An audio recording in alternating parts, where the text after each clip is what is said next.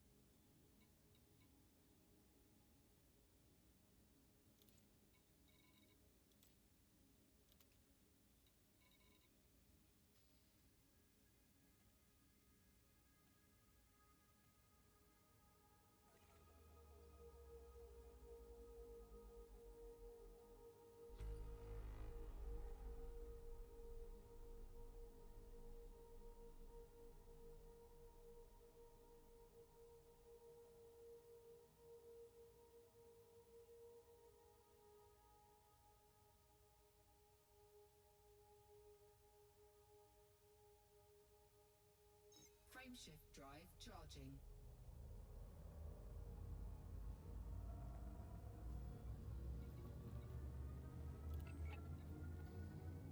Azimuth's plan elicits further reactions. Prominent figures 4, 3, 2, 1, engage. on the political stage have commented on Salvation's anti-Xeno operation in the HIP-22460 system. Key points from each are collated below. Archon Delane. My opinion on the Thargoids remains the same. Burn them all. As I stated at the Galactic Summit, Fuel the Kuro scoping. Nation stands ready to help wipe out these alien scum. Warning, temperature critical. Hull integrity Yuri Grom. compromised. I trust Salvation as little as I trust the Federation. What guarantee do we have that this Proteus wave will not be turned against human targets once the Thargoids are dealt with? Senator Zemina Torval. Azimuth Biotech has emerged as a strategically significant corporation. I've advised the Imperial Senate to establish long-term commercial links that are mutually beneficial. Hadrian Augustus Duval. The Thargoids are a genuine threat. Yet I hope that our military collaboration with the Alliance and the Federation is a temporary measure only. The Empire must develop the strength to stand alone. First Minister Octavia Volkov. Thargoid attack is an ever-present danger for the Marlinist colonies. We are observing events closely. Personally, I do not view Azimuth as a trustworthy ally. Ambassador Jasmina Halsey. I'm pleased to see the Federation working closely with the Alliance, but disappointed that it is limited to anti-Xeno matters. Whatever happens in HIP-22460, we should grasp this opportunity to increase diplomatic as well as military cooperation. Support federal strike against crime syndicate. Pilots Federation alert. The Federation has offered bounties to hunt down all surviving Red family ships in the Andautai system. Executive Agent Faisal Sakrani of the Federal Intelligence Agency released this statement. Information provided by the Proactive Detection Bureau revealed 4, 3, 2, 1, engage. that the notorious Oberon Church has gathered his remaining followers in Andautai. Our mission to take down the narcotics syndicate is not complete until its kingpin has been arrested and charged for his long list of crimes. The FIA has authorized hiring independent pilots to act as auxiliaries for this operation. We are working closely with the United Andautai Democrats, which has placed bounties on all wanted ships in this system. It is crucial that our agents locate Oberon Church before he departs from the system. If we cannot eliminate his defenders in time, he may once again escape justice and re-establish his drugs empire from the shadows. We have a duty to all federal citizens to prevent this from happening. The United Andautai Democrats has confirmed that contributing pilots can redeem bounty vouchers at Bosch Station in the Andautai system. Pilots urged to defend Proteus Wave Project. Pilots Federation alert. As the Thargoid presence increases in the HIP-22460 system, Azimuth Biotech and the superpowers call for reinforcements. An urgent bulletin was transmitted from Commodore Morag Halloran aboard the Bright Sentinel. A series of actions by Operation Witch Hunt saboteurs have resulted in delays to Azimuth Biotech's flight infrastructure. As a result of these traitorous acts, we have been forced to amend the construction timetable for the Proteus wave. Salvation informs me that it will be approximately 2 more weeks until the weapon is fully System assembled. scan This complete. delay increases the Proteus wave's exposure to Thargoid intervention, potentially undermining the project. But we remain convinced that the majority of pilots are committed to ensuring a human victory. After discussions with Admiral Atherton, Admiral Price and Admiral Ziegler, the Coalition has agreed to provide funding for increased defenses in HIP 22460.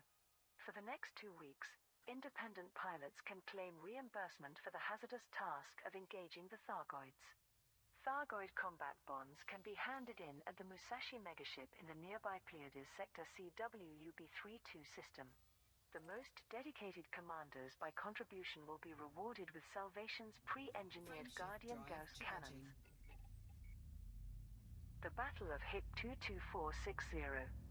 Vox Galactica has published an on-site account from the HIP 22460 system, where a Coalition fleet is engaged 4, 3, 2, 1.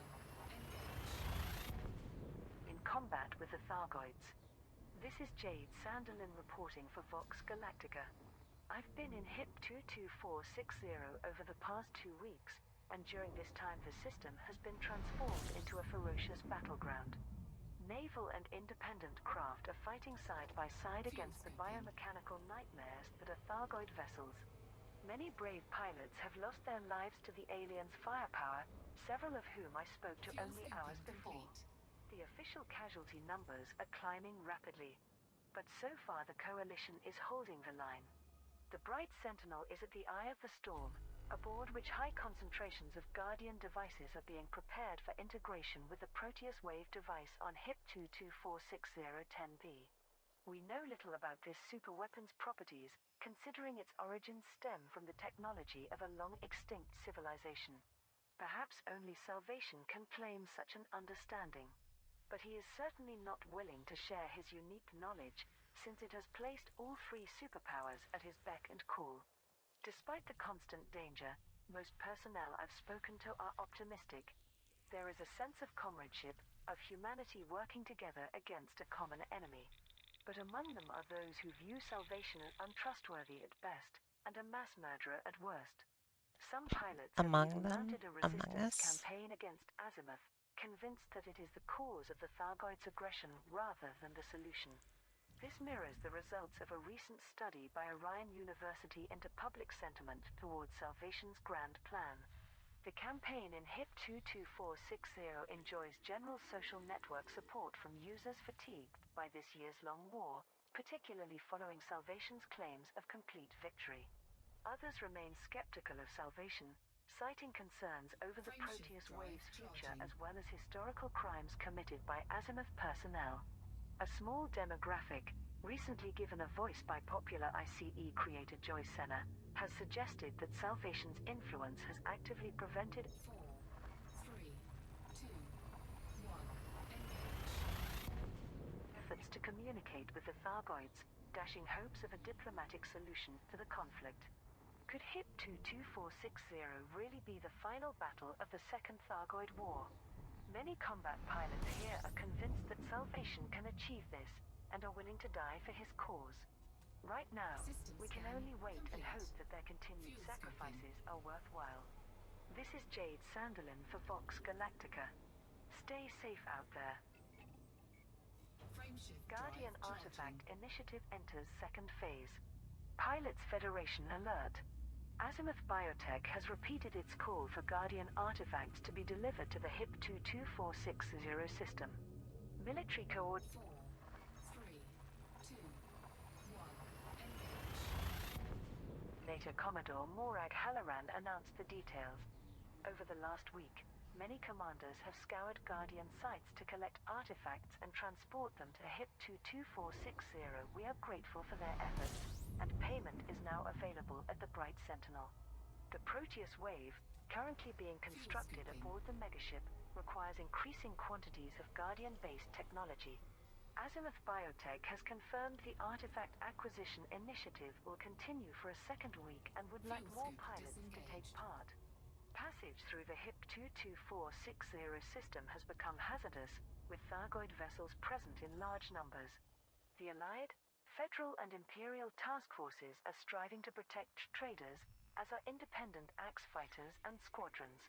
However, as the concentration of artifacts increases, it's expected that the Thargoid presence will intensify. Pilots should remain on high alert while in the system. Guardian caskets, orbs, relics, tablets, totems and urns can all be delivered to the Bright Sentinel megaship, which remains in stationary orbit above HIP 2246010B.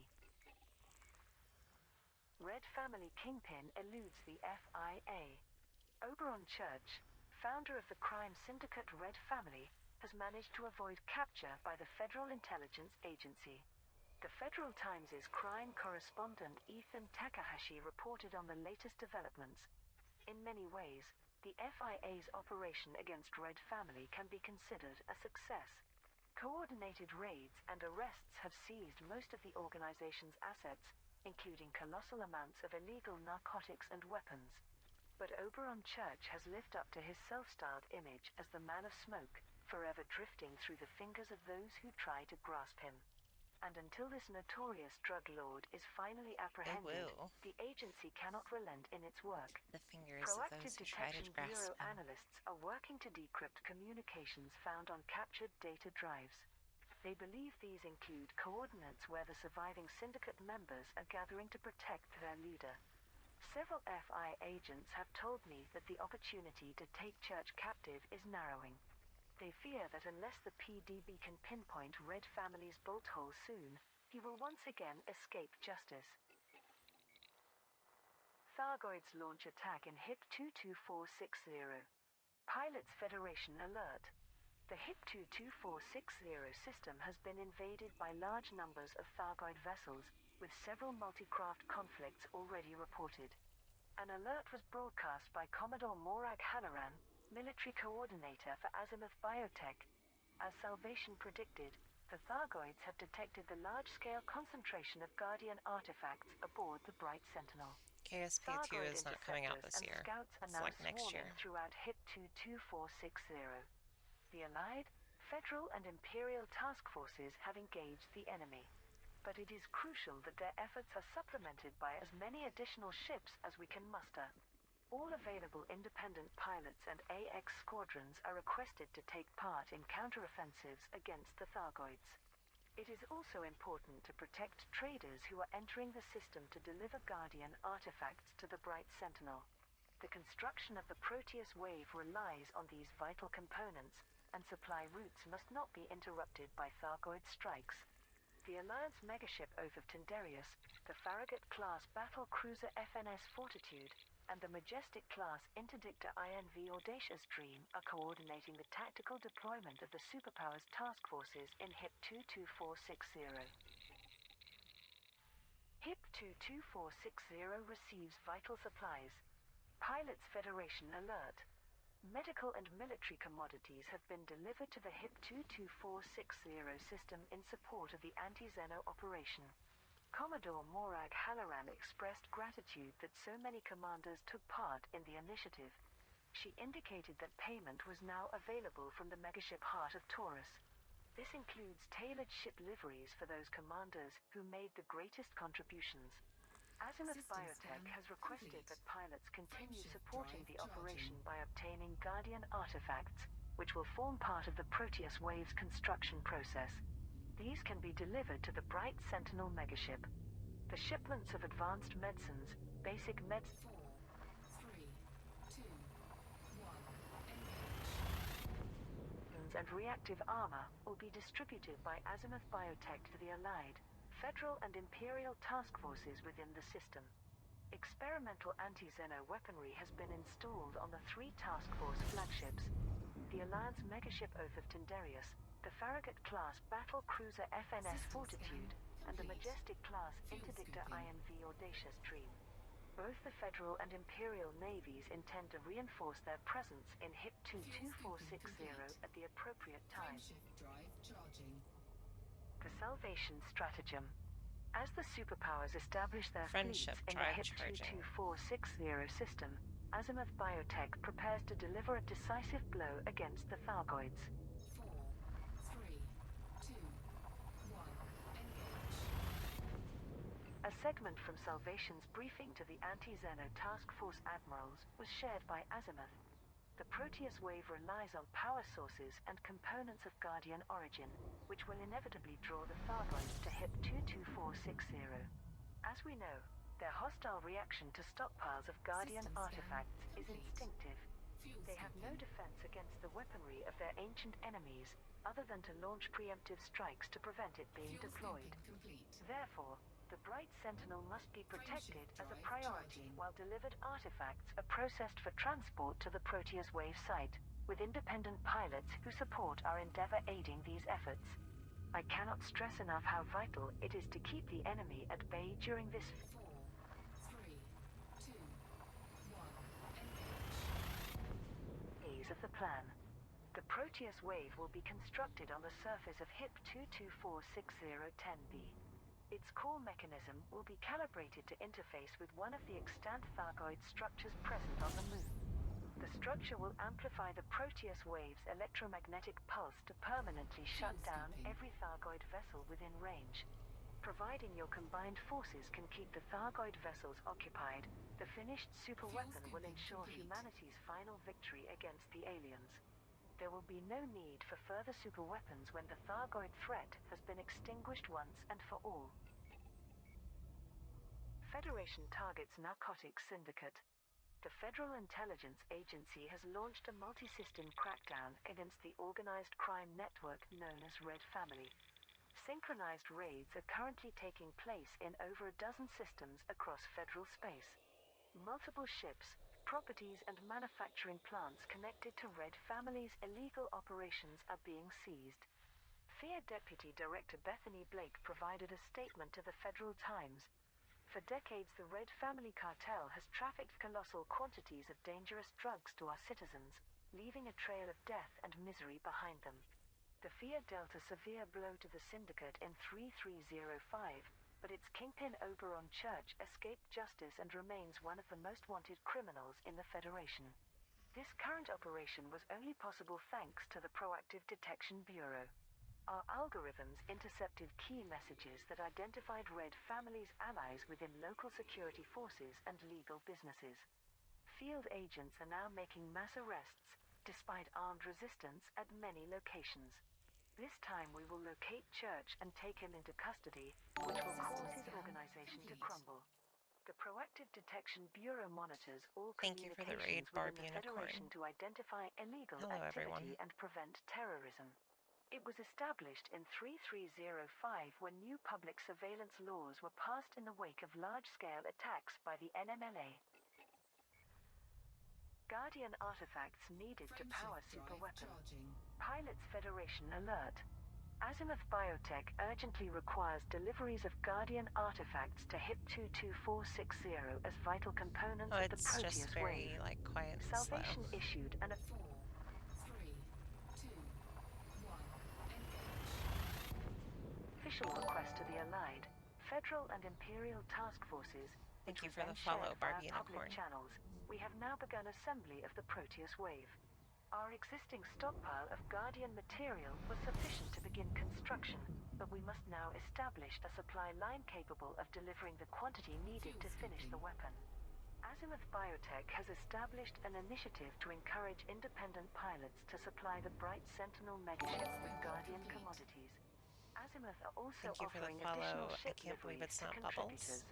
Pilots can deliver any combination of Guardian caskets, orbs, relics, tablets, totems and urns to the Bright Sentinel megaship in the HIP 22460 system.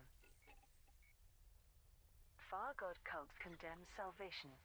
Azimuth Biotech's operation in the HIP-22460 system has And been thank you for publicly the denounced follow. by the Link Thargoid on a worshipping bike, fringe religion. A as video opposed message to from a Zelda on a hooded young horse. woman aboard the Testament, the cult's missionary vessel, was transmitted directly to the newsfeed Vox Galactica. This plan to entrap and destroy the heralds of the Far God must cease immediately. As the newly appointed first apostle of the True Chapters, I beseech those in authority not to support Salvation's evil crusade.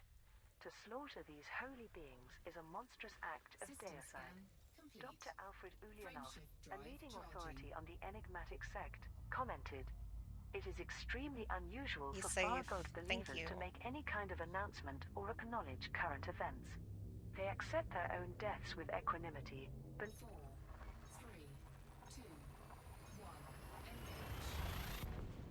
believing as they do that all life will be extinguished when the Far God emerges from hyperspace. The But they are Thargoid. clearly incensed by Salvation's intention to eliminate the Thargoid fleet, viewing it as a blasphemous attack against their deity.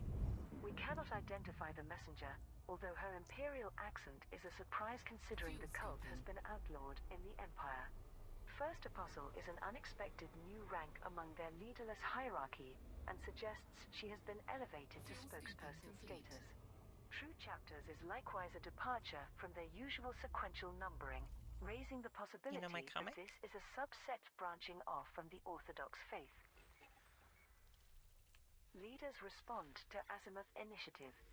The anti-Zeno operation in HIP-22460 involving Small world. Azimuth Thank Biotech you. and the superpowers has drawn comments from prominent political figures.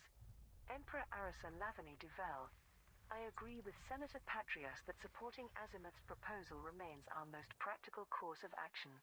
However, alternative options for tackling the System Thargoid scan threat are complete. required." Princess Frameshift Ashling drive Duval, charging. "Salvation is clearly a master of self-promotion and public manipulation. I only hope that the Empire does not regret associating Well, with I'll this be, distasteful individual." I'm currently Prime waiting on Minister some Edmund stuff on my Muscat, website to get 3, functional, and then I will, 1. be uploading Our comics military there before presence in Webtoon. HIP-22460, But coupled with the have not Strategic yet Defense Pact been with Sirius approved Corporation, for shows the thing that the that I need. long-term security So of Allied systems remains everything's our on pause priority. at the moment for that. Councillor Nakato Kane, "Two ruthless corporations with disreputable histories, and the Alliance is now collaborating with both. This a deeply regrettable chapter in our history." President Zachary Hudson, "I have every confidence in the Federal Navy to protect Salvation while the Proteus wave is prepared. This is a long overdue reprisal against an intractable and relentless enemy." Shadow President Felicia Winters, "Azimuth's superweapon is effective, I'll admit. But I'm unhappy with relying on this clandestine organization, rather than an accountable anti-Zeno agency." CEO Li Yongrui, "Sirius Corporation is observing activities in HIP-22460 with great interest. I am keen to explore cooperation with Azimuth Biotech on developing new products using Proteus wave technology." Simguru Pranav Antal, "The advanced electromagnetic sciences developed by the Guardians over 1,000,000 years ago remain poorly understood, even to Utopia's keenest minds. The safety and effectiveness of Salvation's device cannot be guaranteed." Operation Witch Hunter opposes Azimuth Biotech. Pilots Federation alert. A coalition of independent commanders has been formed to destabilize Salvation's anti-Zeno organization. The Alliance, Empire and Federation are providing military backing to Azimuth Biotech, formerly Taurus Mining Ventures, to end the Thargoid threat. Many members of the Pilots Federation have also declared their support, but some have organized a resistance movement. To undermine Azimuth Biotech's presence in several systems, a series of civil actions and combat strikes are being coordinated under the banner Operation Witch Hunt. This refers to evidence that suggests Salvation's real name is Dr. Caleb Wycherley, also referred to as the Witch in several sources. The commanders are directly protesting against Salvation, claiming he is responsible for numerous illegal activities that resulted in multiple deaths. These include developing the mycoid bioweapon for INRA, Project Seraph's inhumane experiments to create human interfaces to Thargoid ships, and the destruction of the Alexandria with the loss of 4,000 crew members. As summarized in System their scan mission complete. statement, we do Frameshift not support a drive mass charging. murderer. Salvation, we can save ourselves. Professor Albert Tesreau, former head of research at Aegis, spoke publicly in support of the operation. The superpowers have been seduced 4, 3, 2, 1. Engage. by the promises of a remorseless criminal. But as these courageous pilots prove, not everyone believes that the end justifies the means. Urgent request for supplies in HIP 22460. Pilots Federation alert. Medical and military commodities are needed to support the cross-superpower operation in the HIP 22460 system. Commodore Morag Halloran, who is Fuel coordinating for complete. Azimuth Biotech aboard the Bright Sentinel megaship, outlined the requirements.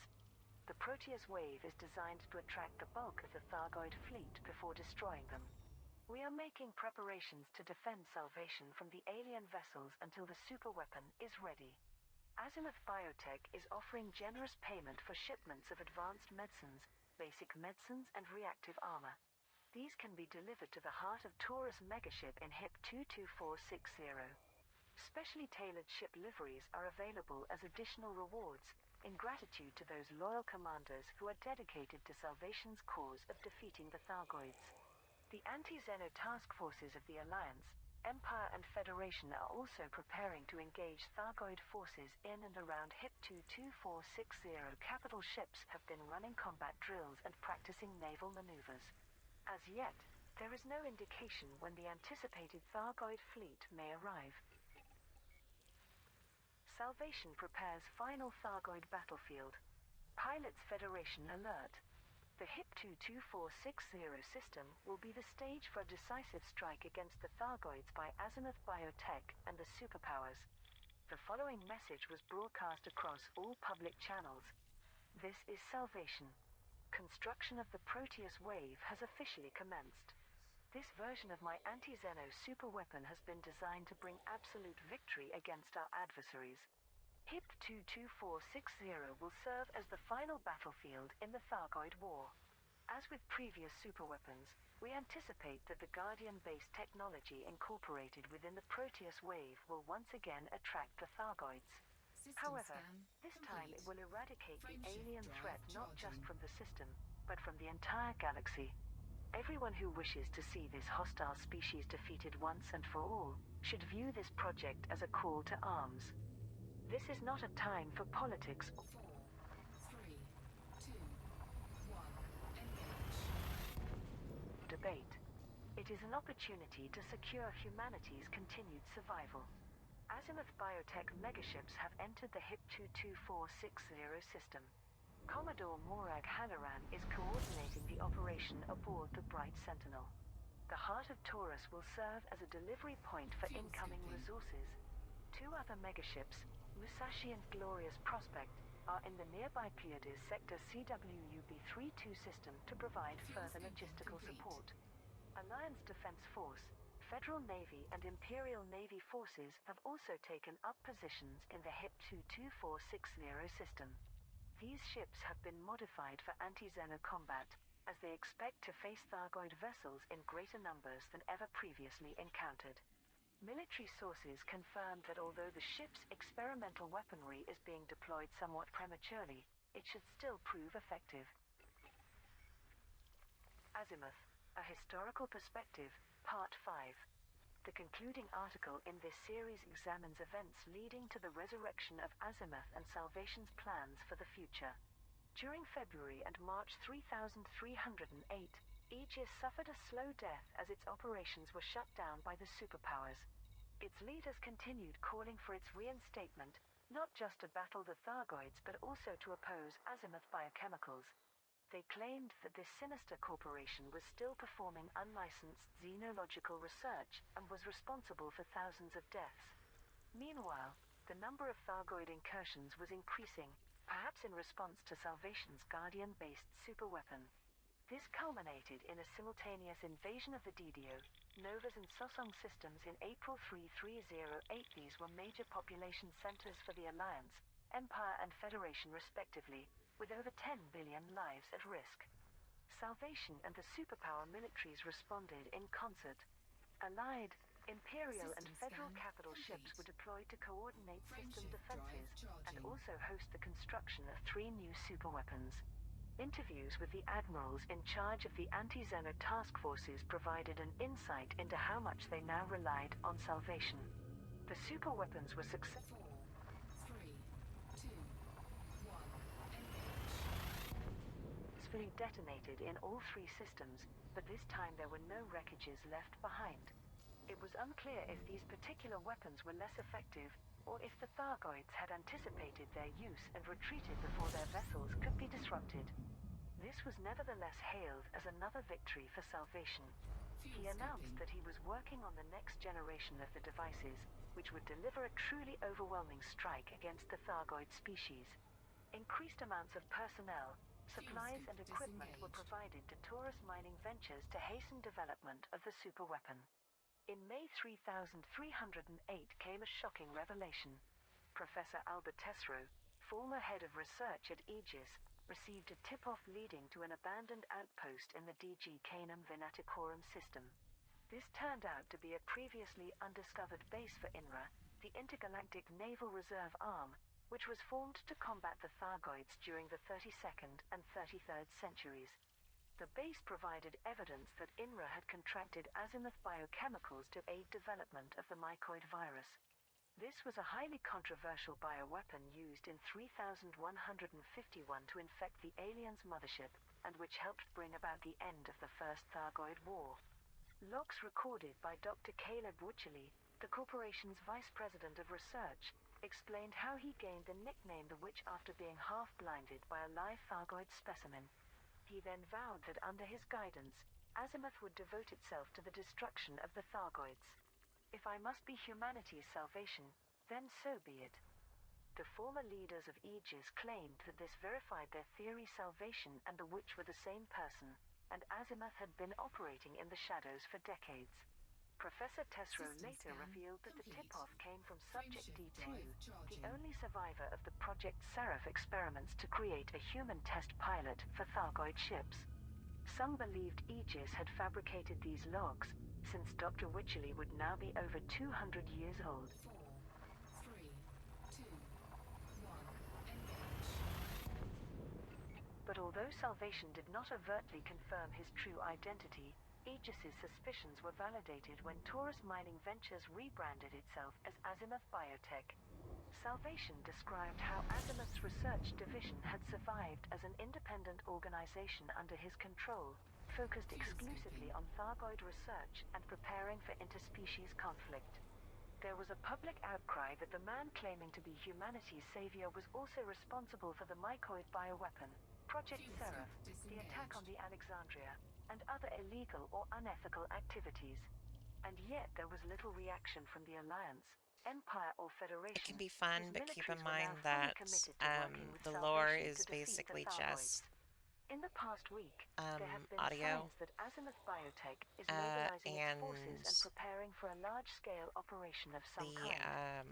This may gameplay well gets tie in with extremely Salvation's grindy. promise to If you unveil a don't more like really powerful love an type of aspect of it, anti-Xeno then you're probably superweapon. not going to enjoy it. We may soon learn if Azimuth can repeat history and deliver the decisive blow to end to the Second Thargoid War.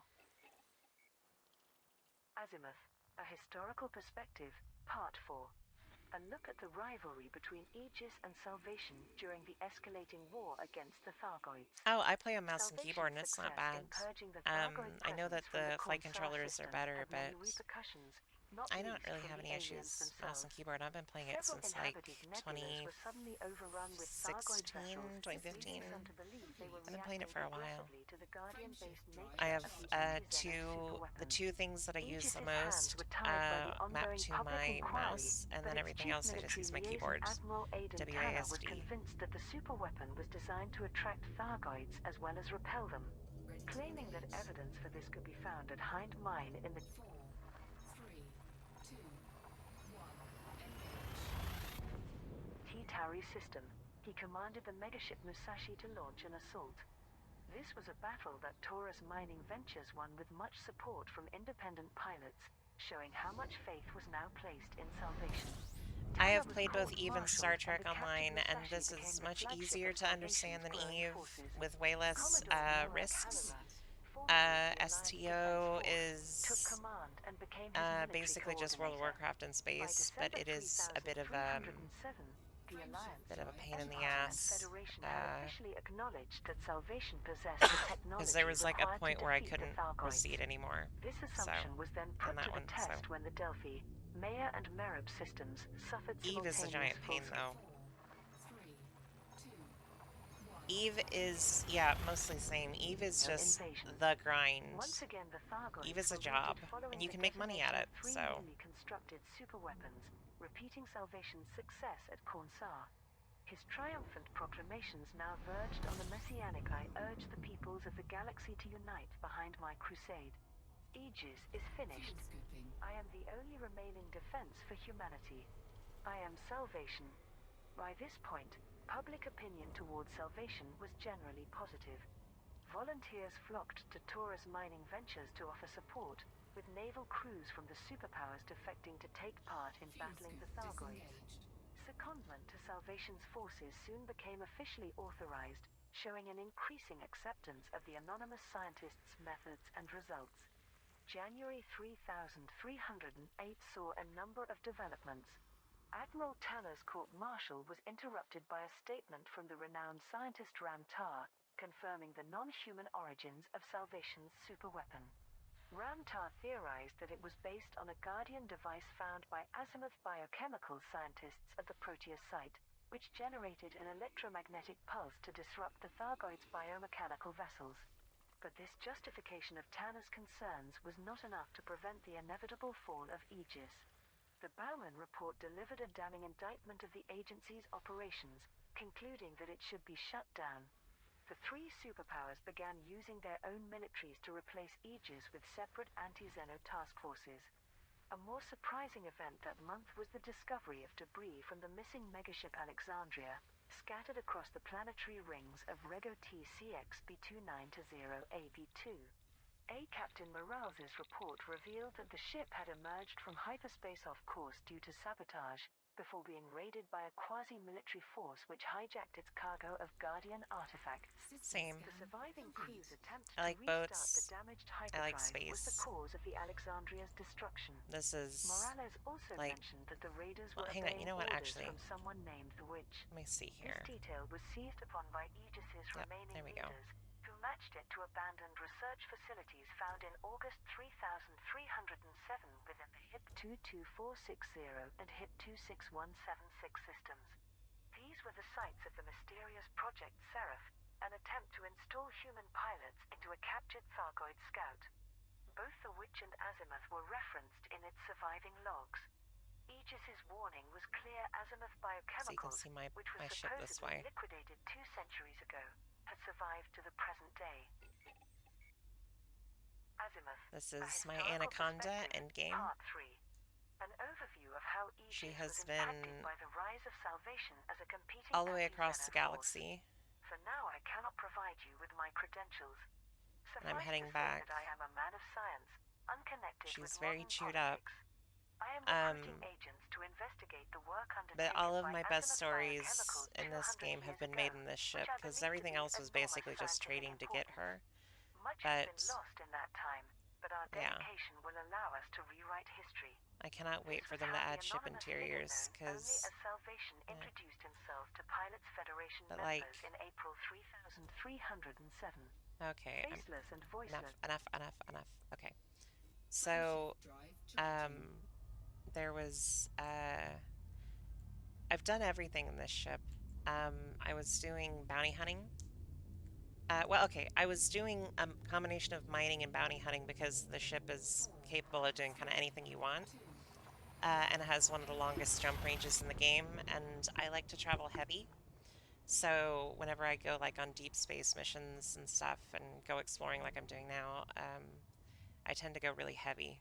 So endgame is um, quite useful. Yeah, she is the biggest do-it-all ship. Like there's a bunch of ships, but the Anaconda is the biggest does everything ship. So I was doing mining and bounty hunting at the same time because if you mine in certain areas, you can also bounty hunt. So I was doing that, and um, the top left, the comms, you'll get a notification if an AI pirate is trying to take your mining ship. So basically, I would just mine, and then whenever somebody came along, I was like, "Ooh, I'll have that." I was like, "Yeah, well, I'll have you." So this one guy in this one AI in this little bitty ship compared to mine comes up and is like, "You have 10 seconds to drop your cargo," and I was like, "Oh, okay, cool." So I just fucking like deploy weapons because I'm like, "Cool, free bounty." Um, and then he does something and my entire system, all of my systems go offline. So I don't remember what happened, but like he basically overloaded the power plant and some kind of EMP or something, but I don't think it was an EMP because he overloaded my entire system. It wasn't that he shut it down; he just overloaded it and everything. Like to compensate, uh, everything got shut down. Life support, shields, everything, which was fucking terrifying because I was in an active combat situation. And my ship had gone down. So I very quickly tried to reboot everything, like two or three times, and it failed. And the whole time, like, the hull is just being ripped apart by fucking, like, kinetic energy shit. And I'm just like, oh fuck, oh fuck, oh fuck, I'm gonna lose my ship, I'm gonna lose all my stuff, oh fuck. And I managed to get everything back online, just barely. System scan complete. But the shields and engines are taking a lot longer to come back up. So I'm really Frameshift struggling to try drive and get it charging. functioning again. And it's just not doing it, it's just not doing it. And then finally, I managed to get the engines online enough to get away, and the shields like start recharging because I'm able to get away just barely. 4, And I am like, 3, as 2, far as the ship can 1. actually limp, this ship is limping out of this combat, and I managed to charge my frame shift because I'm bigger than him. So my frame shift drive actually manages to charge and charge quickly because I'm so much bigger than him, and I get away barely. And whenever I'm heading back to the station, Fuel um, stacking. I have like 5% of my hull integrity left, meaning that I was almost done. And Fuel I stacking go complete. into the like external camera view to look at the ship, and there's like gigantic holes, just gaping holes in the side of the ship, um, just where it has completely been just hull plating torn away, ship just fucking in pieces, cockpit like so close to like canopy so close to shattering, and just ship was on fire, and it was more like pieces of a ship loosely held together by a handful of welds than it was anything else. Um, and I barely got back, and it was like crazy expensive to repair everything because the ship was really bad shape. Um, but I repaired everything and turned in my bounties and stuff, and the bounties and the mining and everything had actually been enough to cover the damages plus extra, but that was this ship. Well, okay, System technically it was scan not this exact complete. ship.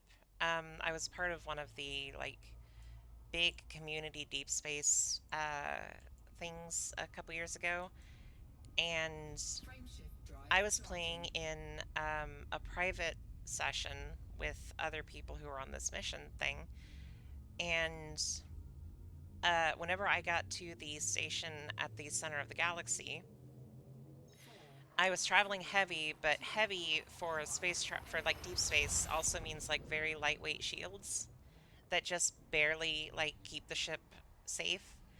And I had like one weapon just in case. So I get there, and this is supposed to be a safe private session. Like you're not supposed to fight unless both people agree. And Fuel scooping. it's one of the things where Frontier, the developers, actually System scan were like on complete. board with this whole thing, Fuel and scooping complete. so they were like, well, if you encounter griefers, then we can try and like help you out. So I get there, and then like within 10 seconds, I get fucking yoinked, interdicted out of frame shift, and start getting attacked by somebody who has a ship built purely Frameshift for drive combat charging. and has not messaged me at all. And I was like, dude, fuck off in the chat very quickly, and it didn't do any good, and my shields were not enough, and I had this thing fucking engineered, and like I had the whole ship tuned as best as I could, but the Anaconda's big failing is that it turns like a bus because it's enormous, and the other two ships that are this size, one of them is way faster in a straight line, the other one turns better. Endgame couldn't turn, and I couldn't really get away because he had all kinds of shit on his ship to keep me from getting away, so I just kind of had to sit there, and so I realized I couldn't get away, even though had my shit charging to try and get away.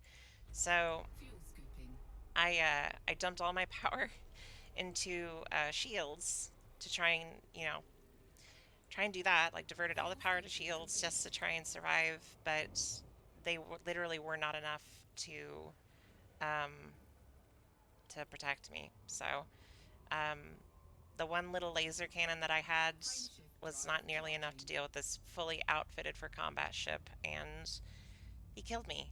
He blew the ship up, and I was really pissed. So I contacted the people in charge of the expedition. I contacted Frontier, and I was like, "Hey, this is shitty." And they're like, "Do you have the commander's name?" And I was like, "Yes." And they're like, "Yep, that person definitely was doing that. So we have banned them from the expedition." And Frontier said, "We have restored your ship at that station. You have lost any exploration data you had, which was minimal at the moment, but um, your ship is back, and we have not charged you the rebuy for it or anything, because that was kind of scummy. Because if they hadn't restored it, I would have been sent back halfway across the galaxy, and I would have been really, really, really fucking pissed because that's literally hours and hours and hours gone. So I was upset, but like this is the same ship, but technically not the same ship because of that. It's just kind of shitty. Well, they also said that if it ever happened again, they wouldn't do it ever again for me. They said, you only get one, ever. You have to do the rebuy otherwise. But I was like, I normally play in solo. I'm playing solo right now because I don't want griefers and shitty people because I'm not running, I'm not running a combat build. I'm running purely exploration shit. And all the stuff in my ship is just for, um, very, very, very light defense. So, but that's why I play solo, because fuck that. But anyway.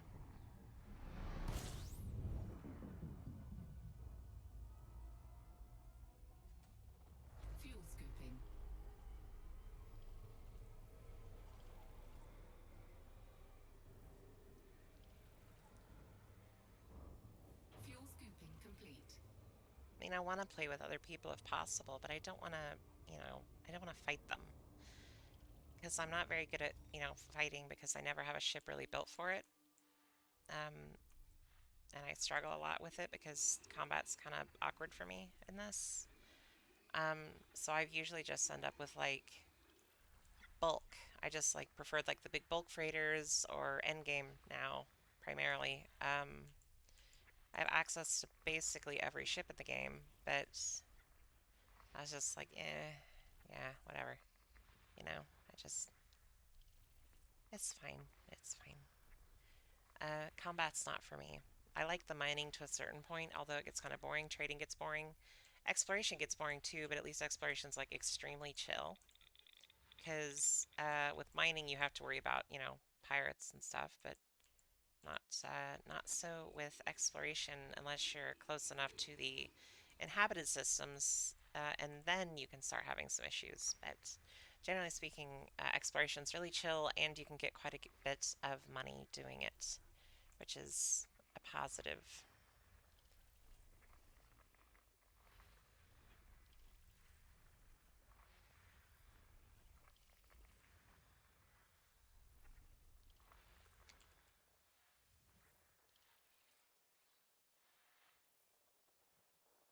Hello, Elmundo de Hades.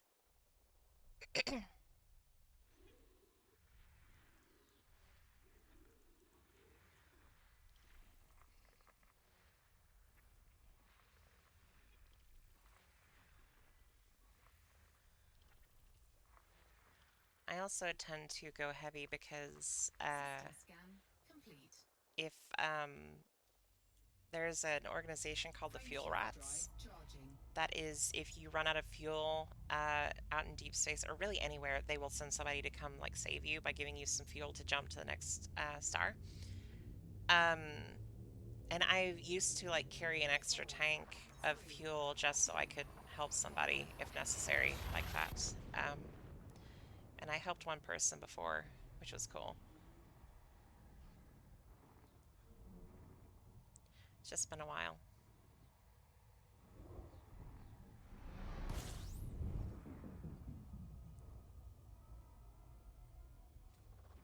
Fuel scooping.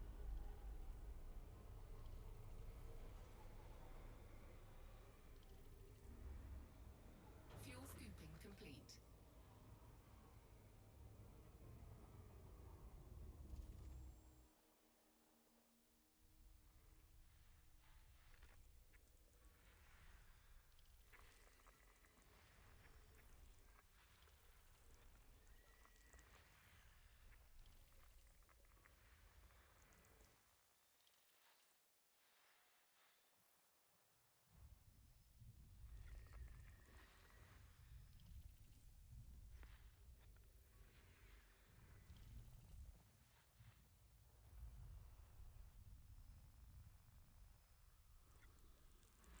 System scan complete.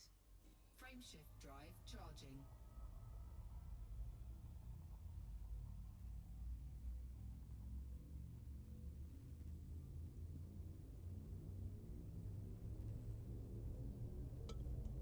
Four, three, two, one. Engage.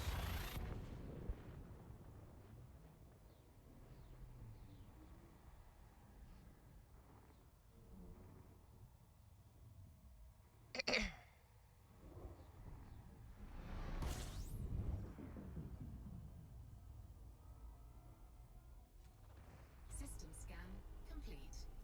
Fuel scooping.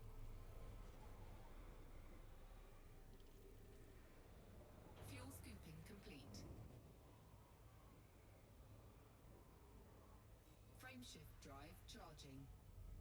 Friendship drive charging.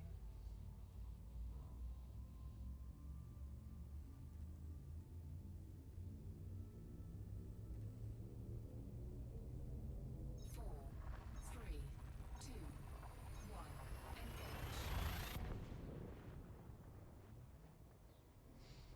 I'm heading back to the bubble. I haven't played in many months, so I'm very rusty. Thank you for the follow. Um, I haven't played in several months and I'm very rusty, but I'm heading back to the bubble to dump some data, and then I don't know what I'm gonna do. Um, I always get the idea that like, oh, I'll spend like months and months out in the darkness. Yeah, Sagittarius, yeah, Sagittarius A. The black hole, yeah. I just took like a scenic route to try and like pick up some um, extra like planets to my name and stuff, extra systems to my name. It's just been I I don't play that often because I get frustrated, especially whenever like they were like, "Oh yeah, we're not going to put ship interiors because nobody wants it." It's like ship interiors are explicitly one of the things I want most out of this game. I want ship interiors and I want the ability to customize that interior to some extent and have like a crew. Like that's something I'm very excited about with Starfield. If Bethesda actually pulls it off, I want that in this. I want that very much more than the entirety of the Odyssey update, which is fucking. I don't have it because I don't want it because I don't want Call of Duty in space. Now, if it's like Fallout or Skyrim in space, that's different, but I don't want whatever the fuck that is. Not to mention all the problems that they've had with it. Um, Plus, in the Kickstarter, they explicitly promised the um, the ship interiors that we are apparently never getting. So people were like, "We want space legs," and they were like, "Cool, we made space legs. It's Call of Duty," and I was like, "I don't want that though."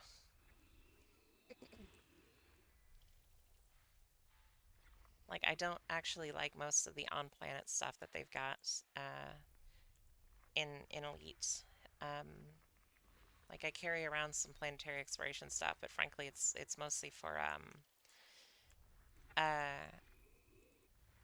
emergency mining out in the wilderness. Like if I can't jump anywhere with an asteroid belt, but I can land on a planet that might have stuff, then um, I have it that way. But yeah, just very, very meh on Odyssey, plus all the performance issues and a lot of like the planet generation stuff, system generation, whatever, that I've seen from it looks genuinely worse.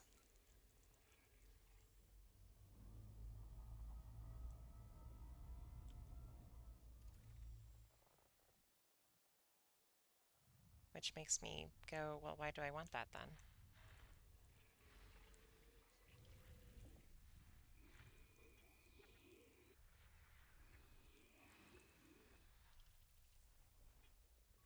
System scan complete.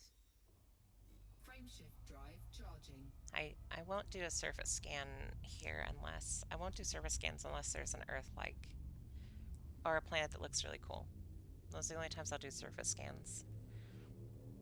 Um, 4, in 3, case anybody's like, 2, why aren't you surface scanning 1. stuff? Well, it's a giant pain in the ass, and it's literally not worth my time unless it's an Earth-like or an anomaly or some shit. But those are exceedingly rare, so I don't worry about it.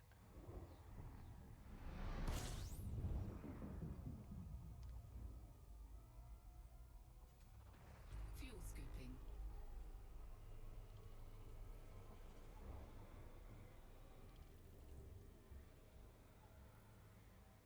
Fuel scooping complete.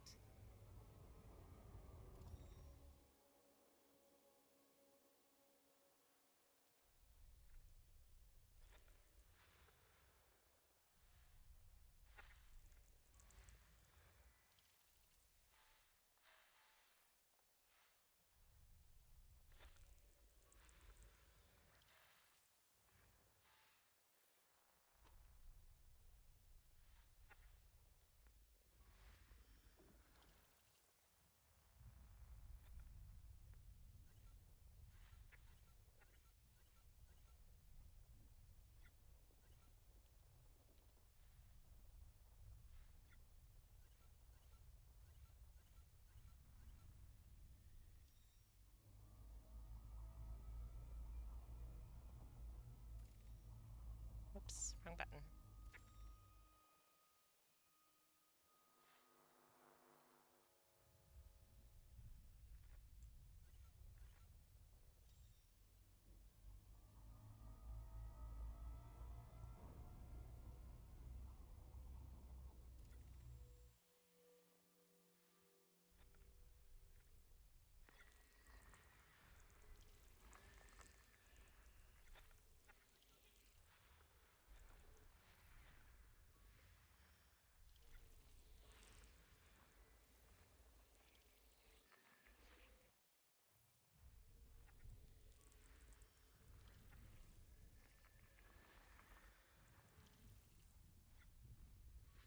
System scan complete. They're not. There used to be. He remains unseen to the No, present that's day. not what I want. His messages characterize. That's not what I want. Didn't there used to be like. Shit. Is it Codex? Okay, didn't there used to be like. You could have it read off all this stuff?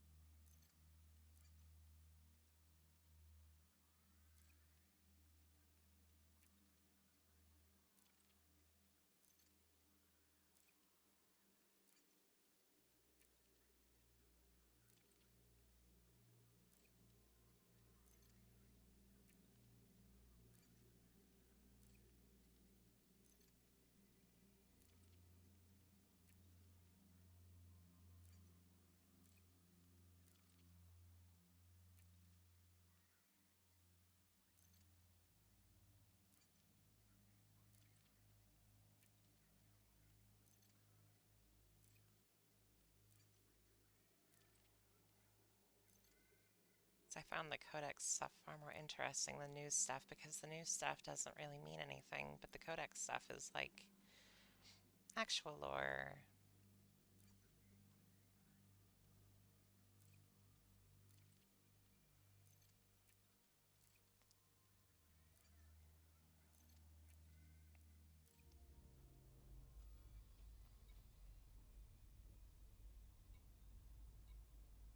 Him as a dedicated.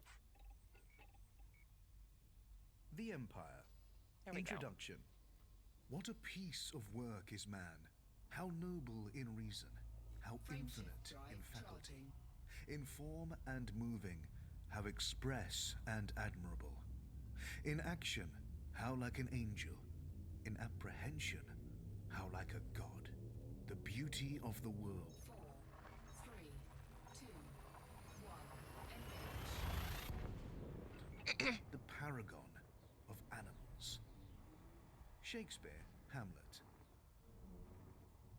When our ancestors departed Earth, they asked themselves, which of our achievements represents the best of humanity, that we may System bring it scan with us to complete. illumine the darkness? Fuel And scooping. the Empire chose slavery. Federation, embroiled in a world of contracts and petty bickering, Fuel chose scooping their complete. constitution. Frameshift drive charging. They placed their trust not in man himself, The Federation but is just in an literally Space America. imperfect work Space United of man. States. But my ancestor, your first 4, 3, 2, 1. The Empire is Space Rome. emperor, was wiser. He knew that the best achievement of humanity was humanity itself. There was more wisdom in a single nucleotide of his noble DNA than in all the Federation's written Fuel texts. scooping. That same wisdom still guides us now. We need no dusty documents to assert our Fuel right. scooping We complete. are human, born to rule. And the universe awaits the firm hand of our governance. Emperor Trascan Duval II. Undelivered draft speech written immediately before his sudden and unexplained death. The Empire, while younger than the Federation, is easily the equal of its historic rival in terms of scale and resources. The key social distinction between the two powers is that slavery in the Empire is legal, a fact that has remained a source of controversy since its inception, both within the Empire and without. Some observers have pointed out, however, that conditions for those at the lowest levels of federal society are far worse than those experienced by imperial slaves. The popular image of the Empire is one of opulence, but while pomp and pageantry may be the norm in the core imperial systems, elsewhere in imperial space, one can find myriad examples of deprivation and squalor. Indeed, the Empire encompasses many striking contrasts. Sophisticated technology exists alongside an ancient Roman system of government, and the affluence of the core worlds depends on often unregulated slave labor in the wretched outer colonies. Ruthless System industrial scan efficiency and low complete. taxation Frameshift has made the drive Empire rich charging. and mighty. The hierarchy of imperial society is rigid, but a citizen can always rise through the ranks if he or she becomes wealthy enough and Just makes say the right they. connections. Even a slave could, in theory. 4, 3, 2, 1. Engage. Become a senator. The Empire. History. The Achenar colony was founded. In the mid-23rd century, wealthy entrepreneur Marlene Duval was so frustrated with the federal government that she founded an independent colony of her own System in the scan Achenar system, complete. chosen for its Fuel remoteness. When Marlene was killed shortly afterwards in a flyer accident, her brother Henson Duval took over Fuel as ruler. scooping complete. Henson Duval, the emperor, Frameshift drive Duval charging. immediately abolished the fledgling democracy that Marlin had set up, and in its place, he established a system modelled on ancient Rome. He was now emperor, and his closest allies were his senators. Any 4, 3, 2, 1. Engage. colonists who might have objected were forced into silent compliance with Duval's vision. Such were his wealth and power. It was also widely believed that Marlene Duval, like Remus in ancient Rome, had been killed by her own brother. Nobody dared to speak out. Fuel The scooping. Mudlark extinction. The colonists were aware that the planet they had settled, Achenar 6D, had indigenous Fuel scooping life. complete. But at first, it wasn't appreciated that this included a sentient species. Nicknamed the Mudlarks after they were observed digging through riverbank mud in search of food. Although the Mudlarks were at a pre-agricultural stage of development, they appear to have developed the beginnings of language. They also created crude forms in molded clay, with no obvious practical purpose, possibly indicating a nascent artistic culture. The Mudlarks proved fatally vulnerable to the bacteria carried by the colonists, and within a few decades of the colony's founding, the species was extinct. Rumors subsequently emerged that Henson Duval had purposefully removed all traces of the Mudlarks, partly in fear of federal reprisal and partly to ensure that his development plans would not be hindered by ecological constraints. The Federation attempted to reclaim Achenar.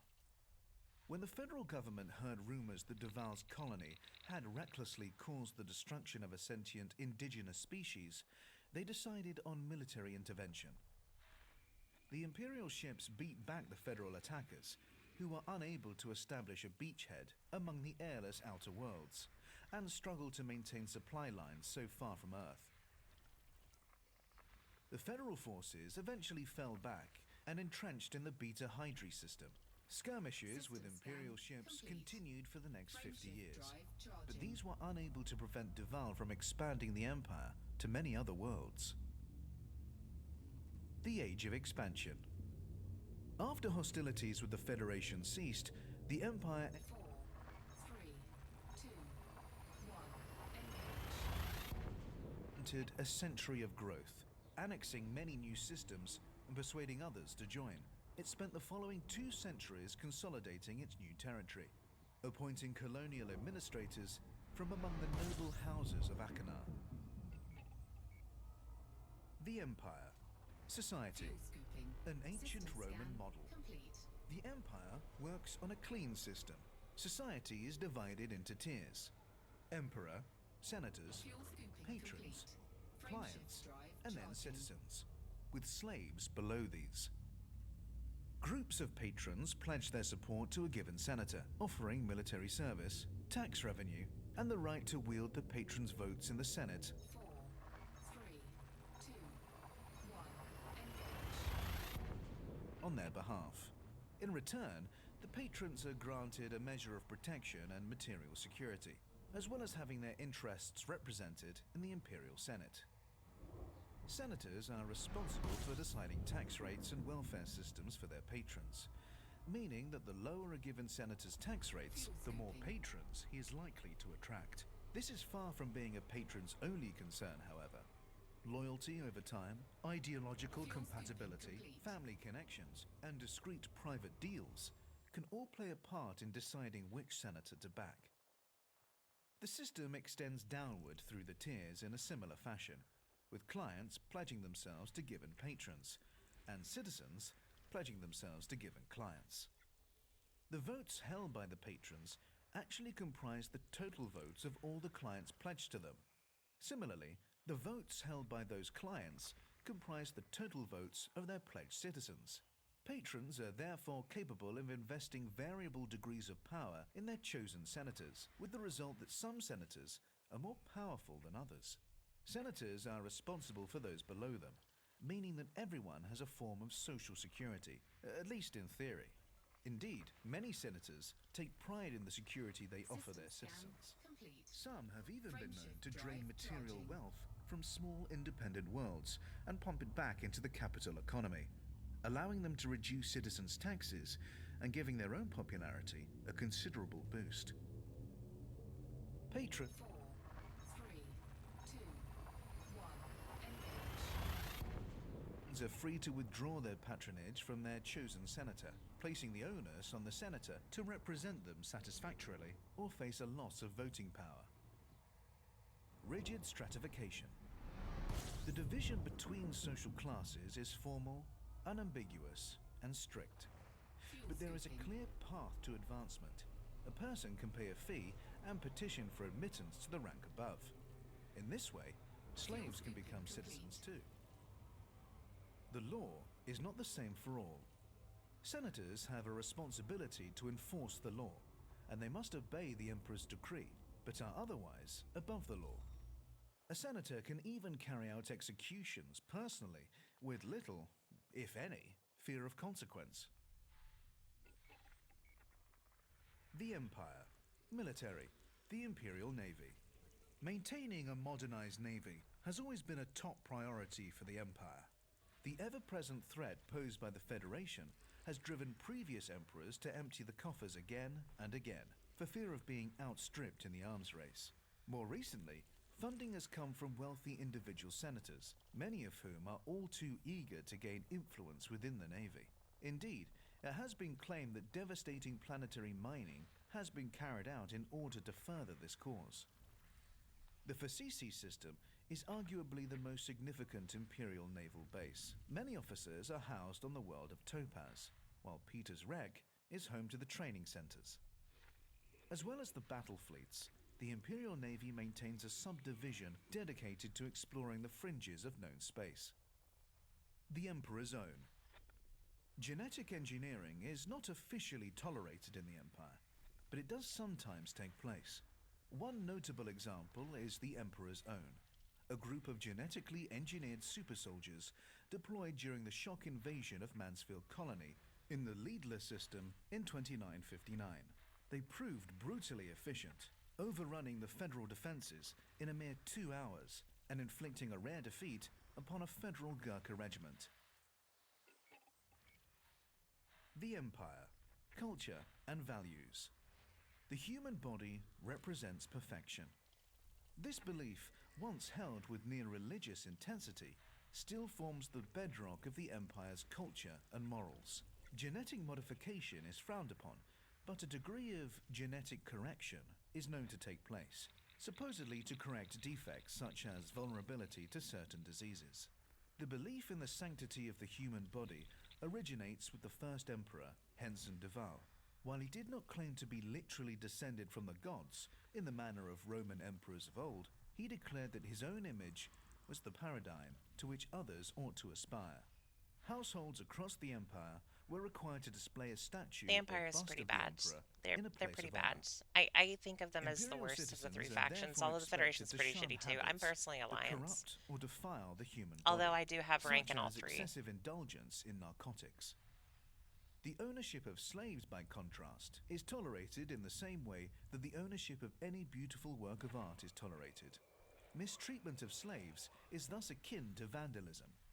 Keeping one's own body in peak condition and adorning it with jewels and expensive clothes is not vanity, but duty. And owning well-treated slaves is also considered a sign of good character. The Emperor's word is supreme. The Emperor's successor is decided by the Senate, although the de Val dynasty has such a strong power base that the imperial throne has only ever been occupied by members of that bloodline.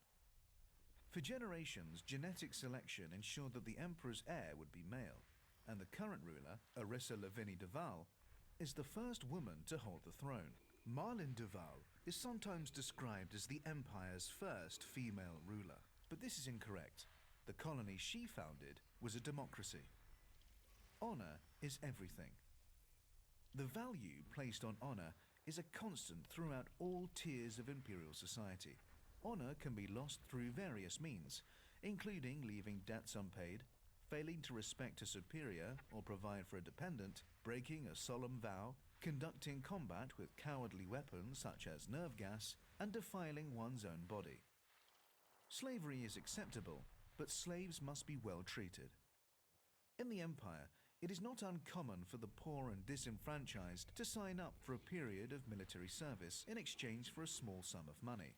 A similar logic applies to imperial slavery. To the extent that someone might sell themselves into slavery to clear a debt, and restore their honor. Selling oneself into slavery is a straightforward legal process and results in a guaranteed sum of money for one's family, so it is a popular option for the desperate. In practice, however, many find that it takes much longer than expected to clear their debts. People are also forced into slavery against their will. Sometimes a senator will sentence a person of lower rank to be stripped of citizenship and designated as a slave. But it is more common to impose a fine of such magnitude that the citizen has no recourse but to sell his or herself into slavery. Oh my god, Slaves just may say also they. be taken prisoner following a conflict, abducted from their home, or even captured in a hijacking. While trading slaves is lawful everywhere in the Empire, except on Emerald, taking new slaves outside of wartime is illegal without the blessing of a senator. The Empire. Diplomatic relations. The Federation. Resentment of the Federation runs deep in the Empire. The superpower is remembered as an oppressive, interfering force that hypocritically avoids inflicting the slightest Where in harm the on non-human fuck life, is this but thinks fucking nothing of shit? forcibly imposing its values on its fellow humans, and lacking the freedoms and social customs that the Empire values so dearly. While open hostility has frequently been the case in the past, the current situation is one of grudging coexistence, beneath which mistrust simmers. Despite this antipathy, the Empire cooperated with the Federation in a series of joint initiatives against the Thargoids in the early 3300s. There they are. Shit. The Alliance. When the Alliance was founded in 3230, following a bitter conflict with the Empire and the Federation, multiple systems defected to it from both superpowers.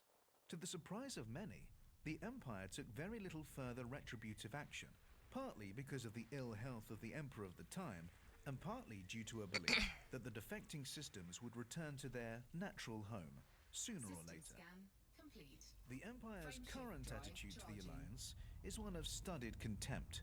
To recognize it as a threat would be too much like showing respect. Internal politics. Unsurprisingly for a society so concerned 4, 3, 2, 1. Engage. and with rank and influence, the Empire contains a multitude of feuding power blocks. In particular, there is a good deal of bad blood between the various noble houses, whose values range from hardcore traditionalist to staunch reformist. The Imperial Senate is no longer as overshadowed by the Emperor as it once was, and has gained sufficient strength to act as a counterbalance to the Emperor's political will. The individual character of the Emperor still determines the Empire's overall Fuel direction, skipping however, complete. and the suggestion that the Empire should evolve out of its old ways has proven deeply divisive. The Federation. Introduction. For I dipped into the future, far as human eye could see, saw the vision of the world and all the wonder that would be, saw the heavens fill with commerce, argosies of magic sails, pilots of the purple twilight dropping down with costly bales, till the war drum throbbed no longer, and the battle flags were furled in the Parliament of Man, the Federation of the World. Alfred Lord Tennyson, Locksley Hall, 1835. How then to attempt the impossible task of summing up the Federation? Space America. We are the ones who draw the lines. Our forefathers, who lived through the bitter anguish of global wars, drew a line under them and declared, System scan no complete. more. Frameshift drive charging. We enshrined the rights of all citizens in our Constitution, underlined them. Oh, it's definitely Space sign. America. We Space America's pretty bad plotted too. the lines that first linked the stars. 4, Space Empire bad, Space America bad, Alliance good. Not perfect, but good. Biggest problem is too weak. Systems, bringing humanity to the shores of new worlds. Less things have Opening changed. the way to interstellar trade. And when humanity itself, in the exuberance of youth, threatened the delicate balance of alien life, again we drew a The Alliance line. just has the fewest, like, Thus far, let us benefits. lawfully tread. And no further. Empire and Federation both give you, like, special ships if you rank up with them. Alliance, unless they've changed something, gives you nothing. Alliance means Isaac nothing, Gellin, sadly. Federation President. Inaugural Speech, 2862. The Federation is the oldest of the galaxy's three superpowers, a vast geopolitical entity reaching out from the core system of Sol and encompassing a broad socio-economic spectrum. Among the myriad federal star systems, one can find extraordinary wealth, crushing poverty, and everything in between. I'm still By Alliance. contrast with the Empire, I'm still, like, which offers politically a aligned social with them, safety just net in the form of state-sanctioned I hold rank with slavery, everyone because the of those poorest members ships. of federal society have no safeguards and no way out. For them, life on the graffiti-stained Because the streets Imperials have is really fucking inescapable, pretty ships, and and the the gulf Empire. between their Sorry, lives the and Empire. those The of Empire has really super pretty rich ships, and the cannot be Federation more has insurmountable. the closest thing to a Star At Destroyer. its best, the Federation embodies the values of its founding nations: democracy, industry, and liberty. But federal society can also be competitive and unforgiving. Corporations wield too much power, politicians are often corrupt, and a sink-or-swim ethos prevails. Space America. The Federation. History. The nations of Earth united in the aftermath of war. After the devastation of World War III, the United States of the Americas rose to become the planet's Yep, dominant that's what nation. I did. Over the following years, it gradually brought the other nations of the world under its aegis. Called at first Takes the forever to do it, Federation but of the USA, there was a thing the you could do for a expanding while that helped democracy you was get it a soon lot given faster, the which less I did. exclusive So. title of the Federation. Humanity reached for the stars. When faster-than-light travel became a reality in the 22nd century, several terrestrial corporations competed fiercely to establish the first human colony in a new star system. Tau Ceti was the first system to be colonized, followed by Delta Pavonis, Beta Hydria, and Altair. In their wake, there followed a wild scramble of pioneering expeditions and colonial ventures. The first colony rebelled. The year 2161 saw a dispute between the colony of Tau Ceti III and the Federation Authority, centered on the colonists' repeated refusal to limit the damage they were inflicting on the alien Shitty thing is that ecosystem. all of the Empire Earth ships are dispatched actually a pretty fleet good with too, orders to whereas the revoke Federal the ships colony's are just charter. kind of The colony responded meh.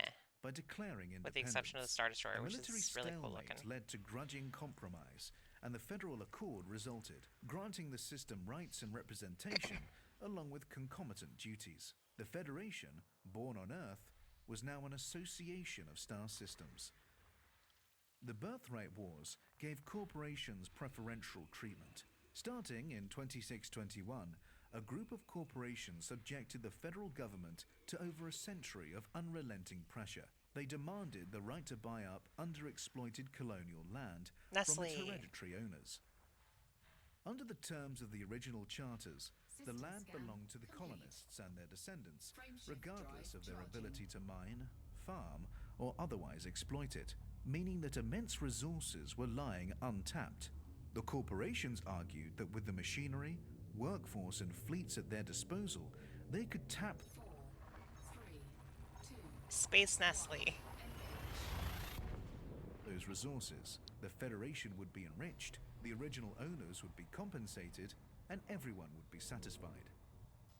The Federation bowed to pressure and allowed compulsory purchase of the family's land, albeit for far less than the expected sums. Outrage, rebellion, fuel and in one case, the defiant resettlement of an entire colony resulted.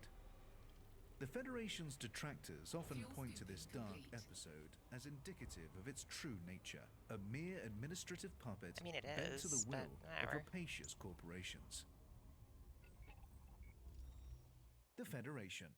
Society. A federated democracy.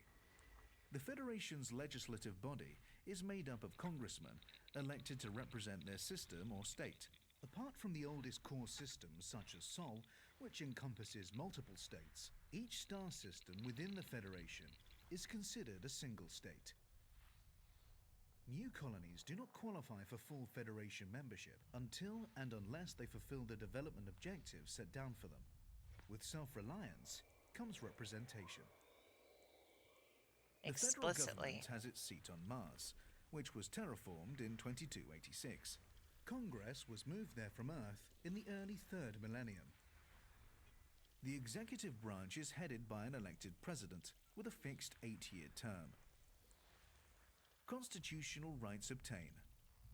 The sovereign rights of all individuals are enshrined in the Constitution, which is a modified and streamlined version of the US Constitution, originally Space codified US. in the 18th century. Told you. The right to liberty underscores the absolute ban on slavery within the Federation and is a point of contention with the Empire. Corporate interests dominate. Although the Federation is loudly The Empire and is just proudly the democratic, Confederacy corporations with still exercise tremendous influence fucking over hard the on for democratic Rome, process, shaping whereas citizens' the choices Federation through is celebrity just endorsement, current America. lobbying, and occasionally outright corruption. The Occasionally government is corruption, though. notoriously Just reluctant occasionally, to curb though. corporate activity. The typical question in Congress is not whether a given policy will favor corporate interests, but which ones it will favor. Competition between corporations for Congress support can lead to a deadlock in the government. There's also an Elon Musk, and he's an absolute fucking dick, just like real life. So, 2, 1, engage. The Federation. Military. The Federal Navy. The Federation has maintained a battle fleet since the days of the first federal colony, Space which Force. was established in the Tau Ceti system. Its official mandate is to protect shipping and defend the borders of federal space, but it has also frequently been deployed against the Federation's own rebellious citizens. At first, the Federation's member systems were required to contribute to the required ships, making the mustering process a cumbersome one. But following the Birthright Wars, corporations were chartered to produce centralized fleets, which made for a far more efficient system.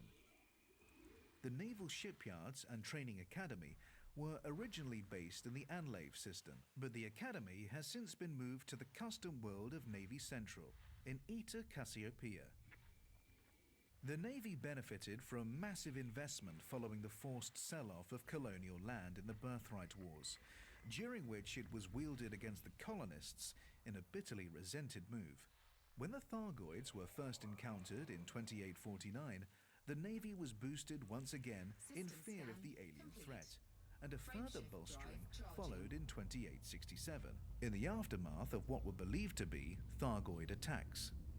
Governor Raul Santorini championed heavy cuts to the Navy budget in 3022, which 4, 3, 2, 1, engage. were not reversed until President Varian Scott came to power in 3144. Scott talked up the Thargoid threat, again increasing funding to the Navy and removing the requirement for military actions to be approved Blue Star. by congressional vote. Land forces. Fuel In station. addition to the rank and System file, scan the complete. Federation still enjoys the loyal service of special military divisions, such as the Gurkha Regiment, who have Fuel served skipping since the complete. days of Earth. Keeping up long-standing traditions such as this is an important link to the past for federal citizens. Frameshift drive charging. The Federation. Culture and values. If you want to eat, you have to work. The Federation has no room for freeloaders. It has nurtured the core frontier values of 4, 3, 2, Space America. self-reliance and entrepreneurship since its inception, and respects the self-made citizen.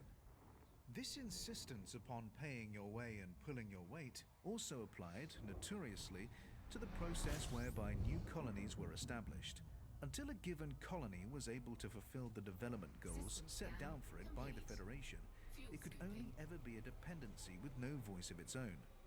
Given that the Federation's assigned goals could vary wildly from one colony to the next, this requirement frequently chafed with the colonists. While the Federation maintained that it was simply exercising flexibility, since no two worlds were the same, some colonies were tempted away to the Empire by the promise of being 4, 3, 2, recognized as sovereign without having to jump through arbitrary hoops. Corporations took humanity into space. The Federation has never forgotten the role played by private enterprise in the initial migration from Earth. Corporations enjoy substantial freedom and influence under the Federation, System so scan much so complete. that it often seems they are the scoping. powers truly running the show. Federal citizens can be as passionately loyal to Fuel their scoping corporations complete. as they would be to a family or clan group. Oh my And it god, is I common love for successive Disney. generations of a given family to Frameshift serve drive the charging. same corporation. Harvest the limitless riches of space, but respect non-human life. The Federation and the Empire have hugely differing views on the primacy of humanity in the cosmos. 4, 3, 2, 1. Empire, humans are number one. Federation, business is number While one, the human or Federation not. insists that its colonies treat indigenous non-human life with care, the Empire typically takes a more human-centric approach. This attitude has allowed the Empire to poach several developing Federation colonies who felt themselves hamstrung by ecological regulations. Wealth is freedom. Federal citizens actively embrace corporate culture, expressing their identity through brand choices and media consumption. The Federation. I would Diplomatic argue that relations. the The Federation Empire. is slightly better In than the Empire 2292, in that a group of the colonists Empire established a is settlement on Achenar basically 6D, Rome. chosen for its remoteness. Like, there are The positives and original negatives of intent both, was but merely to live free from eh, interference, but autocrat still Henson alliance. Duval rapidly took control of the colony and had himself proclaimed emperor. The Federation attempted military reprisals, partly due to the nascent Empire's insistence on independence, but faced It a harder is. fight than they had expected It's and were Space held at America. bay. Over the next 50 years, Space the Nestle. Empire expanded to many other worlds. The Federation's relationship with the Empire is one of entrenched mistrust, stemming from irreconcilable ideological differences, mollified somewhat by the corporations, which have a presence in both territories, and thus act as a stabilizing influence. Outright hostilities between the powers, when they occur at all, are usually conducted through proxy forces. The Alliance. In 3228, the federally aligned corporations supplying the Alioth system attempted to raise their prices, leading to a citizen rebellion. Several independent systems assisted the rebels. Neither galactic superpower was able to suppress the revolt. The Empire was too far away to intervene effectively, whereas the Federation You see, in was the hampered Federation, by unexpected public sympathy for the they rebels. explicitly have outlawed The slavery, Alliance of Independent unless Systems, it's, you know, founded prison, on Alioth in 32. which that's not slavery, that's punishment. 30 drew in new members over the next 20 years. Some were already independent, while others defected from the Federation or Empire. In order to keep more worlds from defecting, the Federation was forced to reform the process, whereby colonies could achieve full federal membership. System So scan far, complete. it has only managed to slow the loss of worlds to the Alliance, and has yet to tempt any back. Exactly. Fuel Space scoping America. complete. The Alliance. Introduction. Alliance. Woo. Rise, like lions after slumber, in drive unvanquishable number. Shake your chains to earth, like dew which in sleep had fallen on you. Ye are many, they are few. Percy Bysshe Shelley. 4, 3, Mary Shelley's dude. 1. Engage. The Mask of Anarchy, 1819. I've read your speech a dozen times, Mick. We can't use it.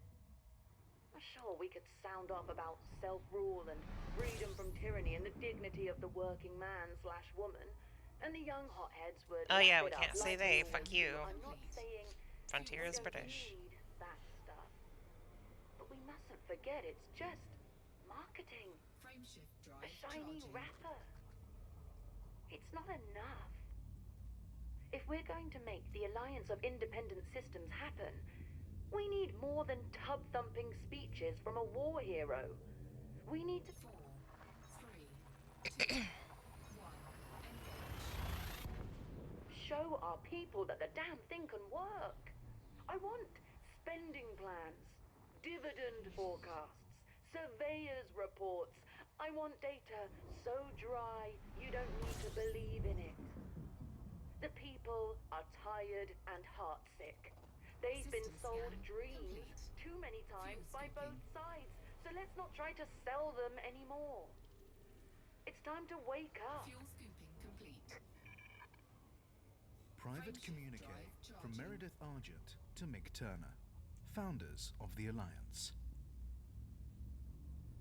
The Alliance is the youngest of the galaxy's three superpowers, and is perhaps best understood in terms of what it 4, 3, 2, 1. Engage. chooses not to be. It rejects both the extreme capitalism of the Federation and the rigid hierarchy of the Empire, choosing instead a third way, of voluntary association for mutual benefit.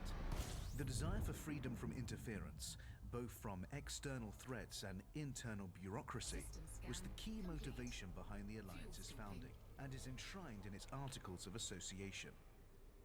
The governments of the member systems are given as much autonomy to create their own laws and administer their own affairs as possible. Frameshift The drive right to political charging. self-determination and cultural self-expression are essential to the Alliance, but it remains to be seen whether the ultimate result will be stable harmony or a cacophony of dissenting voices.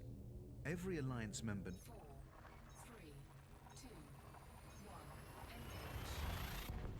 knows that alliances have been made before, many times over, only to collapse.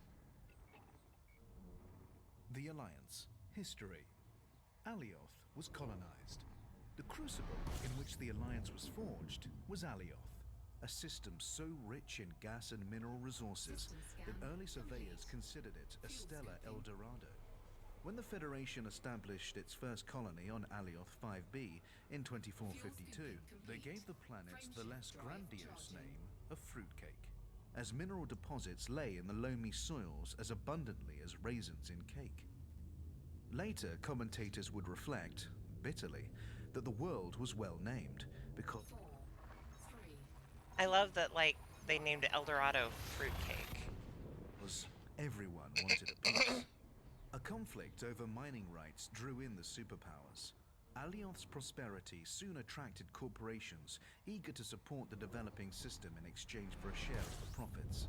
A dispute over rights quickly escalated into an armed conflict, prompting the Empire to dispatch a military force, ostensibly for the colonists' protection.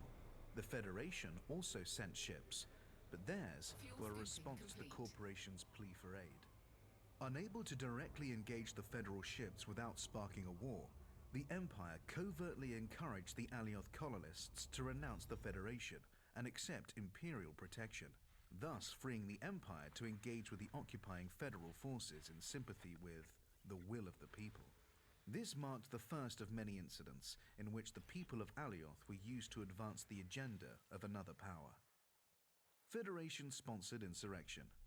In 2530, the Federation set out to undermine Imperial control of Alioth by exploiting local resentment of the governor.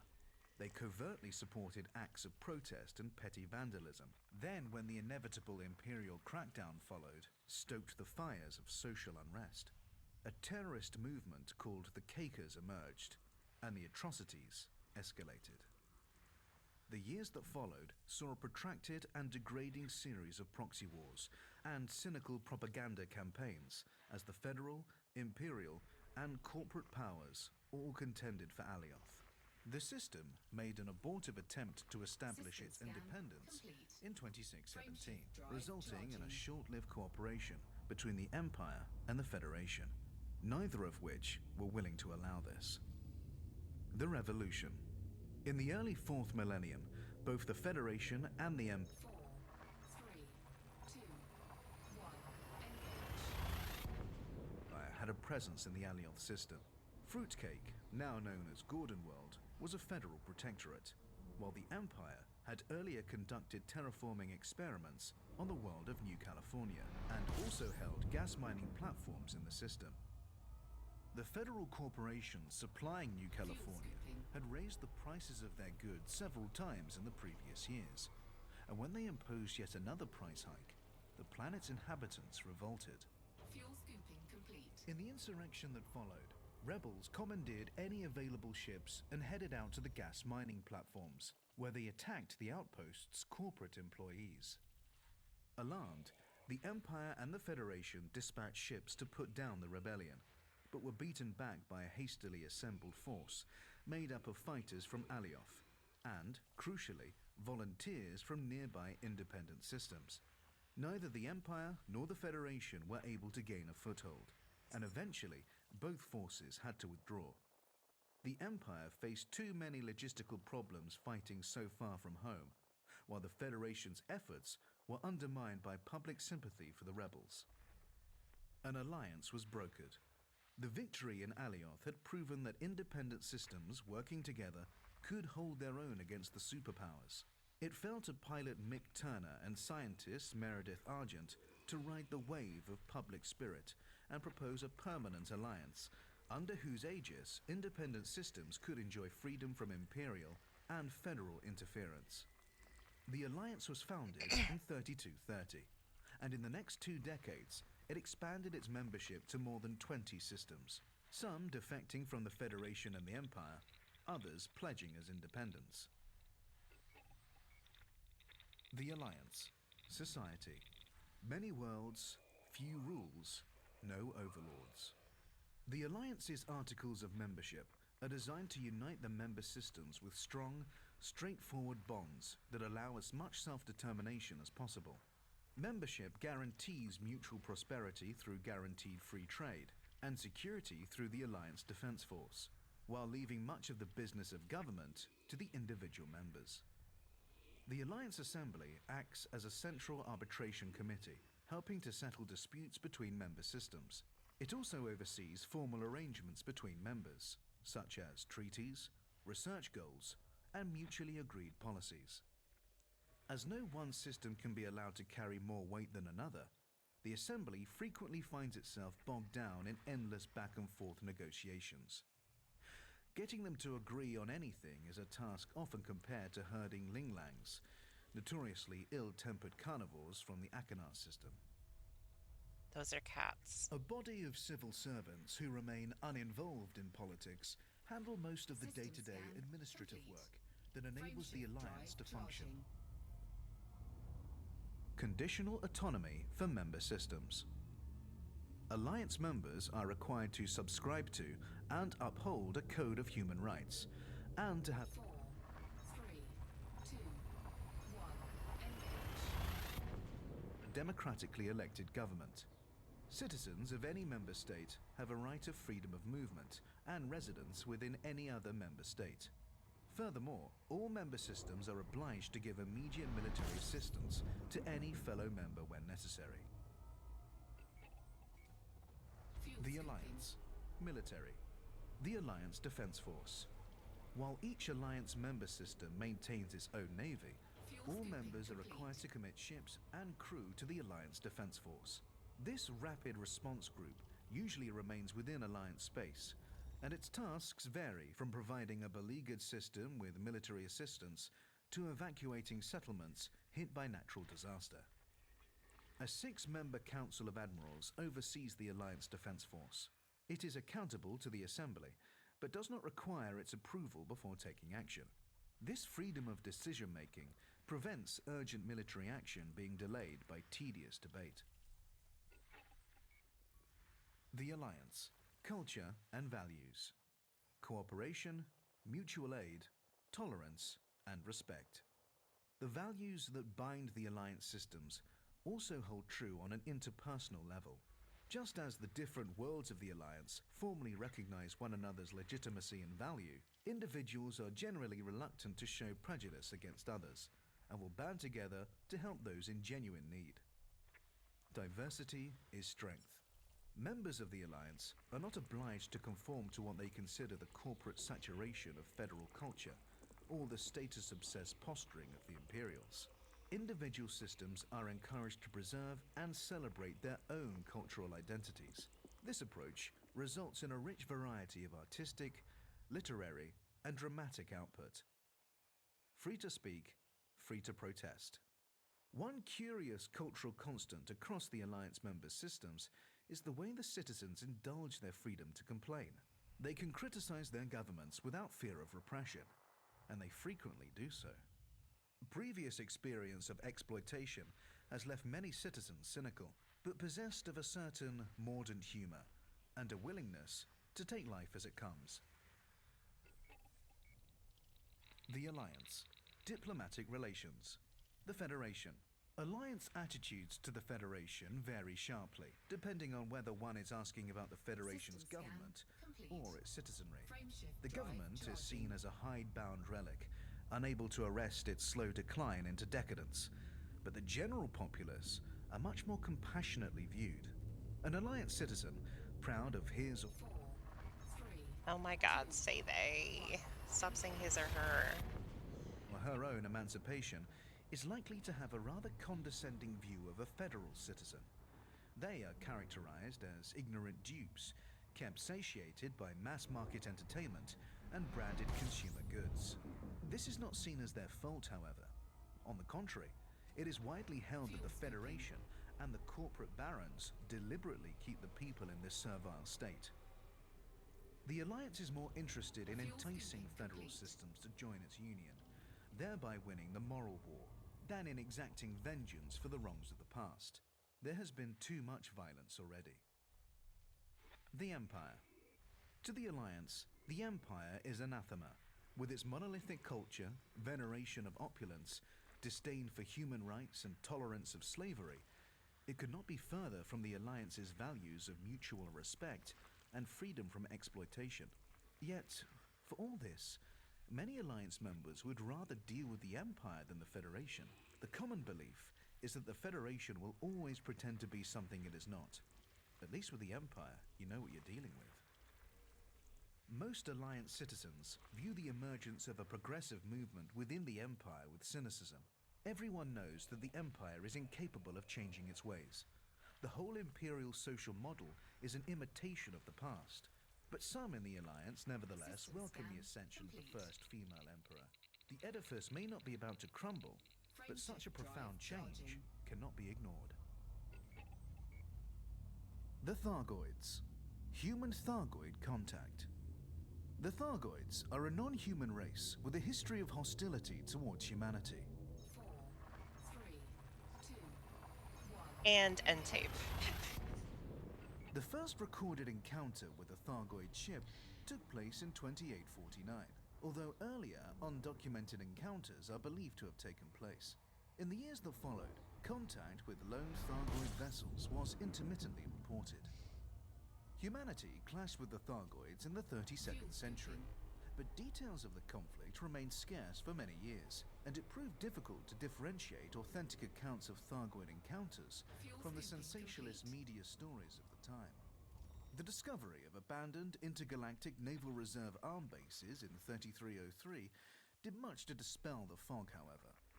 The INRA, a joint federal imperial initiative established in 3193, was responsible for researching the Thargoids and developing technologies to counter their aggression. But the organization's lack of accountability meant that the details of its research did not come to light until years after its dissolution. Almost all of the reliable data concerning the Thargoids has been sourced from INRA facilities. This data, originally deemed highly confidential, was declassified in 3304, following a resolution from the federal government and an imperial decree. Some controversy over the backing and funding of the INRA remains, however. The Thargoids. Society. The INRA discovered that Thargoid society is organized into hives, with most Be Thargoids safe. falling into three categories: queens, princesses, and drones. Queens function as reproducers, while drones serve to maintain a favorable environment for the rest of the hive. Thargoid hives can be vast, although it may be that some of the larger observed groups are in fact multiple, overlapping hives. Ultimately, little is known for sure. The average Thargoid queen is at least as intelligent as a human being, while the typical drone possesses a more rudimentary level of intelligence. Existing evidence suggests that queens have extremely System long scan lifespans, complete. living for hundreds Frameshift or even drive thousands of charging. years. The variable size of Queen's neurocraniums suggests this might be an indicator of age. Little is known about the precise nature of Thargoid reproduction, but it is likely that queens can reproduce both sexually, with other queens, and 4, 3, 2, 1. Engage. sexually. It is thought that the latter method produces drones, while the former produces a new queen. Analysis of Thargoid specimens led some INRA researchers to believe that a new queen, or princess, becomes a full queen only once it has produced drones of its own. Significantly, queens are believed to be single-sex. The Thargoids' ability to reproduce asexually means that their populations can expand incredibly quickly, but it is thought that they deliberately restrict the size of the populace so as to not to deplete all available resources. There is evidence to suggest that this is sometimes achieved by culling older drones. INRA testing indicated the queens perceived drones as entirely expendable. 4, 3, 2, 1. Engage. Presumably due to the ease with which they can be replaced. Indeed, a Thargoid queen appears to give no more thought to the loss of a drone than a human would an eyelash. The Thargoids. Communication. The belief that Thargoids were capable of some form of extrasensory communication was often cited in the early years of human-Thargoid interaction, but prior to the discovery of INRA records, it was not fully understood. Professor Yuri Anslow of the INRA theorized that a Thargoid queen can communicate with the drones in its hive via a spread-spectrum electronic signal, and can use this signal to control the drones, and even to share their sensory input. Studies of battlefield footage certainly suggest some kind of near-instantaneous communication among Thargoids, and the presence of low-level radio noise in areas occupied by Thargoids indicates that they do indeed communicate via short-range electronic signals. Professor Anslow went on to claim that a queen could effectively see and hear through its drones, but her contemporaries were skeptical, dismissing the assertion as baseless. Professor Ishmael Palin, one of the galaxy's foremost experts on the Thargoids, has even gone so far as to denounce Anslow as a glory hound. Thargoids have been known to make staccato clicking noises with their mouthparts when in the presence of humans, punctuated with occasional hisses and buzzes. They've also been observed directing such noises at one another, albeit much less frequently. Professor Albert Tesreau, a founding member of the Joint Superpower Initiative, AEGIS, and a specialist in interspecies communication, has studied INRA audio logs and suggested that the sounds probably represent some kind of language due to the repetition of certain sound combinations. It is unclear why the Thargoids would sometimes choose to communicate with each other vocally, given their capacity for extrasensory communication. Professor Anslow suggested that the sounds could be designed to intimidate enemies or opponents, noting that Thargoids often produce them prior to combat. Thargoid ships have been observed emitting a complex array of sounds, and in some cases subtly changing color. The exact meaning of these behaviors has not been determined, but they appear to correspond to different emotional states. What is not known is if these sounds are produced by the pilot and amplified by the ship, or emitted by the ship itself. If the sounds originate with the pilot, it would suggest some kind of physiological connection between pilot and vessel. Given the sophistication of Thargoid bioengineering, however, it is possible that the sounds come from the ship itself, and that Thargoid ships are able to feel and communicate to a limited degree. The hulls of Thargoid ships are typically emblazoned with one of several symbols, the meaning of which is unknown. Some have theorized that they could denote membership of a particular familial group, or possibly be an indicator of rank. The Thargoids. Physiology. Human understanding of Thargoid physiology is far from complete, but recovered INRA data has offered some insights into their nature. INRA records describe the average Thargoid as physically larger than a human being, and generally insectoid in appearance. Thargoid biology is carbon-based, using an RNA-like encoding for biological information, but Thargoid chemistry is based on ammonia rather than water. Consequently, While Thargoids can comfortably tolerate environments as cold as -80 degrees Celsius, they cannot withstand environments warmer than 45 degrees Celsius for long. According to notes compiled by Dr. Peregrine Hennig, an INRA researcher, Thargoids can survive for a significant time in the vacuum of space System without scan apparent complete. discomfort, and can Frameshift tolerate drive radiation and charging. extreme cold for far longer than a human. The Thargoids. Vulnerabilities. In 3151, the INRA developed a biological weapon 4, 3, 2, 1. Engage. known as the mycoid virus for use against the Thargoids. The virus was the result of an accidental discovery made by an INRA researcher, who noted that a particular strain of fungus was found to thrive on the hulls of Thargoid vessels, and appeared to be digesting the material of which the ship was made. Fuel The skipping. INRA refined the fungal strain and began experimenting on living Thargoids in their spacecraft. The mycoid proved to have deleterious effects Fuel on both, skipping complete. leading to the swift elimination of the Thargoids active in human-occupied space at the time. It is widely assumed that since the last human-Thargoid conflict, the Thargoids have developed an immunity to the mycoid virus. The Thargoids. Starships. In terms of structure and function, Thargoid vessels are radically different from anything produced by humanity, and are able to navigate hyperspace in ways that are not fully understood. They are also at least partly organic, meaning that they can self-repair or heal over time. Ship function in general, and this restorative ability in particular, have been shown to be dependent upon the so-called Thargoid heart, a biomechanical organ found in varying quantities in different Thargoid ships. These hearts often survive the destruction of the ship, enabling them to be salvaged, although they can also be targeted and damaged with appropriate weaponry. They are highly corrosive, however, and require special containers for safe transport. Thargoid vessels that have sustained combat damage exhibit scar-like patterns. Given that Thargoid technology is sophisticated enough for such damage to be repaired, it follows that the Thargoids might deliberately choose to preserve these scars. INRA logs document an encounter with a Thargoid mothership many times larger than other Thargoid craft, against which the mycoid virus was successfully deployed, although no such vessels have been reported in recent times. The Thargoids. Structures. Dozens of planets in human-occupied space are peppered with Thargoid barnacles, biological resource extractors that convert minerals into meta-alloys, a key component in the creation of Thargoid vehicles and technology. Theories that these barnacles have been genetically engineered by the Thargoids have yet to be verified. Larger structures, referred to as Thargoid surface sites, have also been discovered. These sites typically consist of a spiral-shaped structure, nestling within a shallow crater, beneath which lies a series of tunnels. At the heart of this subsurface network is a device that, once activated, emits a holographic star map. The sites are patrolled by semi-sentient biomechanical entities called scavengers.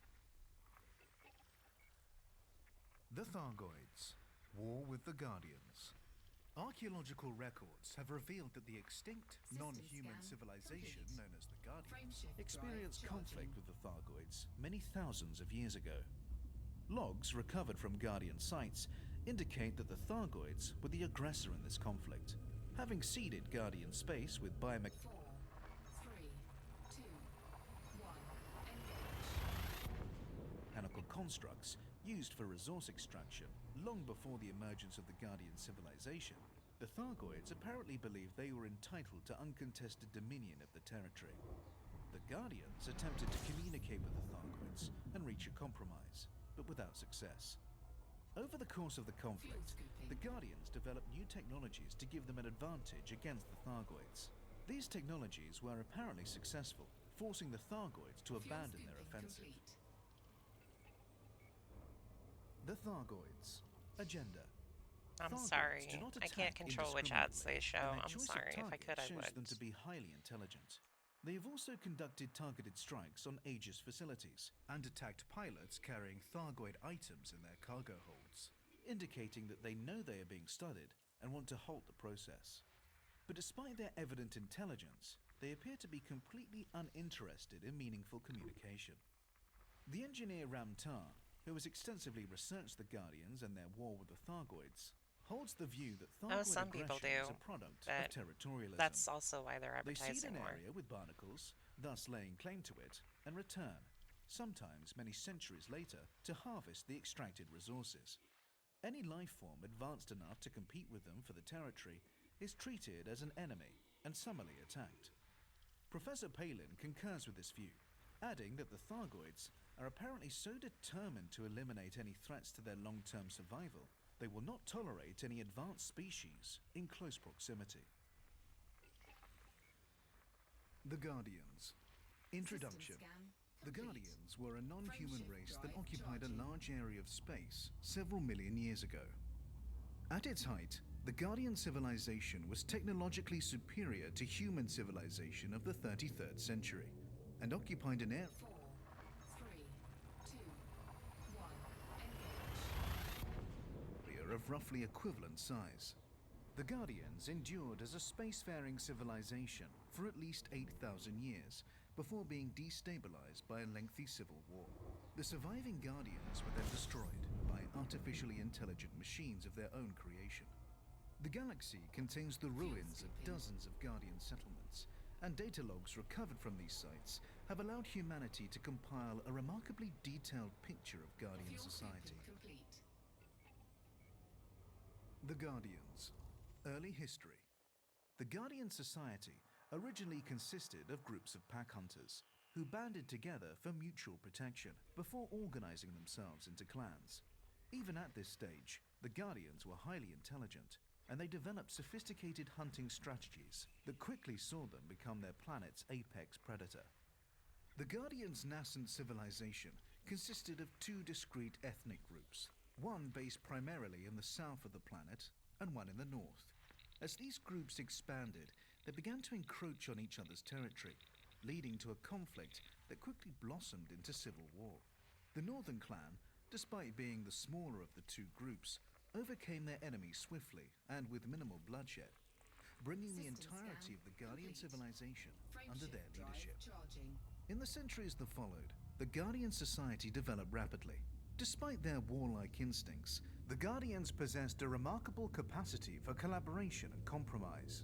Their willingness to defer 4, 3, 2, 1. Engage.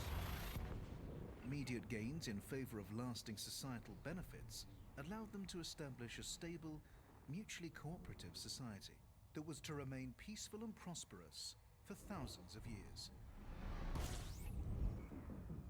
The Guardians. Technological era. Although the Guardian society was in many ways a model of social equilibrium, the Guardians were nevertheless at the mercy of an insidious issue: overpopulation. Fuel scooping As their complete. civilization grew and the amount of available land and resources dwindled, the Guardians set their sights on interplanetary colonization. By this time, the Guardians had developed a rudimentary form of space travel, but as the pressures of overpopulation became more acute, the rate of technological progress accelerated, and the Guardians' imperfect starships were soon supplanted by fast, powerful spacefaring vessels. In the centuries that followed, the Guardian civilization expanded rapidly, eventually coming to occupy a region equal to that inhabited by present-day humanity. The Guardians' next major development was the creation of an interstellar communications system known as the Monolith Network. In addition to functioning as a comprehensive cultural archive, the network allowed those connected to it to freely and instantaneously share knowledge and System ideas. scan The complete. connection to the network was Frameshift dependent drive on the use of charging. neural implants, and some of the Guardians were uneasy about this fusion of biological and non-biological. The Guardians. War with the 4, 3, 2, 1. Engage. Thargoids. Tens of thousands of years earlier, when the Guardians were still a non-spacefaring race, a group of Thargoids entered what would later become Guardian space, looking for new systems to colonize. In addition to earmarking several systems containing ammonia worlds, they prepared a number of planets for occupation by seeding them with barnacles.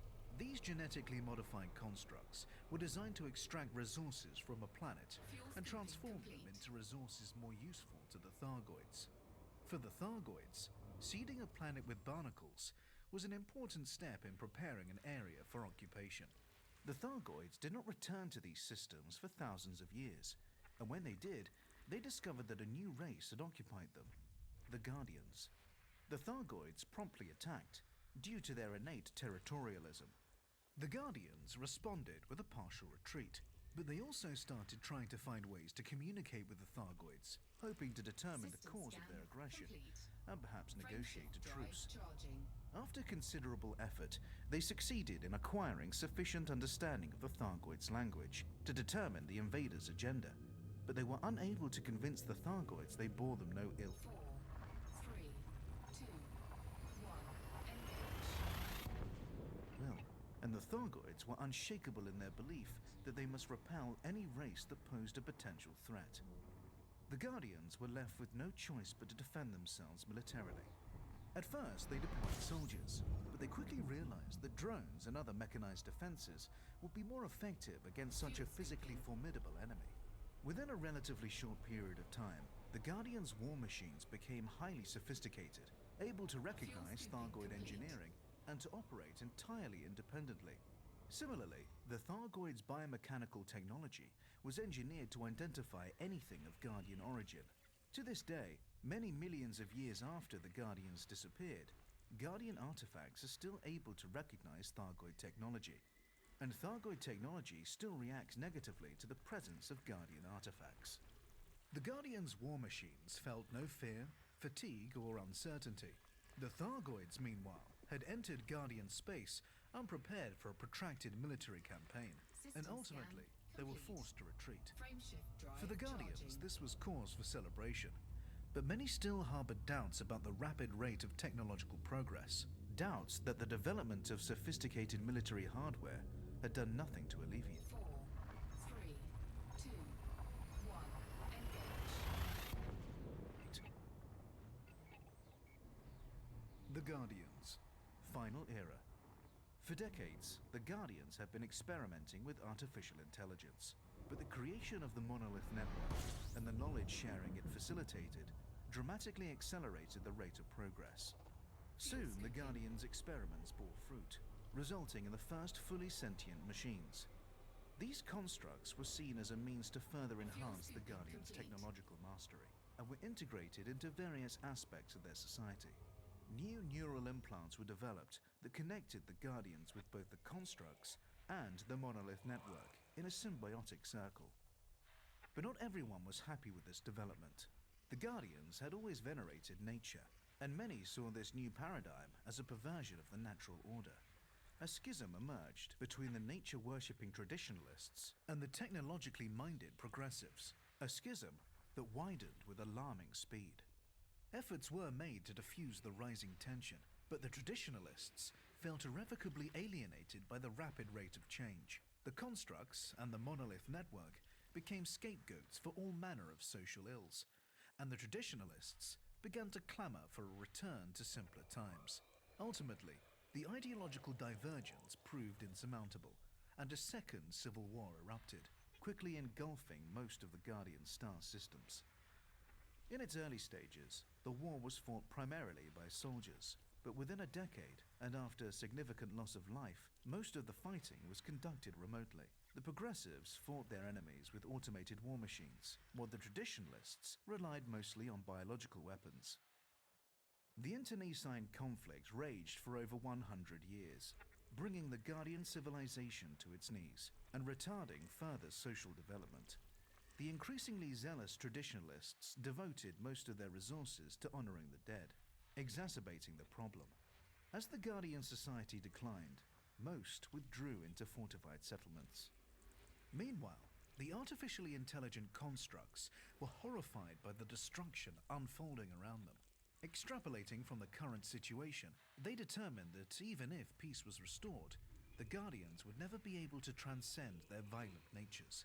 They decided that the only way to preclude further violence, while giving the construct's burgeoning society the best possible chance of survival, was to destroy what remained of the Guardian civilization. By this time, the constructs had been given complete control of the Guardians' munitions and automated war machines. Their attack, when it came, was swift and merciless. The strikes were executed with a precision that only a machine race could accomplish. The Guardians were utterly destroyed. The Guardians. Physiology. The Guardians were a bipedal race, and the typical Guardian was taller and more slender than the average human. They had small round eyes, a vestigial nose, and 4 digits on each hand. Their vision was superior to System that of scan humans, complete. while their sense of smell Frameshift was drive poorer. charging. Their senses of hearing and touch were roughly equivalent to our own. The Guardians had pinkish red skin, but there was some variation among ethnic groups, with tones ranging from pale pink to deep Ready to crimson. engage.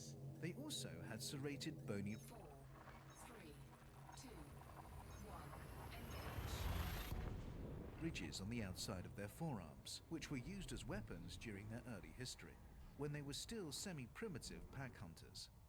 The Guardians' environmental needs were broadly similar to those of humans. Their homeworld was warmer and had lower gravity than most Earth-like worlds. And when they began to colonize other planets, they typically favored ones that shared these qualities. The Guardians had 2 genders and reproduced sexually. Fuel Procreation scooping was a complete. matter of personal choice, but each individual was obligated to be a parent at least once in their life to ensure the continuation of their genetic line. The average gestation period was around 300 days, and infants were effectively helpless for a period after birth. Much like human young, infants were raised in communal creches rather than by their parents, in keeping with the collaborative philosophies that underpinned Guardian society. The Guardians. Society. The Guardians' social constructs were the key not only to their rapid development, but also to the stability that defined the halcyon days of their civilization. Although the Guardians had a natural tendency towards collaboration, it was not until the end of the First Civil War that this tendency had a measurable impact on their society. The social reorganization that followed the war included the creation of statutes that defined not only individuals' rights, System scan but also their complete. responsibilities to each other. Frameshift drive As the charging. Guardian society developed, further laws were passed that required individuals to participate in socially progressive activities, from caring for the young to conducting scientific research. 4, 3, 2, 1. Engage. These responsibilities were supported by the state, which made education and information freely available to all. For most of their history, the Guardians had no formal faith, but the creation of the Monolith Network precipitated the emergence of a nature religion that decried the veneration of technology. Fuel scooping. Although this religion had its roots in the Guardians' long-standing reverence for the natural world, it quickly became a radical Fuel movement, scooping violently complete. opposed to the use of neural implants and other advanced technologies. Ultimately, however, this new religion was to endure for only a short period, its existence cut short by the destruction of the Guardian society. The Guardians. Technology. The Guardians' pre-industrial history was, in many ways, similar to that of the human race, with the development of tools and agriculture proving central to their development. But one respect in which they differed was in their understanding of biological engineering. The practice of selective breeding in order to eliminate or promote certain genetic traits began before the First Civil War, and as the Guardian society progressed, their skill as genetic engineers developed in step.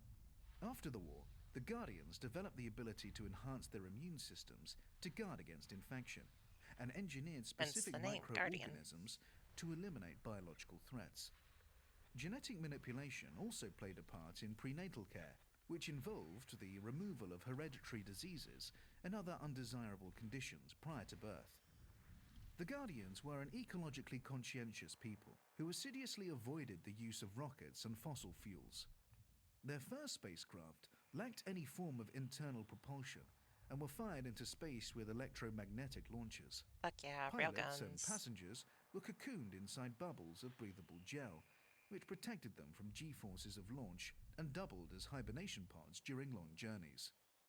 When it came to warfare, the Guardians relied initially on the blade-like protrusions on their forearms, and later on simple weapons like spears and bows. As they entered the technological era, they developed electromagnetic projectile weapons, utilizing the same technology they used to launch their first spacecraft. They also developed extremely effective shields, capable of protecting entire cities, and even of withstanding orbital bombardment. At that time, however, large-scale conflict was virtually unheard of, and it was not until the conflict with the Thargoids that further military innovations were made. The Guardians' Second Civil War was fought principally with bespoke biological weapons employed by the traditionalists and automated war machines used by the progressives. The shields that protected the Guardian cities were unable to resist these new weapons, forcing many of the Guardians to withdraw into heavily fortified settlements. But the Guardians' most significant technological achievements were unarguably the creation of the Monolith Network and the development of artificial intelligence. The use of neural implants to connect the Guardians with their creations could have ushered in a whole new era of scientific and technological discovery, but unfortunately, these innovations were to lead only to the Guardians' destruction. The Guardians. Language. The Guardians shared a single language, with only minor regional variations, and even after they colonized other planets, they continued to share a common tongue. The Guardians had three primary forms of communication: a spoken language, a gestural language, and a written language. Their spoken language emerged first, followed by a gestural language that allowed them to communicate silently while hunting. This sign language formed the basis of their written language. Consequently, while their written and gestural languages correlated closely, their spoken language was largely distinct. The Guardian's spoken language was used principally to communicate emotional concepts and played a central role in social bonding, while their written language was used mainly to communicate formal and practical ideas. Significantly, their written language was logographic, meaning the words and phrases were represented by single characters. The Guardians. Human-Guardian contact. In 3301, the federal presidential vessel, Starship One, suffered catastrophic drive failure during a tour of Frontier Systems, resulting in the ship's destruction. Jasmina Halsey, at that time the federal president, was left drifting in an escape pod, unconscious. During this period of stasis, Halsey believed she was visited by transdimensional beings of extraordinary intelligence and compassion. Later, when she was rescued and revived, she was left with the conviction that this experience had been real and not merely a hallucination. Halsey proceeded to experience visions of mysterious alien worlds and cities, dense metropolises full of activity and life. System scan She shared these complete. visions with the rest of Frameshift humanity, drive prompting charging. explorers to set off in search of these undiscovered planets. This led to the discovery of the first Guardian ruins in the Sinuev XRH D11102 system. The fact that these sites were devoid 4, 3, 2, 1, engage. of life led to speculation that Halsey had seen the Guardian worlds not as they are, but as they had been. In the months that followed, several further sites were found. The engineer Ramtar started researching the Guardians, and eventually succeeded in developing a decryption algorithm that could decode Guardian data, leading to a much deeper understanding of their lost civilization. Since then, other engineers have leveraged Fuel Ramtar's scoop discoveries disengaged. to develop Guardian human technology. Individuals. Aidan Tanner.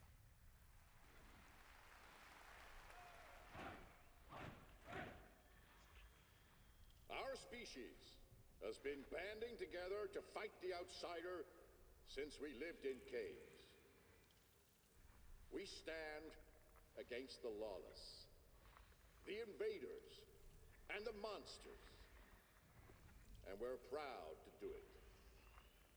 But you have to remember This specifically one thing. is the Codex, all the lore In the stuff. history of There is conflict, kind of an never in-game saw NPR, but himself as it's a all read by monster. computer and it's very difficult to Everyone listen to believes after a they're while. hero of their own story. If you can't understand that, if you can't stand in the enemy's shoes, even for a second, and ask yourself why he thinks he needs to kill you, then you don't know what it means to be a soldier. Oh yeah, the Codex stuff is great. I wish they did more of this kind of stuff, Aidan but they Tanner, don't. addressed to Federal Cadets, 3298. Admiral Aidan Tanner is a senior officer in the Federal Navy. He has served for more than 4 decades, and in 3303 was given significant responsibility in the struggle against the Thargoids, first being appointed to Chief of Federal Security and later to Chief Military Liaison for the Cross-Superpower Initiative, Aegis. He is widely respected, even outside of federal space, for his conscientious and level-headed approach to conflict.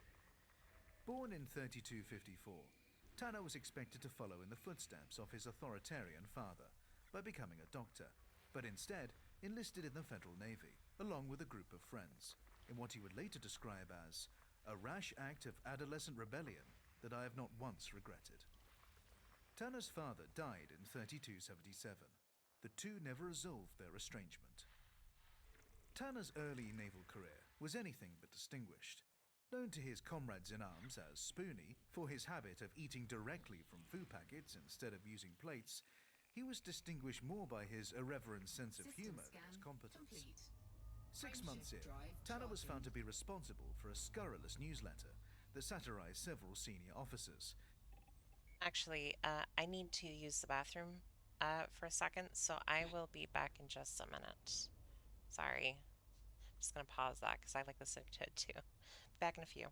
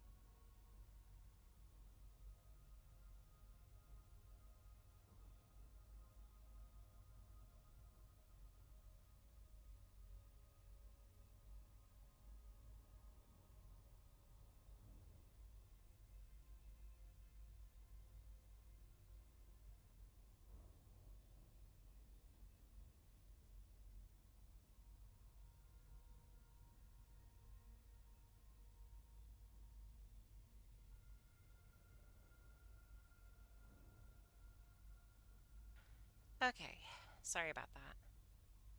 So, including Sergeant Burke Hazel, who was offended and deeply hurt. Frameshift drive Hazel had charging. taken a personal interest in Tanner and had encouraged him to persist when the cadet had struggled with basic training. Tanner's defense that he had been trying to improve morale was rejected, and although he was allowed to continue 4, 3, 2, 1. Engage. his service, he was marked as a potential insubordinate, a label that would later return to haunt him. Tanner's chief instructional officer, Commander Myra Dunstock, warned him to take military life more seriously. She took Tanner to a refugee facility, an experience he would later characterize as showing him what the military is there to prevent. Tanner recognized a last chance when he saw it, discarded his role as camp comedian, and threw himself into his training with unprecedented energy. The decisive incident in Tanner's career was the Autolycus Mutiny of 3271. At the time, Tanner was serving as Chief Gunnery Officer on board the FDN Autolycus, a Farragut-class battlecruiser, under the command of Captain Jaden Horn. The ship was dispatched to restore order at Cold Harbor Station, which had been occupied by rebels following a descent into civil disorder. Captain Horn's orders were to monitor the station and await reinforcements, but when contact with the station was abruptly lost, he became convinced an attack was imminent. Surveillance footage later showed Horn acting in an increasingly erratic fashion. He screamed orders, slurred his words, and struck an ensign for making a minor mistake. Seeing a group of civilian ships preparing to leave the station, Horn ordered Tanner to open fire, convinced they were about to ram the Autolycus. Tanner refused to obey the order, claiming it was unlawful and that Horn was unfit to command. In the time it took for a furious Horn to have Tanner thrown in the brig, the escaping ships had jumped out of the system.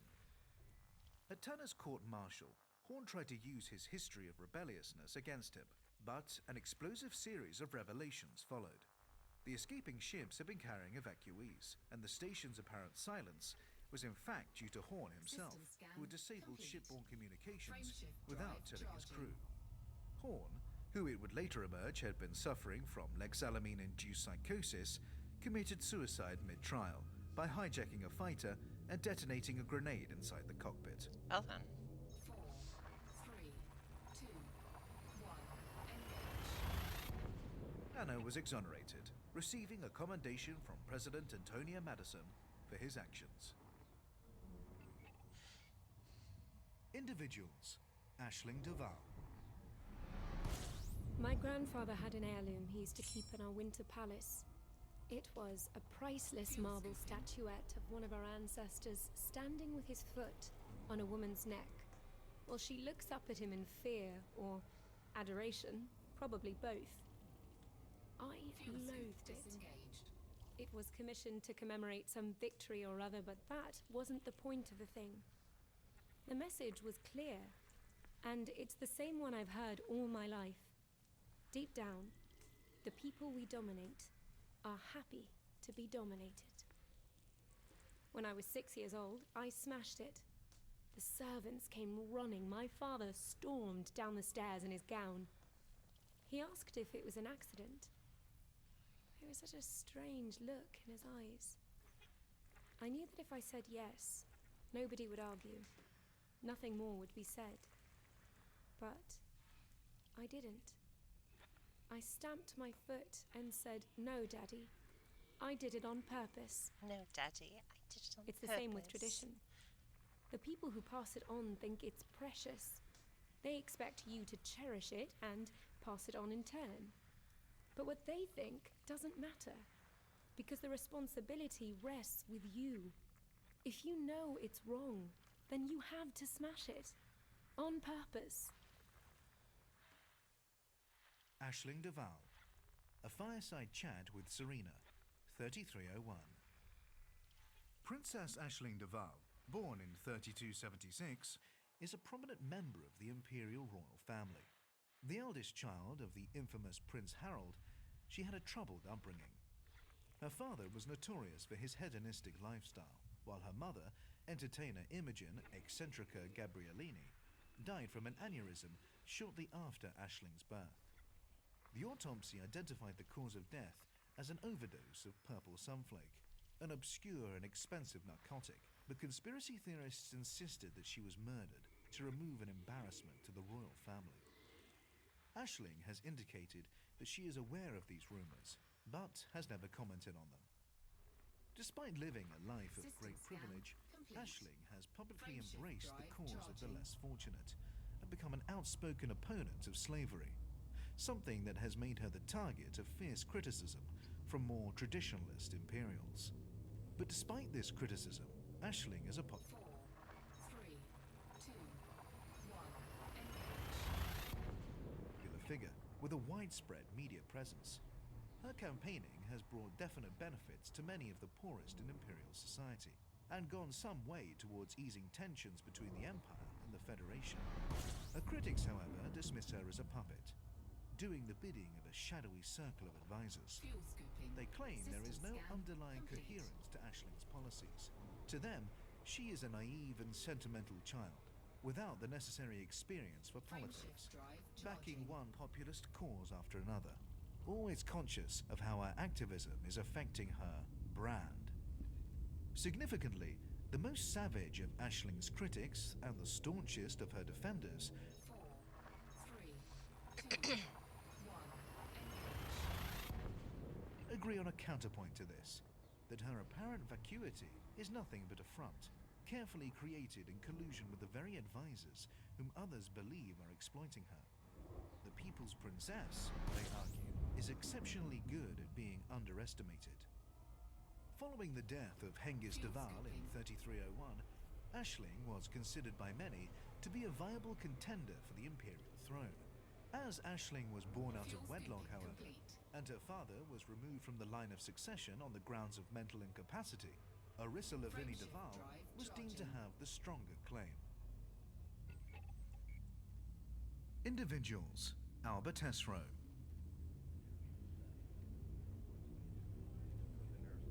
I may not be religious, 4, 3, 2, 1. Engage. but I still have faith. Not the kind my parents have. In fact, I don't think their desperate devotion can even be called faith. The point of faith is that it's tested. And if you insist that your beliefs are above criticism or analysis like the star cults do, you're refusing to allow your faith to be tested at all. What do I have faith in? The fundamental sanity of the universe, I suppose. I don't believe in Fuel absolute scooping evil, complete. only in the iniquity that emerges when understanding fails.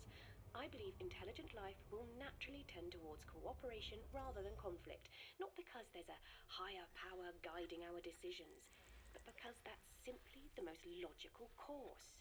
And yes, our recent experiences with the Thargoids have tested that faith harshly. Alba Tesreau. Professor Alba Tesreau is an imperial scientist, an affiliate of the Achenar Research Council, and a founding member of the Joint Superpower Initiative Aegis, which was established in August 3303 to investigate the Thargoid menace. She currently serves as Aegis's head of research.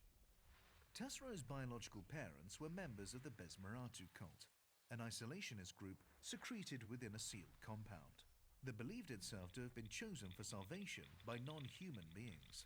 The cult's charismatic leader, Anton Hotep, claimed humanity had been under the protection of these beings for millennia, that he was their cosmic messiah, and that only the believers would be saved from the coming apocalypse. In support of these claims, he often produced alien artifacts, allegedly sourced from archaeological digs that other cult members were never permitted to examine closely. Alba was marked as a troublemaker from an early age due to her heretical belief in rationality and the scientific method. She was formally banished from Besmeratu after she sabotaged the air purifying system, forcing the compound to call for help from outsiders and thus humiliating Hotep. After her story became public knowledge, she was adopted into the household of Senator Olivia Tesreau of Achenar and awarded a scholarship to study at Grand Imperial, alongside the children of the nobility. She wrote her master's thesis on the potential uses of mathematics as a lingua franca between human beings and intelligent non-humans. She's passionately interested in non-human intelligence and meaningful discourse between species. Despite the counterfeit alien contact myths of her early life, or perhaps because of them, she's determined to do whatever she can to act as a bridge between human and non-human cultures. System scan complete. Frameshift drive charging. Individuals. Archon Delane. I'll tell you, Delane is the most trustworthy cuss you could ever work with. Why? Because he always makes good on... 4, 3, 2, 1. Engage. his threats. Anyone else tells you that they're gonna cut off your index fingers and hammer them into your sinuses with your own severed foot, you know it's just bluster. But if Delane tells you that, you know he'll do exactly what he says. To the letter. He wants people to be afraid of him, and that means he keeps his promises. Fuel scooping. You gotta respect that. Mantle Hoek, arms trader. Archon Delane is the head of the Fuel Chemo scooping Crew, complete. a powerful criminal syndicate. He refers to himself as the Pirate King, a title not recognized by any government. Monkey D. Luffy. Delane's early life is not documented, and there are competing legends of his origin. Some believe he grew up in a drug den on one of the frontier worlds where he learned to fight. Other stories have him working as a bouncer in the brothel where he was born, or training as a grease monkey at an orbital shipyard that hosted clandestine arena fights after hours. What is certain is that Delane challenged and slaughtered the reigning pirate lord of the Chemo Crew when he was only 15. The title of Pirate Lord is only transferred on the death of the incumbent, either to a nominated successor or to the victor of a ritual challenge. According to tradition, the Pirate Lord must honor any challenge to his leadership, regardless of who issues it, although the choice of System scan weapons is left to complete. him. In Delane's Frameshift case, drive Pirate charging. Lord Crab opted for a bare hands contest, a highly unusual choice. It has been suggested that Crab saw Delane as a weak target due to his albinism, unworthy of a Pirate Lord's personal 4, 3, 2, 1. Engage. pension. It is possible that Crab intended to give Delane a beating rather than kill him outright. If so, it was a fatal act of mercy. Footage of the fight shot by onlookers shows Delane deftly evading Crab's heavy blows, allowing the larger man to tire himself out before delivering a sudden jab to Crab's eye. Delane then battered Crab into submission, continuing to pummel the body until it was unrecognizable. Fuel scooping The complete. Chemo Crew immediately split, dividing itself into those who saw Frameshift Delane as a drive legitimate charging. leader and those who refused to follow an unproven youth. The rift was soon closed, however, as Delane proved himself as capable a leader as he was a fighter. It became clear that Delane intended to 4, 3, 2, 1. Engage. establish not only his own reputation, but that of the crew. From then on, Delane crushed any dissent with the same uncompromising brutality he had shown to Crab. He took a zero-tolerance approach to the petty squabbles that had previously paralyzed the Chemo Crew, and in doing so, turned what had Fuel been an scooping. anarchic band of System scan opportunists complete. into a lethally effective raiding force. United in purpose and more organized Fuel than ever scooping before, complete. the Chemo Crew quickly became the terror of the Pegasus sector, absorbing Frameshift lesser drive pirate gangs, charging. raiding civilian stations with impunity, and taking over corporate facilities. In Delane's early years of leadership, many rival pirate lords demanded the right to one-on-one combat, each of them convinced 4, 3, 2, 1. Engage. that they would be the one to strike him down and take over his enviable criminal empire. Delane met each challenger in turn, agreed to their choice of weapons, and promptly dispatched them. After the death of Pirate Lord Horvath, who Delane strangled with his own razor whip, there were no further challenges. Delane and his Chemo Crew rule by fear, but they operate according to strict rules. If a settlement in Chemo territory has paid its tribute, any Chemo pirate foolish enough to raid it risks being stripped of his rank, his crew, his possessions, And his life. skin, and his life. Well, according skin to the assumes severity of the life, offense. but These are the infamous 5 strippings, instigated by Delane as a standard punishment across Chemo territory. Individuals. Arissa Lavinie Duval.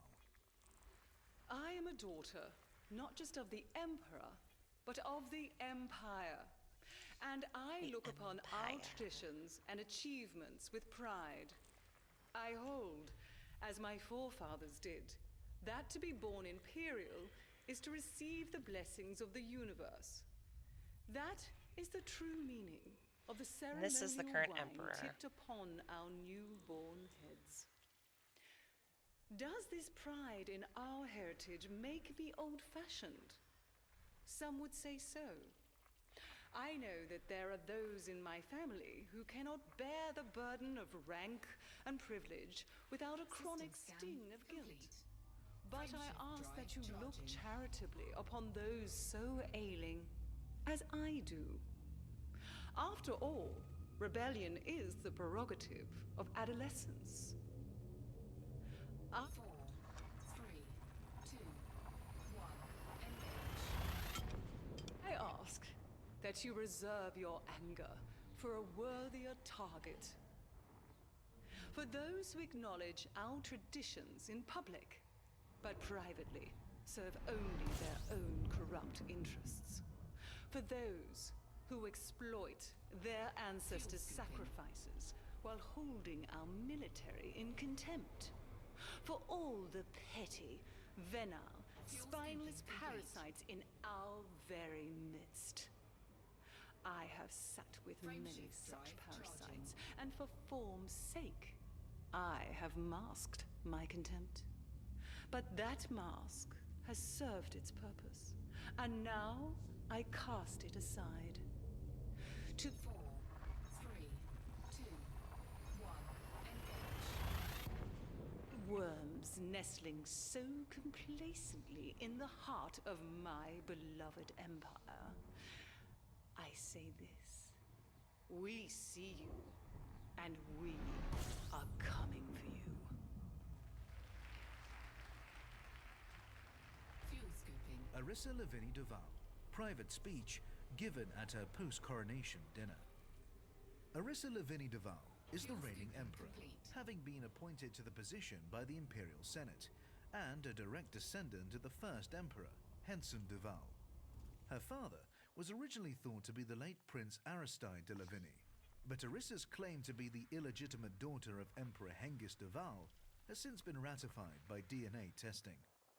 Arissa distinguished herself as a serving senator early in life. Unlike other senators who took their patron support for granted or left the work of intercession to a delegated representative, Arissa made a point of visiting and speaking directly with her patrons. Foremost among her concerns was how little scope for mobility the empire offered. In theory, it was possible to rise in rank, but in reality, power was hoarded and loyal service went unrewarded. To her mother's horror, Arissa proceeded to go undercover as a slave in the Lagany household on Akanar, talking to the staff and listening in on meetings. Undercover emperor. What she learned would change her view of the empire forever. The rules could be broken with impunity, so long as the proper bribes were paid. A senator's favor could be secured, a corporation's accounts System could be scan doctored, complete. and an atrocity Frameshift could be drive covered up charging. for the right price. On paper, it might be a patronage system, but it operated as a de facto plutocracy. Arissa's experience as a slave also cemented her 4, 3, 2, 1. Engage. view of imperial slavery, namely that it was no worse than indentured servitude, and downright luxurious compared to what the Federation's lowest paid workers had to endure. Non-imperial commentators responded by pointing out that slaves in noble households on Akanar could hardly be held Fuel up as scooping. typical examples of slavery, and that Arissa might have learned more had she spent her time in a Mastopolos mining facility. Fuel scooping complete. Arissa has made no secret of her determination to restore the rule of law within the Empire.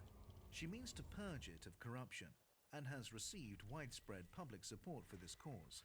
Unlike her niece, Aisling Duval, she sees the Empire's system as inherently worthy, if impeded by long-term neglect. They need to be cleansed, not torn down and rebuilt, as per Aisling's wishes. As the first woman to serve as emperor, Arissa is a controversial figure to many, regardless of her personal political stance. Many hardcore traditionalists within the Empire have vowed to depose her and replace her with a ruler more to their liking. Individuals. Denton Patrius. What disgusts me? That's a perceptive question. System scan. By complete. asking it, you Frameshift reveal drive that you consider charging. me a man of taste. If you'd asked me what I hated, I'm not sure I could have hidden my disappointment at such a banal question. But disgust, that is... 4, 3, 2, 1, engage. There's an answer. It's jealousy that most disgusts me. It's such a petty, self-defeating emotion. I see it every day. Most men look at me and think, I want what he has. Perhaps 1 in 1,000 thinks, how can I achieve what he achieved? Fuel scooping Now, complete. he's not jealous. He's motivated. Who knows? We might work together one day. But most men are not like that. They have the desire, but not the initiative. It's like a dog watching you eat and wishing he was a human. And that's the tragic thing about jealous people. They think they hate me, but really, they hate themselves. Because deep in their hearts, they know Dude's all they're fucking... too lazy to fight for their dreams. This motherfucker's all up here like, oh, then they're too lazy. Denton That's Patrius, jealous a people. fireside chat That's with envy, Serena, dumbass. 3302. Denton Patrius is a powerful Imperial senator and the Admiral of the Imperial Fleet. He is a controversial figure, admired by many Imperials for his wealth and influence, but deeply unpopular in other quarters for his uncompromising approach to debtors. He is also noted for commanding one of the strongest private military fleets in colonized space. Patrius has repeatedly issued loans to struggling governments via shell companies, only to later hike up the interest rates. When the government defaults on the loan, a common occurrence, Patrius moves in to foreclose. Since few governments are able to match the power of his private fleet, this is usually a one-sided affair, although some governments have appealed for and received the aid of independent pilots. This strategy has brought numerous systems under the control of Patrius's various Or rather, compost the corporations. wealthy. If Patrius has any long-term Biomagnification and all goals that. beyond increasing his personal power and holding the line against the Alliance and the Federation, they are not publicly known. Politically, he has always played the part of the loyal Imperial. He accepts the need for progress, and has devoted considerable attention to eradicating Emperor's Dawn, an insurgent organization responsible for the assassination of Emperor Hengist Deval.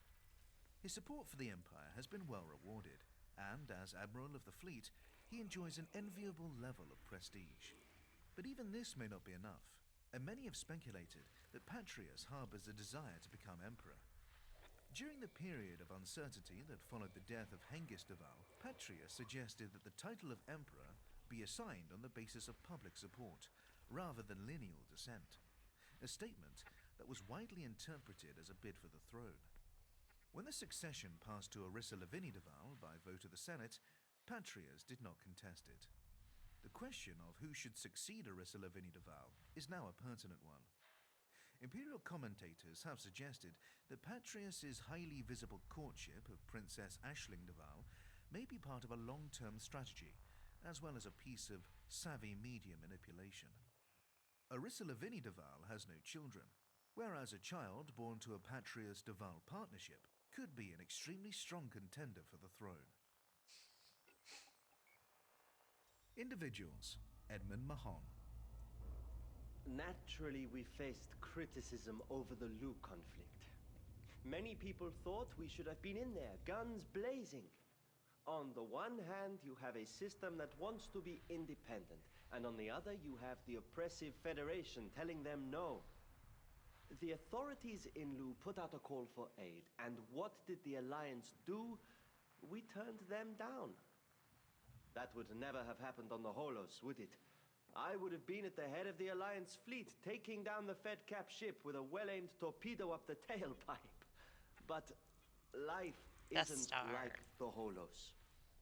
You need political and legal clarity. When Lu asked for our help, who exactly was doing the asking? The people? All right then, which people? Who counted their votes, and how was the process monitored? Was their System decision scan an informed complete. one, or were they bombarded Frameshift with drive propaganda? charging. The Alliance is rigorous, you see. You can't join a voluntary association of free systems unless you can offer demonstrable proof of your freedom to choose, just as you can't enter into a... And that's the big problem with the Alliance. Contract without being of sound mind, acting without coercion. Edmund Mahon, responding to a question from Jessica Braganza, one of a party of schoolchildren visiting the Prime Minister's residence. Edmund Mahon is the current Prime Minister of the Alliance. The product of a corn farming family based on Birmingham in the DSO system, Mahon was hard-working and shrewd from an early age, with a particular talent for negotiation. Nobody seemed able to beat his crop prices down, and he always managed to shave something off the asking price of any tools or machinery the family needed. In the first book of his autobiography, The Shadow of Silo 7, he attributes this talent to preparatory research, claiming that he always found out as much as he could about the 4, 3, 2, 1, people he would be dealing with before meeting them. At 18, Mahon won a federal scholarship to study law. Frustrated with what he saw as the imbalance of power between corporations and their employees, Mahon intended to specialize in cases of corporate exploitation. He quickly found, however, that the legal profession was not to his liking. Awash with duplicity, double talk, and corruption was his assessment, and he switched track to political science.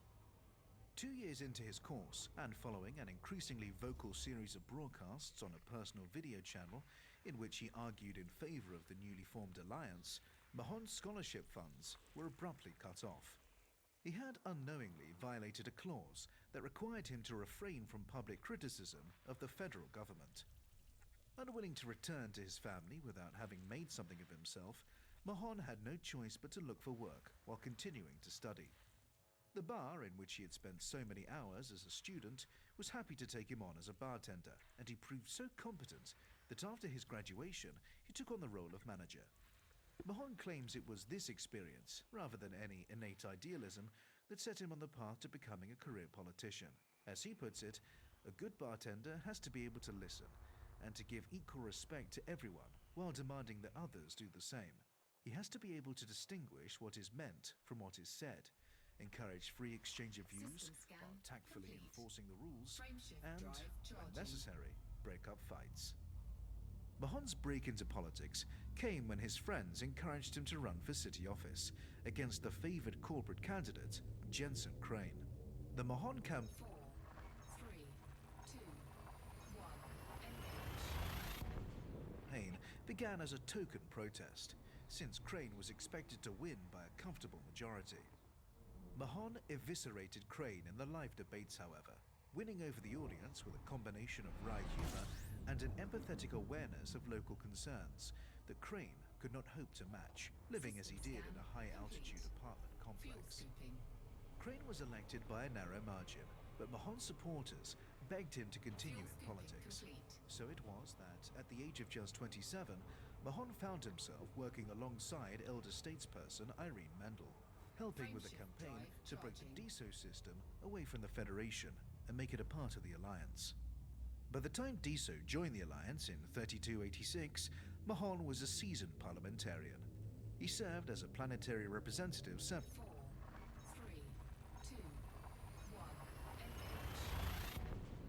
times before making his bid for the premiership. Individuals. Felicia Winters. Politics has always been a breeding ground for lies. But one lie outshines all the others. And today, we heard it once again. It is the insinuation that to seek a diplomatic solution is weak. That a preference for discussion over conflict means we're afraid to fight. We are accustomed to this, of course. We've heard the President's supporters pervert our words again and again.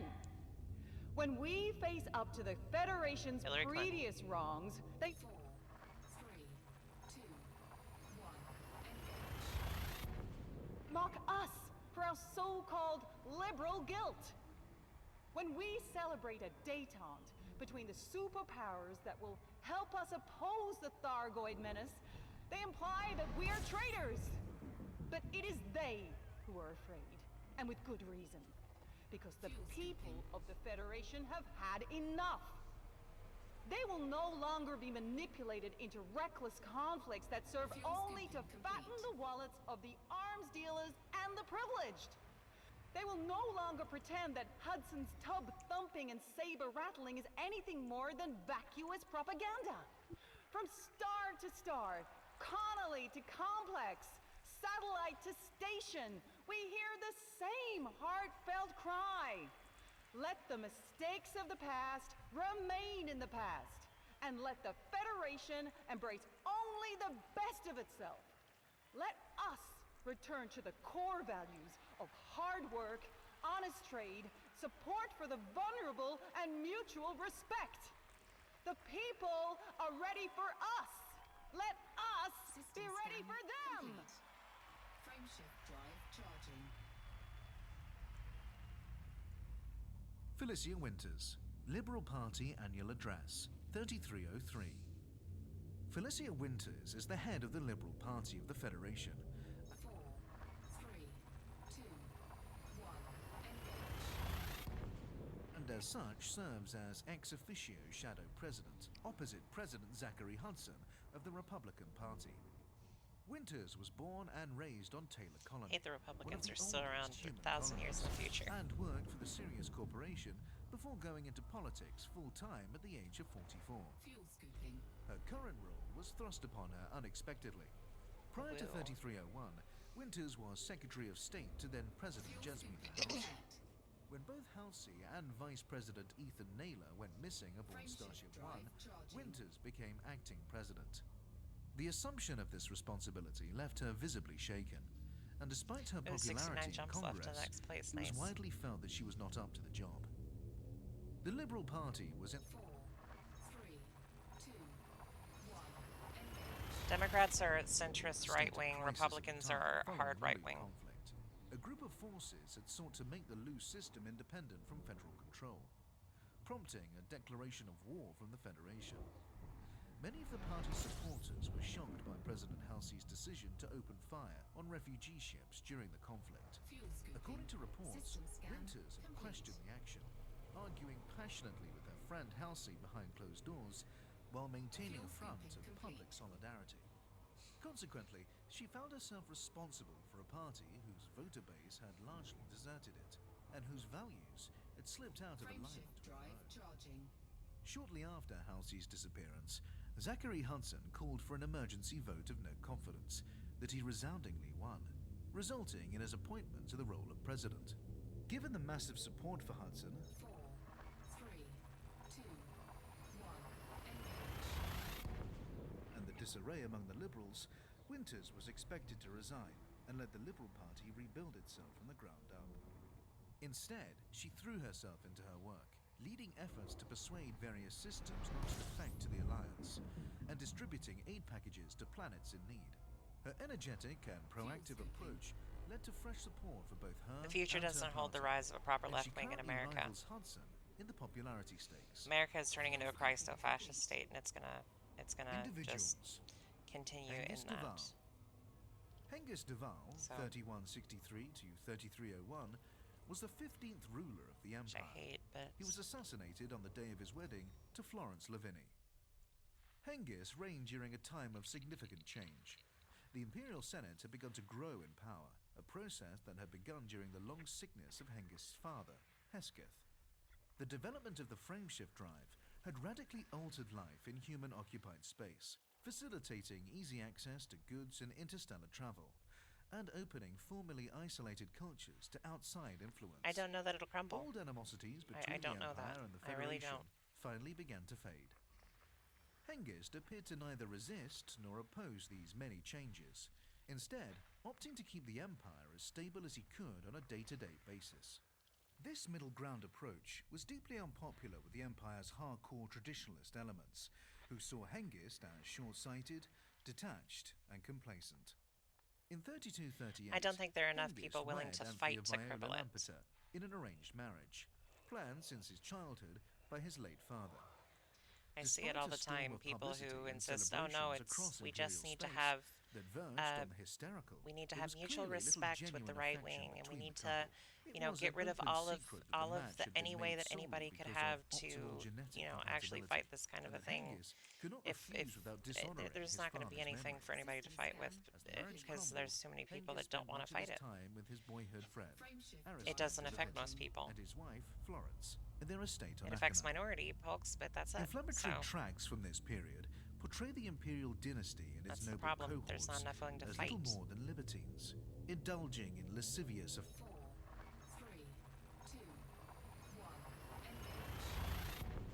affairs and lengthy holidays, while the Senate did the real work of government. The most scurrilous rumor was that the Duval genetic code had been corrupted by centuries organs, of interference, prompting special. speculation that a successor of the True Blood would have to be found. The birth of Hengist's heir, Prince Harold, temporarily quietened the skeptics. A carefully orchestrated father-son photo shoot, when Harold was 9, showed the pair riding horses on Acheron, throwing javelins, watching a senatorial debate, and preparing for a seasonal I live in the feast. Midwest, and I'm not The looking photo forward shoot to was clearly designed to appeal to traditional everything imperial turning values, to and it danger succeeded. bullshit here. For several years with no way after, out. Prince Harold was the darling of the Empire, a symbol of promise and hope. The intense media focus on the prince's life is now believed to be partly responsible for his fall from grace, which saw him become a notorious playboy and philanderer, and which eventually resulted in his exclusion from the succession on the grounds of mental incapacity. Towards the end of Hengist's life, it emerged that Orissa Lavinie, the daughter of Florence Lavinie, was in fact his daughter. Hengist intended to strengthen her claim to the throne by marrying Florence, thus legitimizing Orissa, but he was assassinated before this could take place. The most enduring criticism of Emperor Hengist is that he failed to plan adequately for the future. Certainly, the matter of the succession created tensions. 4, 3, 2, 1. That endure to this day. Individuals. Ishmael Palin. If the history of eugenics tells us anything, it is that we do not tend towards greater egalitarianism over time, but rather find new ways for the privileged to exploit and control the dispossessed. Nevertheless, I do occasionally dream of ways in which we might evolve further. If I could change just one aspect of human nature, it would be our chronic tendency towards tribalism. In that matter, we have barely advanced a step in 1,000,000 years. While the sun shines, we meet and treat with one another, but when the skies darken, we withdraw and whisper suspiciously. And at the first flash of the unknown, we huddle like witless primates in a cave, terrified of the thunder, trusting only those who smell the same as us. Professor Ishmael Palin, Memorandum to Students, 3289. Professor Ishmael Palin is a scientist specializing in research into non-human technologies and cultures, with a particular emphasis on material artifacts. He is generally considered one of the galaxy's foremost experts on the Thargoids. Professor Palin began his career working for the federal government as a member of the Homeland Scientific Council. In 3301, when objects apparently of non-human origin were discovered in a number of systems, the Federation launched a research program and placed Professor Palin in charge. To the surprise of many, the program was shut down after only a week, ostensibly on the grounds of safety. Palin refused to comment on the decision, but inside sources later revealed stark differences of opinion between Palin and the federal authorities. Palin insisted that the fruits of his team's research into the so-called unknown artifacts, later reclassified as Thargoid sensors, should be open to everyone, but his federal paymasters wanted the Federation alone to benefit. Palin promptly established his own research body, the Palin Institute, and announced his intent to relocate to the Maya system, beyond the boundaries of superpower-controlled space. His ship disappeared shortly after he set off for Maya, however, and it was not until March 3302 that Palin and his crew were discovered, alive, in escape pods in the Oralos system. Palin revealed that unknown parties had abducted the team, held them captive, and questioned them extensively about their research. Shortly thereafter, Palin stepped down as the head of the Palin Institute in favor of Cora Shaw, citing opposition to his work from dark forces as the reason. He established his own independent research center on Maya A3A and began to study meta-alloys, a material... 4, 3, 2, 1, engage. Listening to the lore stuff, the codex stuff in the game. Barnacles. In October 3302, Palin discovered that meta-alloys could be applied to the development of new defensive technologies. But no sooner had the news broken than the Federation blockaded his research center with a Farragut-class battlecruiser, preventing all access. The move was condemned by the Alliance and the Empire, but the Federation appeared to take no notice. Almost a year later, in September 3303, the federal blockade was lifted. No explanation was given either for the blockade or for its cessation. The event has since been interpreted as the beginning of the end of the Federal Imperial Cold War. Professor Palin's career has been an inspiration 4, 3, 2, 1, engage. to many young scientists, partly because of his determination that research should benefit everyone, and partly because of his dogged tenacity in the face of repeated interference. He was aware that by choosing to study the Thargoids, he was making himself a target, since there were shadowy agencies who very much wanted to be the sole beneficiaries of this research. But he defiantly persisted with his work nonetheless. Professor Palin may not consider himself heroic, but the fact remains that many less principled scientists in his position would have long ago submitted to intimidation or the promise of material reward. Individuals. Jasmina Halsey. I know what they're saying. They're picking my story to pieces. Some of the criticism is rational. The lack of corroborative evidence, for example, I don't mind that. I'm telling the truth, after all. An irrational approach can't hurt the truth.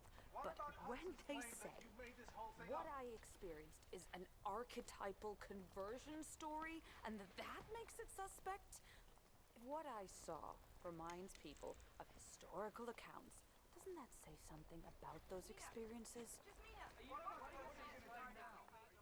Jasmina Halsey, 3302. Jasmina Halsey, a former politician, served as president of the Federation from 3300 to 3301. She now works as a peace activist and close advisor to Alliance Prime Minister Edmund Mahon. Halsey claims the profound transformation of her views is the result of a visionary experience in which she communicated with benign non-human life forms, an episode that allegedly occurred in 3301, following the destruction of her vessel, Starship One.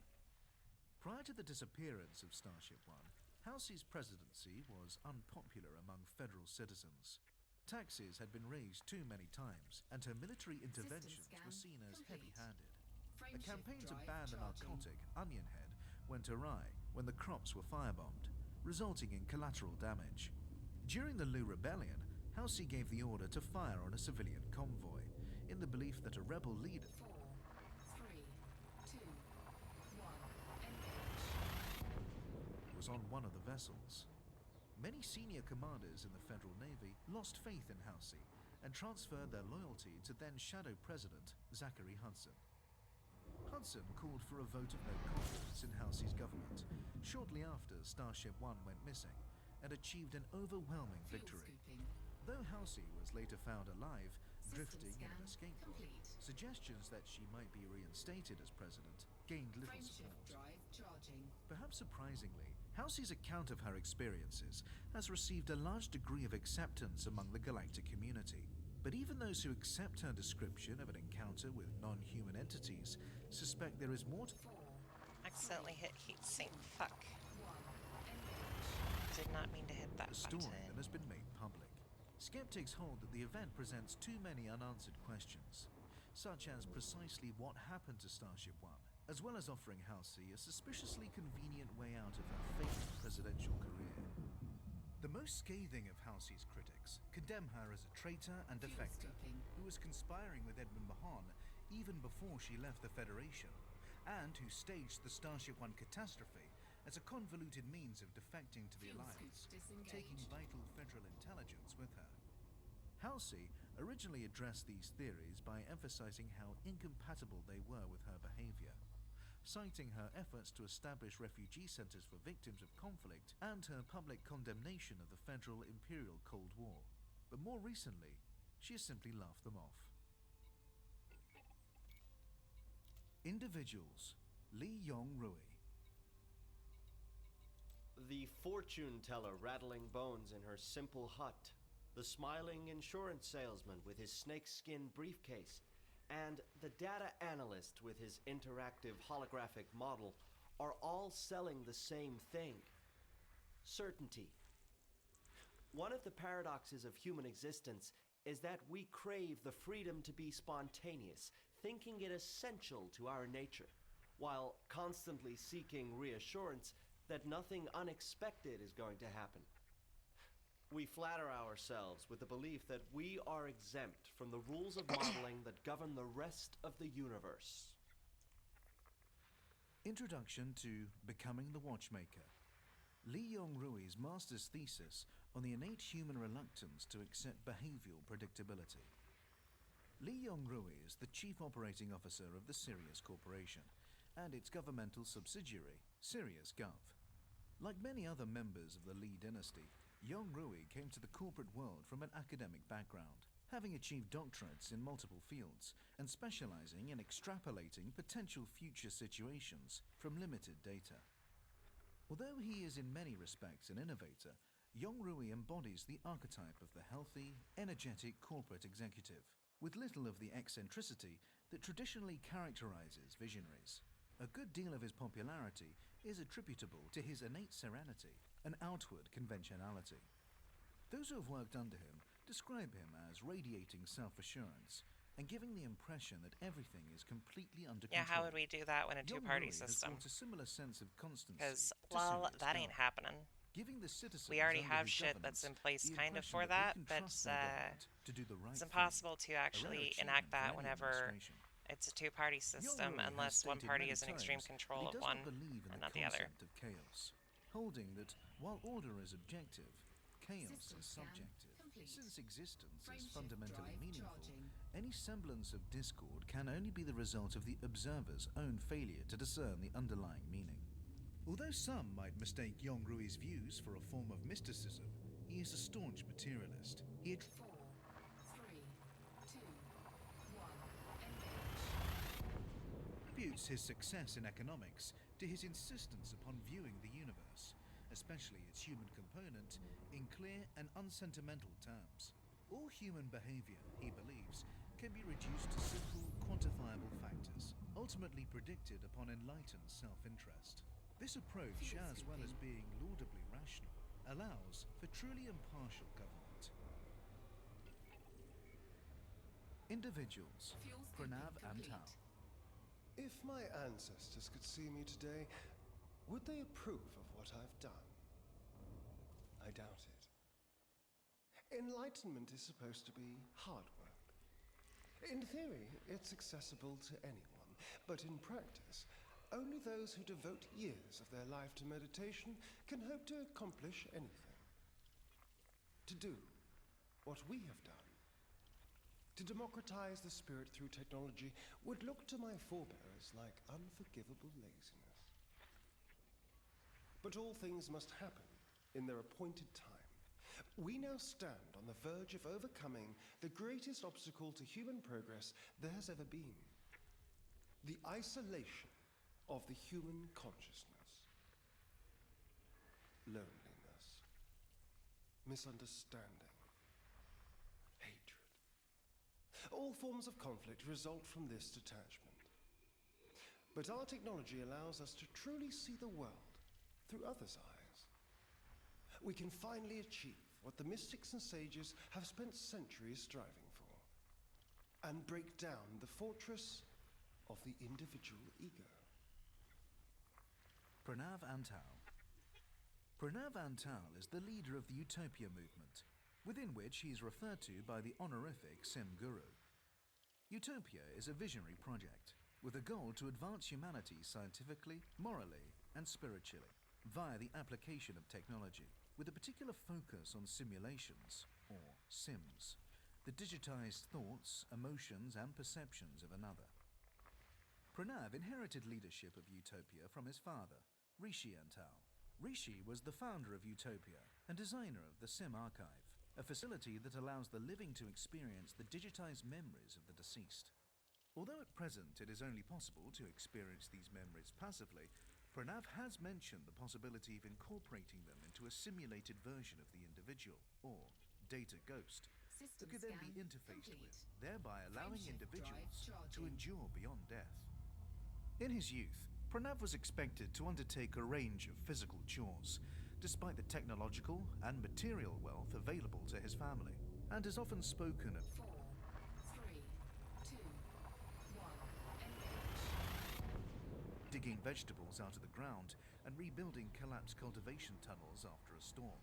At the time, he begrudged these tasks, but having since assessed his deceased father's memories, he now appreciates that the work gave him an understanding of how the disadvantaged experience life, as well as reminding him that humanity is dependent upon the material world and must not hold it in contempt.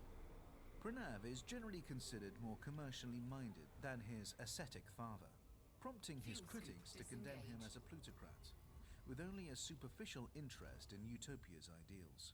His supporters, by contrast, paint him as combining the wisdom of his father with a shrewd commercial nous.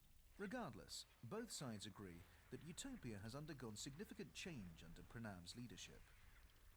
Pranav's prevalent concern, apart from continuing to expand Utopia, is the Acheron interface. His claim is that this project will allow users to translate their consciousness directly into data, thereby surpassing the limitations of the physical self.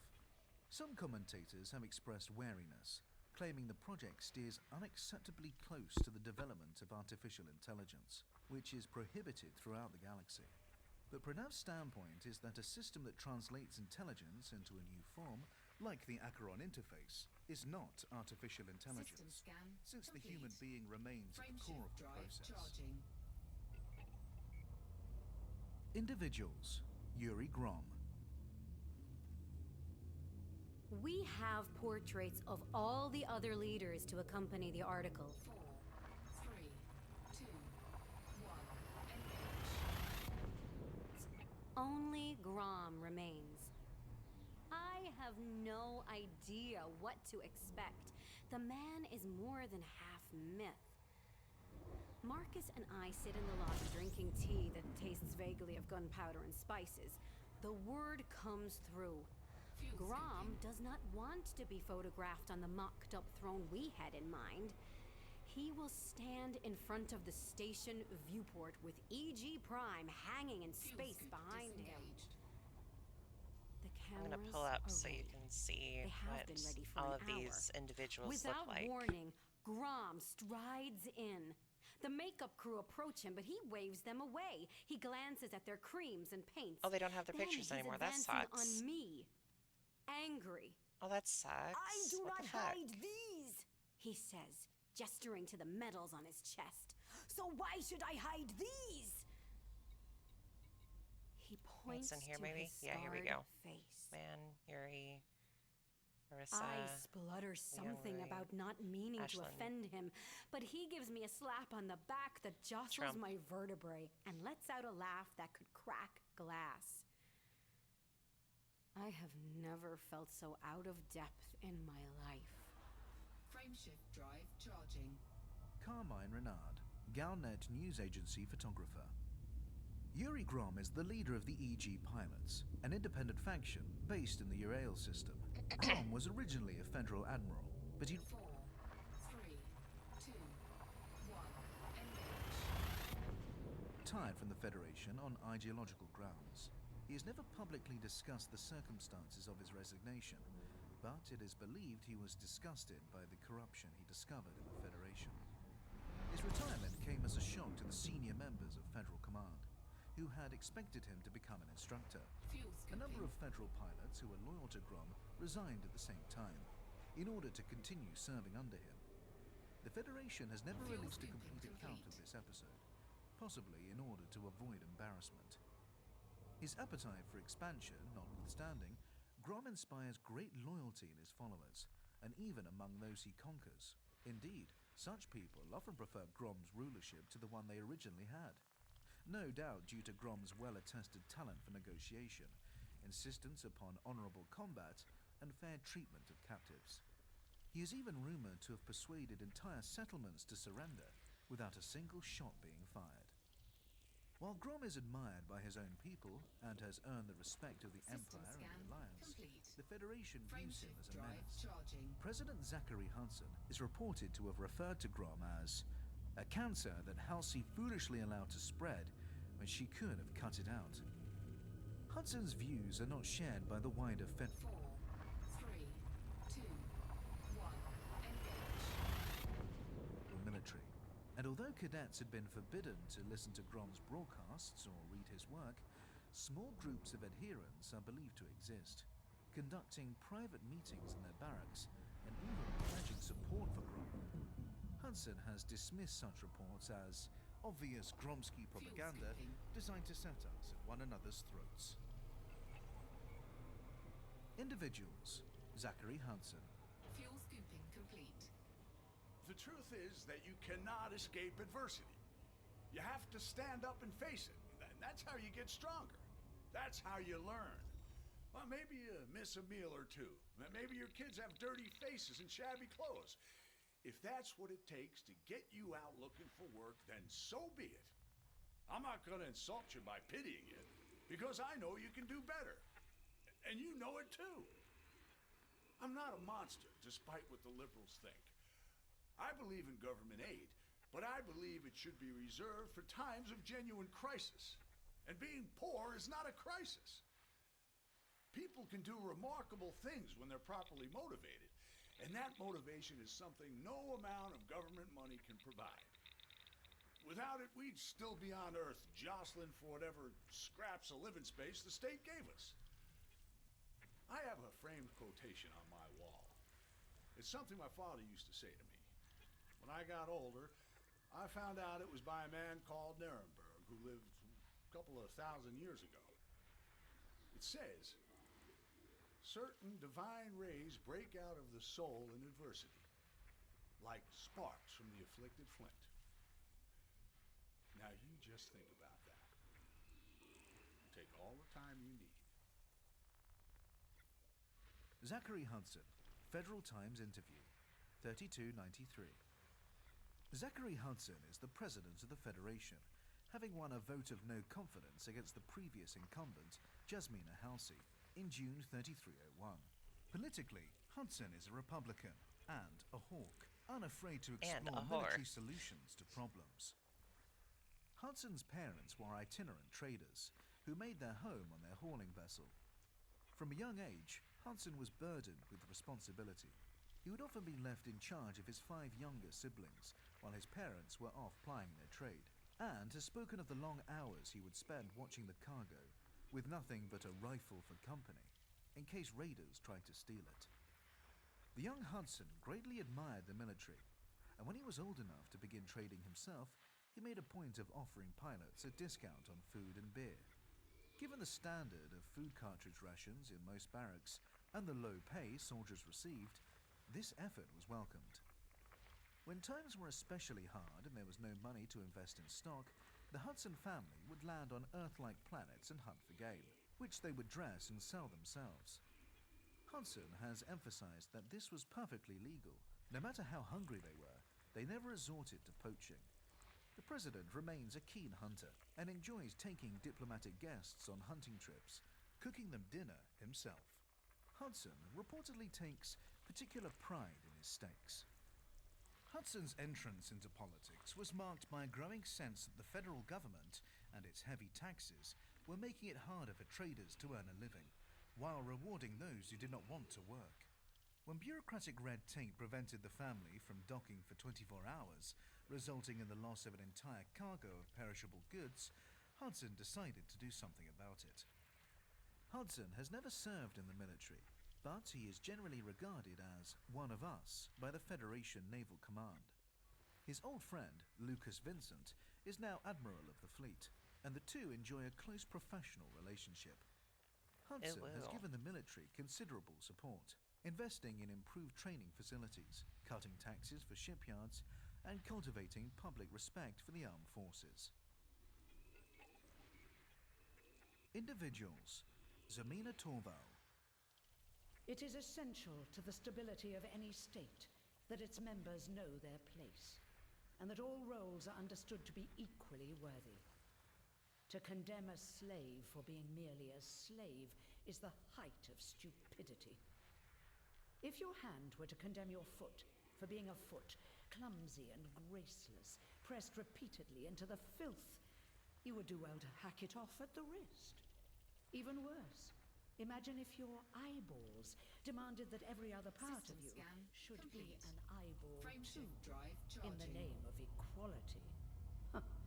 What an abomination you would be then.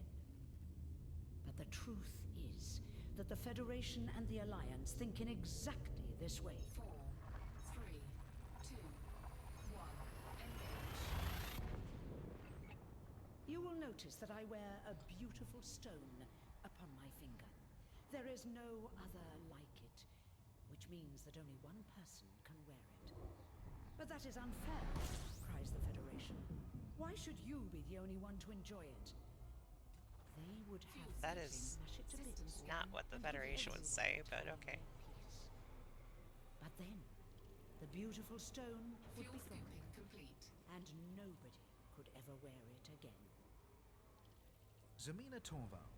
Midwinter Address to the Frameshift Bitterwood drive Children, charging. 3303. Zemina Torval is an imperial senator with an immense personal fortune and a redoubtable private army. She is an unapologetic traditionalist, especially where the Empire 4, 3, 2, 1, engage. its use of slavery is concerned.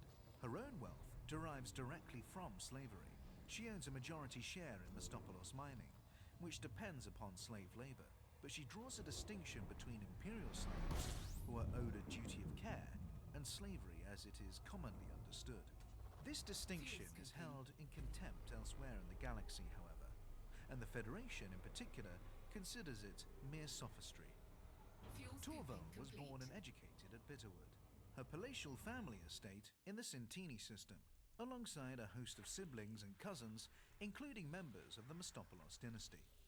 Among Bitterwood's many cavernous hallways and vaulted arcades, she learned to fence and play strategic games, as well as mastering higher mathematics, politics, and galactic history. She quickly learned how to play her relatives against one another to get what she wanted, and the right things to say to an adult to elicit sympathy. She also learned that carefully laid plans, rather than rash action, were the most efficient ways to settle a grudge.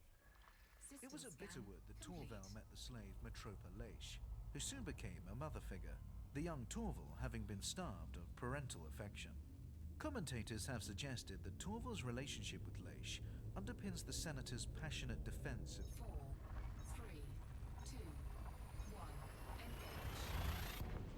imperial slavery. Torval's chief interests are industry and education. As well as sponsoring schools across Imperial space, she runs a private academy at Bitterwood for the Empire's most promising children.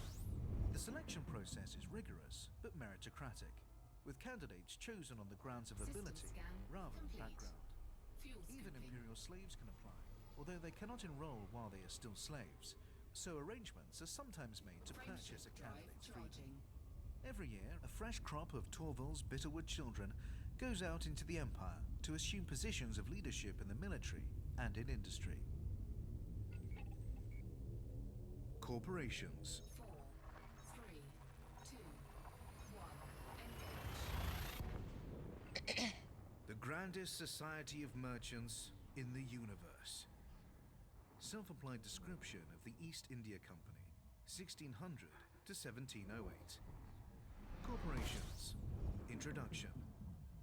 During the centuries in which humanity was confined to a single planet, corporations were naturally limited in size and influence, like fish in a bowl. With access to a finite quantity of natural resources and a relatively small arena in which to compete, corporations could not achieve their full theoretical potential. But with the advent of interstellar travel, the fishbowl became an ocean.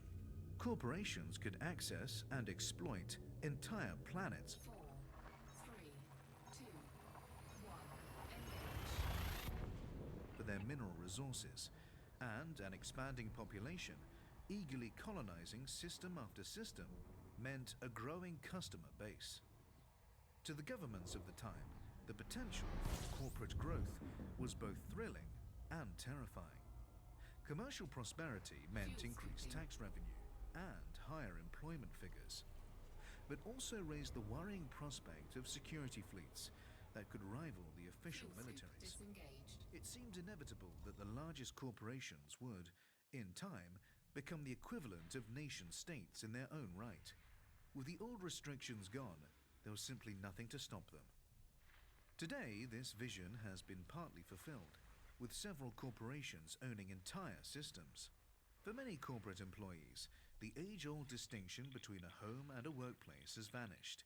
Company Workers on corporate-owned towns. ships, refineries, and outposts can expect to spend their entire lives in the embrace of the company. Despite their immense wealth and power, the corporations have thus far been content to operate within and remain subject to the jurisdictions of the Alliance, Empire, and Federation, rather than mount a serious challenge to any of them. Commentators point to two reasons for this.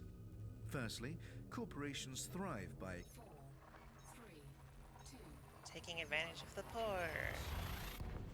selling in their chosen fields, and assuming the onerous responsibilities of a government would be a wasteful distraction from the corporate mission. Secondly, given that the corporations already hold much of the real power, especially in the Federation, there is nothing to be gained by abolishing the convenient veneer of the state. Better to operate below the surface, make a show of compliance, and trust in the power of money to smooth the way forward. fuel scooping complete. Corporations. The Achilles Corporation. Optimize, iterate, refine. Achilles is the market leader in computer technology and is particularly noted for developing the reliable, efficient navigation computers used by most starships. The fear of a hyperspace misjump following a computer malfunction, a nightmare scenario that Achilles capitalized on in its advertising, helped to cultivate strong brand loyalty in the company's early days. Achilles is also a pioneer in the field of robotics, meaning it has long been hampered by the interstellar ban on the development of self-aware artificial intelligence. In the late 3200s, rumors surfaced that the corporation was attempting to circumvent these restrictions by placing organically grown brains in robotic bodies. System scan No evidence of any Robo such brains. activity has come to Drive light, charging. and Achilles board members have not deigned to dignify the rumors with a response. There has also been speculation that the company's leaders are extensively cybernetically enhanced, 50 given their jumps. history of uncompromising 4, 3, 2, 1, engage. takeovers and corporate machinations. Even their open business operations are characterized by ruthless efficiency, while their private dealings are rumored to involve everything from the blackmail of rival executives to assassination. Achilles' official line is that these rumors are sheer fantasy and a predictable, envious response to success. Nonetheless, the rumors persist, and Achilles' reputation is now so daunting that smaller corporations will roll over at the first sign of a takeover bid, rather than attempt to negotiate for My better mom is terms. constantly Nobody messaging wants me to become today. the subject of a career-ending rumor. Corporations. Kane Massey. Because an honest day's work never goes out of fashion. Kane Massey stands as an example of the power of rebranding. During the fiercely competitive era that followed the first migration from Earth, the company's original incarnation, Howlett, Kane and Calvert, rapidly established itself as a profitable mining concern. Through a combination of nepotism and bribery, HC&C secured a federal guarantee of mining rights across several systems, with the caveat that failure to exploit the resources within a set time frame would result in forfeiture. In order to set up their mining operations as quickly as possible, HC&C cut corners on safety, skimped on equipment quality, and made exorbitant promises to potential employees. Promises that were later defaulted on. Workplace accidents, which were frequent, were hushed up. By the time these problems came to light, HC&C was a household name, and the fallout was severe. Token attempts at recompense were made, but the company's public image was badly tarnished. A merger with struggling but respected logistics firm Massey Haulage gave HC&C an opportunity to reinvent itself as the local mining company. The rebranded corporation, Kane Massey, presented itself as a salt-of-the-earth, blue-collar operation, whose hard-working employees were treated with dignity. In an uncertain universe, so the advertisements ran, Kane Massey would always be there for you. The campaign was a huge success. Today, Kane Massey is now widely perceived as an old-fashioned company that both understands and sticks up for the Mass working Effect's man great. and woman. Wow, the But trilogy despite is. this wholesome image, Did not and try the although other one. safety standards have improved, the company is as acquisitive and concerned with expansion as ever. Corporations. Core Dynamic. 4, 3, 2, 1. Engage. Unmatched interstellar supremacy. Core Dynamics is a giant conglomerate, best known as one of the galaxy's premier manufacturers of weapon and surveillance systems and starships, with a particular focus on combat vessels. Its product line ranges from the diminutive Eagle to the gargantuan Farragut-class battlecruiser, and also includes the most popular skimmer in the galaxy, the S4 Century. The company is known for its occasional discount events, offering reduced-cost ships either in celebration of a new design or as incentives for participation in a community endeavor. Core Dynamics has a long-standing supply agreement with the Federation and is responsible for the Federal Assault Ship, Corvette, Dropship, and Gunship. As part of this relationship, the company benefits from privileged part of this access to federal black relationship. box data reserves, which it uses in its research and development branch. In the ongoing quest for more robust and effective ship designs, there is no substitute for data gleaned from genuine combat encounters. Corporations. Falcon DeLacy. That's who Bridging made my the ship. stars for half a millennium. Falcon Manspace, originally a small military supply company, experienced an overnight reversal of fortune when it released the Viper fighter, which proved popular with governments and private citizens alike. Indeed, demand was so high that Falcon Manspace had to farm out Viper production to other companies under license. With 4, 3, 2, 1. wealth came innovation and a range of new designs. Like the Viper, these new ships were named after dangerous snakes. The Cobra marked the company's entry into the trader market, while the lightweight, versatile Sidewinder was designed principally as a reconnaissance craft. Fuel scooping. As the company's wealth grew, it began to absorb many of the companies to which it had previously granted manufacturing contracts. In almost all cases, the target company's close working relationship with Falcon Manspace made such acquisitions frictionless and mutually beneficial. In 2982, the corporation merged with one of the largest such manufacturers. 4, 3, 2, 1. DeLacy Shipworks, becoming Falcon DeLacy. The company pioneered the now standard modular system of ship design that allows pilots to swap out components with ease. Significantly, the company made the schematics for the modular system freely available to its manufacturing rivals, broadening the choice of compatible modules available to pilots, and thus making the Falcon DeLacy marks more popular. Without this philosophy of component compatibility, spacecraft maintenance might have become a nightmarish scenario in which being unable to get the proper parts could leave a broken-down ship stranded in dry dock for weeks, or worse, subject to botched repair attempts. Today, 4, 3, 2, 1, engage. Falcon DeLacy stands out as one of the most enduring, widespread, and consistently admired corporations in colonized space. Public regard for the company is so high that the Alliance, Empire, and Federation have all made attempts to secure exclusivity to Falcon DeLacy starships. Thus far, their efforts have been unsuccessful. Corporations. Gutamaya. Effortless elegance. Ship manufacturer Gutamaya enjoys a supply agreement with the Empire, similar to that between Core Dynamics and the Federation. Gutamaya is a far younger company, however, and was in fact created by the Empire. The company's ships are considered to embody imperial opulence and are instantly recognizable. Honestly, they are probably the prettiest ships in the game.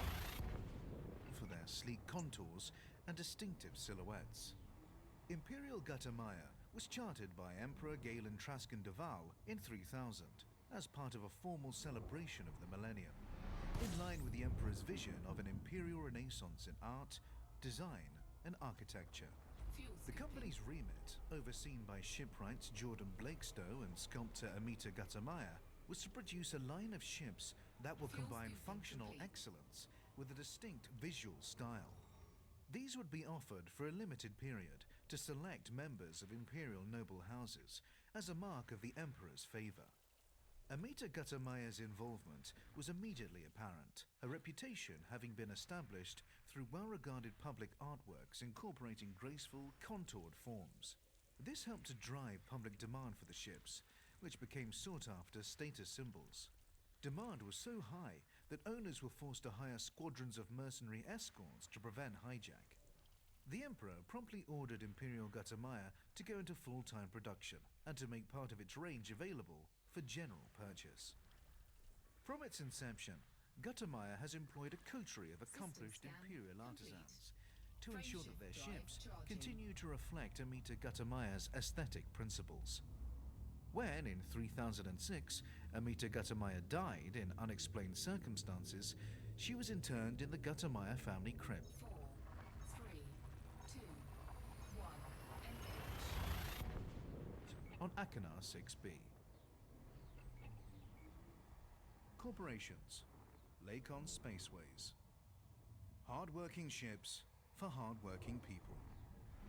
Lakon Spaceways is a starship manufacturer specializing in sturdy vessels for cargo haulage and deep space exploration. They have a longer pedigree than most other ship manufacturers, their first dedicated transport vessel having been built on Earth in the 26th century.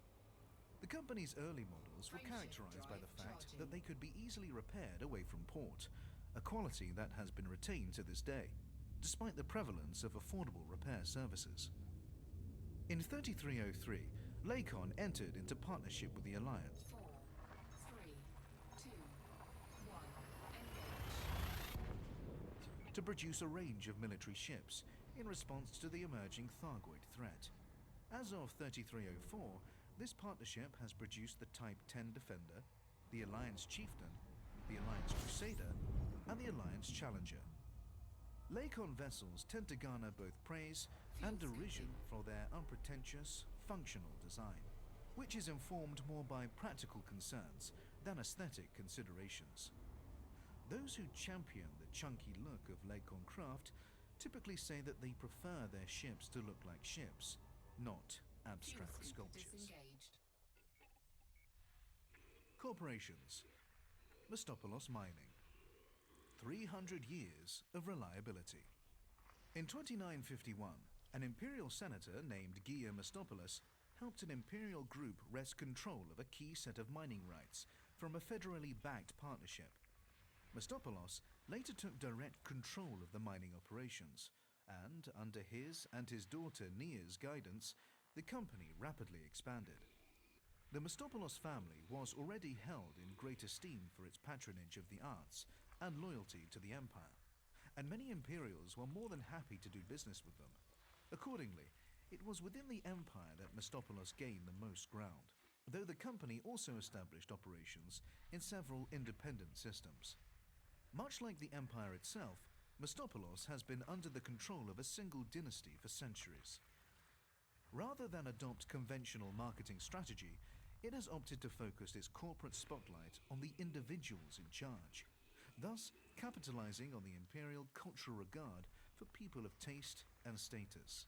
The Mistopoulos family are trained from birth to play the part of charismatic aristocrats to the full, acting as ambassadors not only for the company, but for the empire. System scan In particular, complete. they seek to Frameshift demonstrate the drive viability charging. and humanity of the imperial way of life as a direct ideological challenge to the Federation. The company's current head, Gabriela Mistopoulos, has gone out of her way to ensure that any 4, 3, 2, 1. Engage. slaves working for the company are exceptionally well treated. She also earned plaudits for a prisoner reform program that offered imperial prisoners at Jennings Hollow the chance to become corporate slaves and to earn a generous performance-related bonus. But despite the popularity of this gambit, Federal and Alliance citizens were quick to point out that a slave is still a slave, regardless of the generosity of the owner. Fuel scooping Corporations. Saud Kruger. The finest for the best. To independent pilots, Saud Kruger is best known for luxurious passenger liners, such as the Beluga, Dolphin, and Orca, although the company also runs a tourism branch under the Astrogator brand. Saud Kruger started life as a yacht manufacturer in Bedaho, although the narrowness of the market curtailed the company's growth. When company director Stanislav Kruger purchased the struggling Astrogator Touring Company in 3270, he gave Saud Kruger a foothold in multiple star systems. Kruger then refurbished the Astrogator fleet and revamped the somewhat stale tour itinerary to give it a more adventurous, thrill-seeking flavor, which proved highly successful. Goldskin leather, sourced exclusively from the planet home in the Bedaho system, has been used in the interiors of Saud Kruger ships for years and is part of the company's distinctive aesthetic. Saud Kruger has the exclusive right to produce real goldskin, which comes embedded with coded nanoparticles that act as guarantors of authenticity. Saud Kruger also competes in the field of interstellar mapping and deep space exploration, and likes to emphasize the danger System and scan glamour of exploring. complete. The company's Frameshift critics drive claim this charging. approach risks transforming the vitally important field of space exploration into a pastime for the idle rich, thus alienating the many freelancers on whose hard work the discipline depends. 4, 3, 2, 1. Engage. Corporations. The Sirius Corporation. Why so Powering serious? the galaxy. Of all the mega corporations to dominate civilized space, none compare to the wealth and influence of the Sirius Corporation. System The rise scan of the Sirius complete. Corporation began in Fuel scooping. 2339, when the organization launched a corporate colonization mission, the first of its kind, to the Sirius system. scooping From there, complete. the corporation went on to become the lead supplier of Frameshift fuel drive and technologies to both the Empire and the Federation, catapulting it to powerhouse status. The corporation's promise not to favor either side in the event of conflict helped to cement its position. 4, 3, 2, 1. Engage. As the corporation grew, fuel supply and drive manufacture remained its core business, although judicious expansion into other markets supported its expansion. But the corporation's ascendance has not been without complication. In 3251, It introduced a technologically revolutionary passenger liner called the Antares, which it hoped would usher in a new age in interplanetary travel.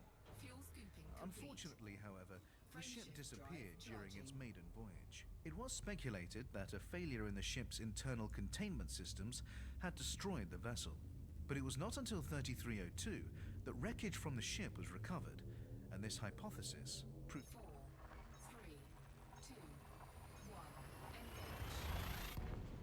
correct. The Antares incident cast a long shadow, stalling the Sirius Corporation's plans to develop further superfast liners. But 3278 saw a reversal of fortune with the introduction of a new, faster drive system. The success of this new system more than made up for the losses that followed the Antares incident, propelling the organization to new heights. Today, the corporation has multiple divisions, many of them giant conglomerates themselves.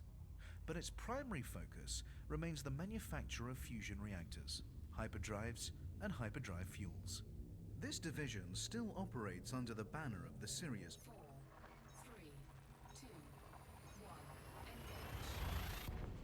Corporation, although technically it is conducted by Sirius Hyperdrives, with the parent corporation acting as a holding company.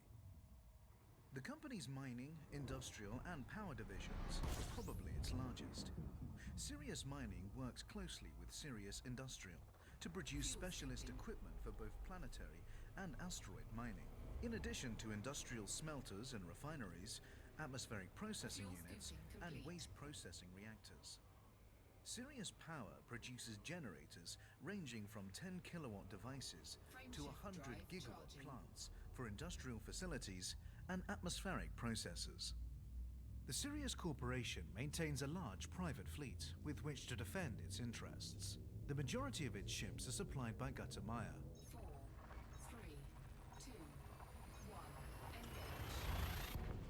Although a proportion are manufactured under license in Sirius's own shipyards. The corporation controls dozens of star systems and has even created a governmental subdivision, Sirius Gov, dedicated to managing these systems. Indeed, it has been observed that the people of these systems enjoy better quality of life and greater personal security, courtesy of Sirius's private fleet than many independent systems. Fuel scoop disengaged. Corporations. Drive The charging. Rockforth Corporation. Living naturally. The Rockforth Corporation was founded in 2673 by the Rockforth family on Thompson's World, an unusually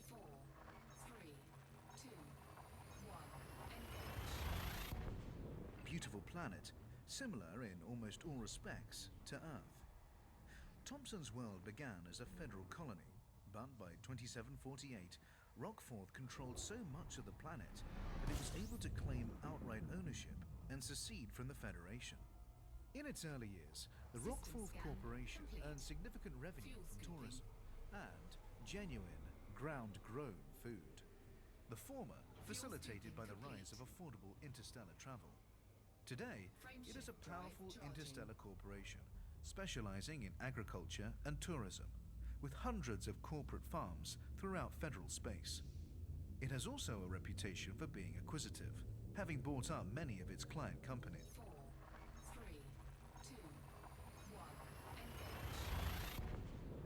Beginning with a friendly takeover of the law firm Smith & Smith, now known as Rockforth Law. In 2730, Rockforth Law established the Rockforth Legal Academy on Thompson's World, now considered one of the best places in the galaxy to study federal law. Rockforth has always been eager to work with governing powers, both federal and independent, and has occasionally loaned out its private fleet to help repel external threats. The company has even sponsored election campaigns, including that of the infamously corrupt federal president, Isaac Gellin, in 2862. Rather than being tarnished by its association with Gellin, however, the company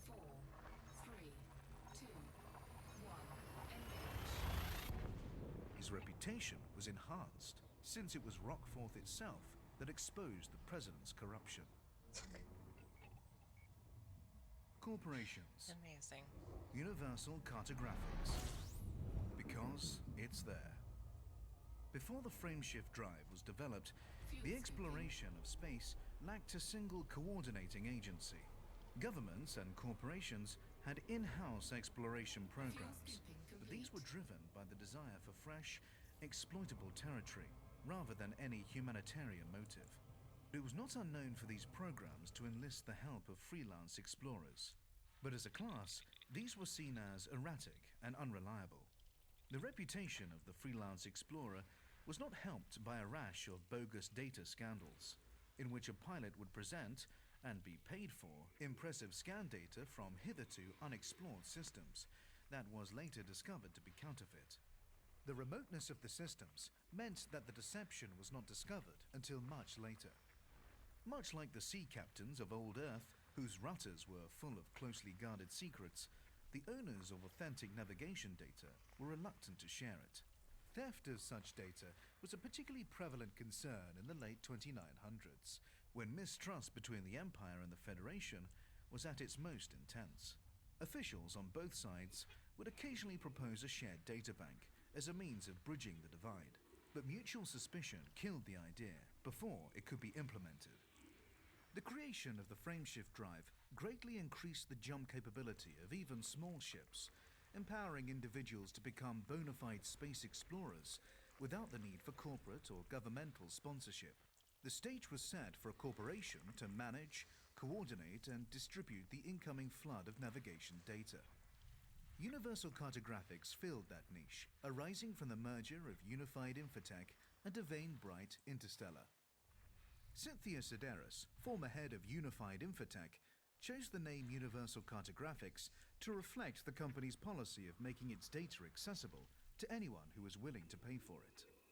Sophisticated security protocols developed at Unified Infotech ensured that all data sold to Universal Cartographics was sourced through legitimate scanning. This combination of reliability and accessibility made Universal Cartographics an instant success. The company's ethos, which prized discovery for its own sake and championed the advancement of human knowledge, resonated with many independent explorers and continues to do so to this day. Corporations. Recon, an industry built to last. Recon Construction and Mining is one of the oldest interstellar corporations.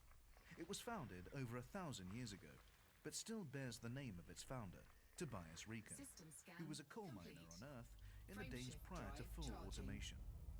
Raised on stories of horrific mining disasters, Recon ran his extraction business with safety and prudence as top priorities. The corporate motto at the time ran, "Losses 4, 3, 2, 1, can be recouped and equipment can be repaired. Lives are irreplaceable." Generations later, this attitude of diligence over profiteering still ran strong in the company. It made Recon a compelling choice when corporations were looking to exploit the new opportunities presented by early deep space exploration. Extracting resources from asteroids, airless moons, and hazardous planets was an even more dangerous prospect than coal mining, and Recon's expertise did much to calm corporate nerves. Consequently, the company had a presence on almost all of the early federal chartered colony missions. Today, Recon specializes in the extraction of tantalum, a vital component 4, 3, 2, 1, in frameshift drives. The company is firmly established in alliance, federation, and independent territories, while its direct rival, Mostopolos Mining, dominates in imperial space.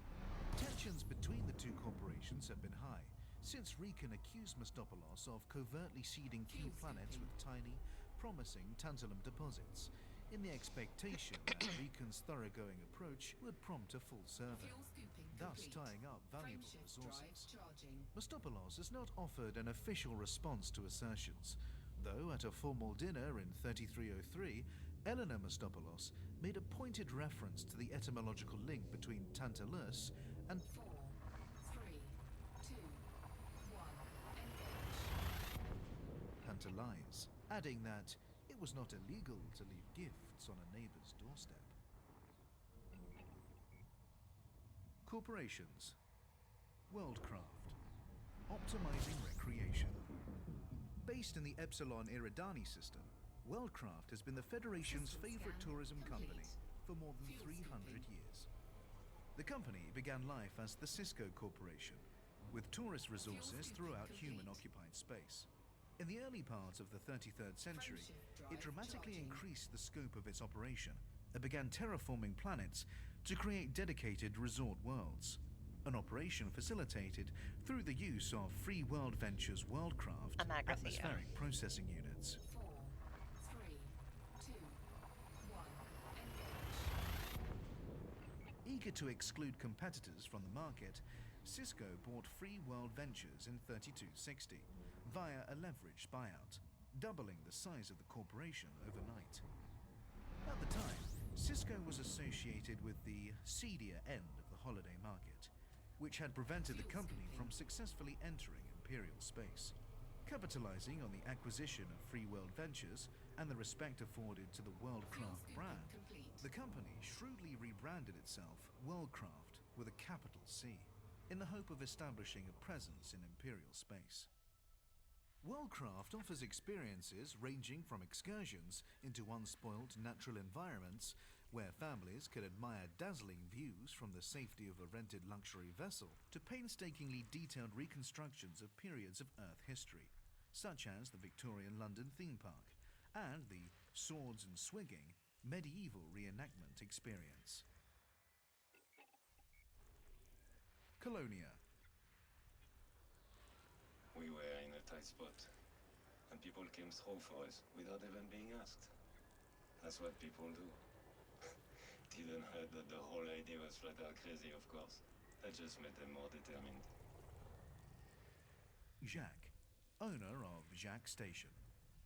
Colonia lies some 22,000 light-years from the core systems, and was the first system in the Colonia Nebula to be settled by humanity. The circumstances of Colonia's founding are highly unusual. The system was colonized as a result of the spontaneous actions of independent pilots.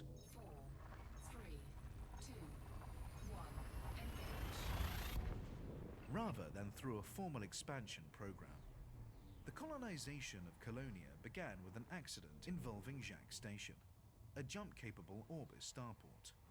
In May 3302, the station executed a long-distance jump to Beagle Point, but when it failed to reach its destination, it was feared lost. In June 3302, an independent pilot discovered Jacques Station in the EL Pru RST D394 system, suffering from technical issues and effectively stranded. The galactic community reacted swiftly, launching an independent supply drive to restore the starport to functionality. The relief effort soon exceeded its original objective, and many of those involved began to see the distant system as a chance 4, 3, 2, 1, engage. to establish a new community, far from the wearisome conflicts and entrenched viewpoints of the core systems. Talk of a permanent colony went from light-hearted speculation to serious planning. In September 3302, EL Pru RST D394 was formally renamed Colonia, and the first permanent settlement was constructed on the surface of Colonia 2A. An influx of migrants boosted the system's population, aided financially by the Colonia Council, the region's new governing body, and materially by independent pilots. Colonia is widely viewed as a monument to community spirit and human ingenuity, as well as being the first step into a previously uninhabited region of space. Colonia's population is still small, but the region is undergoing continuous expansion and attracting attention from both enterprising corporations and optimistic migrants. To date, Colonia has remained untroubled by the strife that often plagues the core systems, earning it a reputation as a sanctuary. But it remains to be seen if this nascent community will thrive in isolation or be engulfed by political and corporate forces. The Dark Wheel. Oh, they're out there, all right. I've never met them, but I know they're out there. Think about how well known the stories are. Now think about how easy it would be for some two-bit band of hucksters to pass themselves off as the Dark Wheel and start trading on their reputation. Doesn't happen, does it? Not for long, anyway. Whenever someone tries to usurp the Dark Wheel name... 4, 3, 2, 1, engage. Sooner or later, they get quietly shut down. And that's how I know. Felicity Farseer, Explorer. The Dark Wheel is the name given to a legendary group of adventurers, explorers, investigators, and treasure hunters, the existence of which is so lacking in corroborative evidence that it is generally considered a myth. The group is often mentioned in connection with the equally unsubstantiated Raxxla. Those who believe in the existence of the Dark Wheel consider it to be a continuous and clandestine organization, operating since the very earliest days of interstellar travel. According to the law, only a handful of the bravest and most competent pilots of each generation are honored with an invitation 4, 3, 2, 1, engage. to join the group. It is a futile attempt to contact the Dark Wheel on one's own initiative.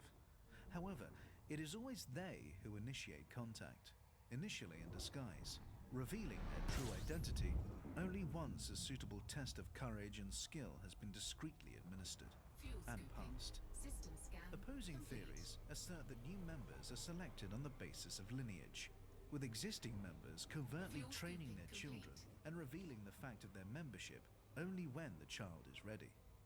Conversely, some members are believed to go to great lengths to prevent their children from ever becoming involved, since the group's secrets are dangerous. According to the self-professed Dark Wheel expert Lita Crane, a conspiracy theorist and 4, 3, 2, 1, engage.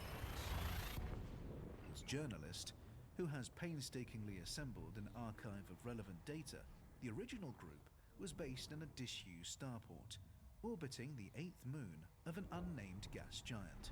The station was a toroid, hence wheel, and operated with a minimal power output so as to avoid detection, hence dark.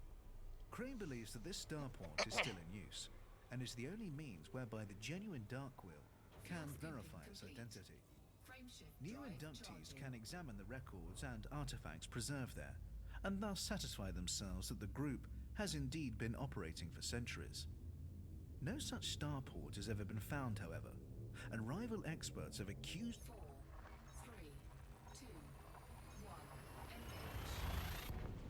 Crane of forging her evidence in order to maintain the revenue from her billions of followers. Over the years, many people have claimed to be members of the Dark Wheel, to have identified some or all of the group's members, or to have discovered the group's location. But the contradictory nature of these claims suggests that most of them, if not all, are untrue. In 3300, a group identifying itself as the Dark Wheel emerged in the Shinrata Desra system, which is not accessible to pilots of lower than elite rank. It is not apparent if the group is a legitimate descendant of the original Dark Wheel, a reconstruction, or merely an opportunistic imitator. 4, 3, 2, 1, engage. Raxxla. To the jewel that burns on the brow of the Mother of Galaxies, to the Whisperer in Witch Space, the Siren of the deepest void, the parent's grief, the lover's woe, and the yearning of our vagabond hearts. To Raxxla! Alleged toast of the Dark Wheel. Fuel scooping complete. The legend of Raxxla has been circulating, in whispers, for centuries. The quest for this mysterious place, the location of which is a deadly secret, was said to be the principal aim of the Dark Wheel, a putative fraternity of legend chasers from the early days of interstellar 4, 3, 2, 1, engage. travel. The earliest recorded mention of Raxxla dates from 2296, from the Journal of Art Tornqvist, a shipboard mechanic based in the Tau Ceti system. He writes, Cora comes home, soused and raving with wild stories, a new one every night. She claims she's found a map to some pirate stash, and all I have to do is loan her my ship so we can go dig it up. Maybe we should go find Raxler while we're at it. Although Torngvist's account is the first known attestation of Raxler, it is clear from context that the myth was already in circulation. It is extremely difficult to find consistency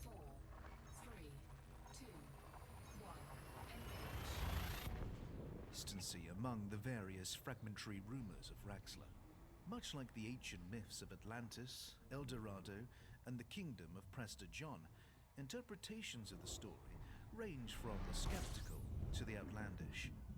Raxler has been suggested to be anything from an unremarkable moon to a state of cosmic enlightenment. The earliest documented stories tend to agree on several points, however. That Raxler is a definite place, and that it holds a mystical secret. Several versions of the Raxler story mention an alien artifact, the Omphilus Rift, described as a gateway or tunnel through which parallel universes can be accessed. These details, however, were later shown to bear a striking resemblance to the children's story, Princess Astrophel and the Spiraling Stars, and soon lost credibility. Undaunted, some Raxler seekers insisted that the story's author had cunningly concealed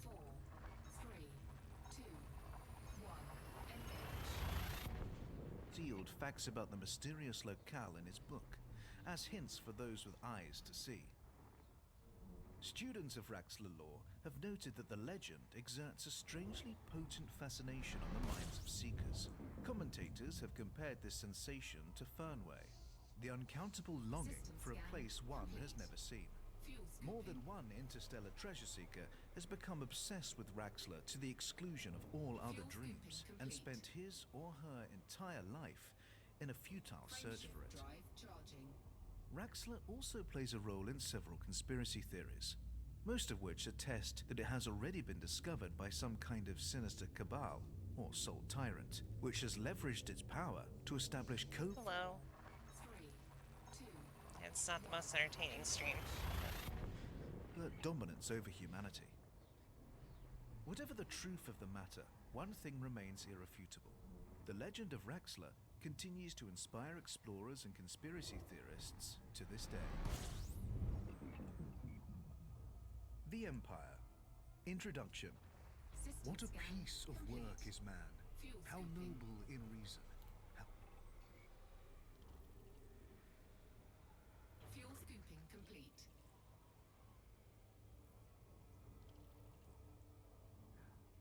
Frameshift drive charging. Infinite in faculty, in form and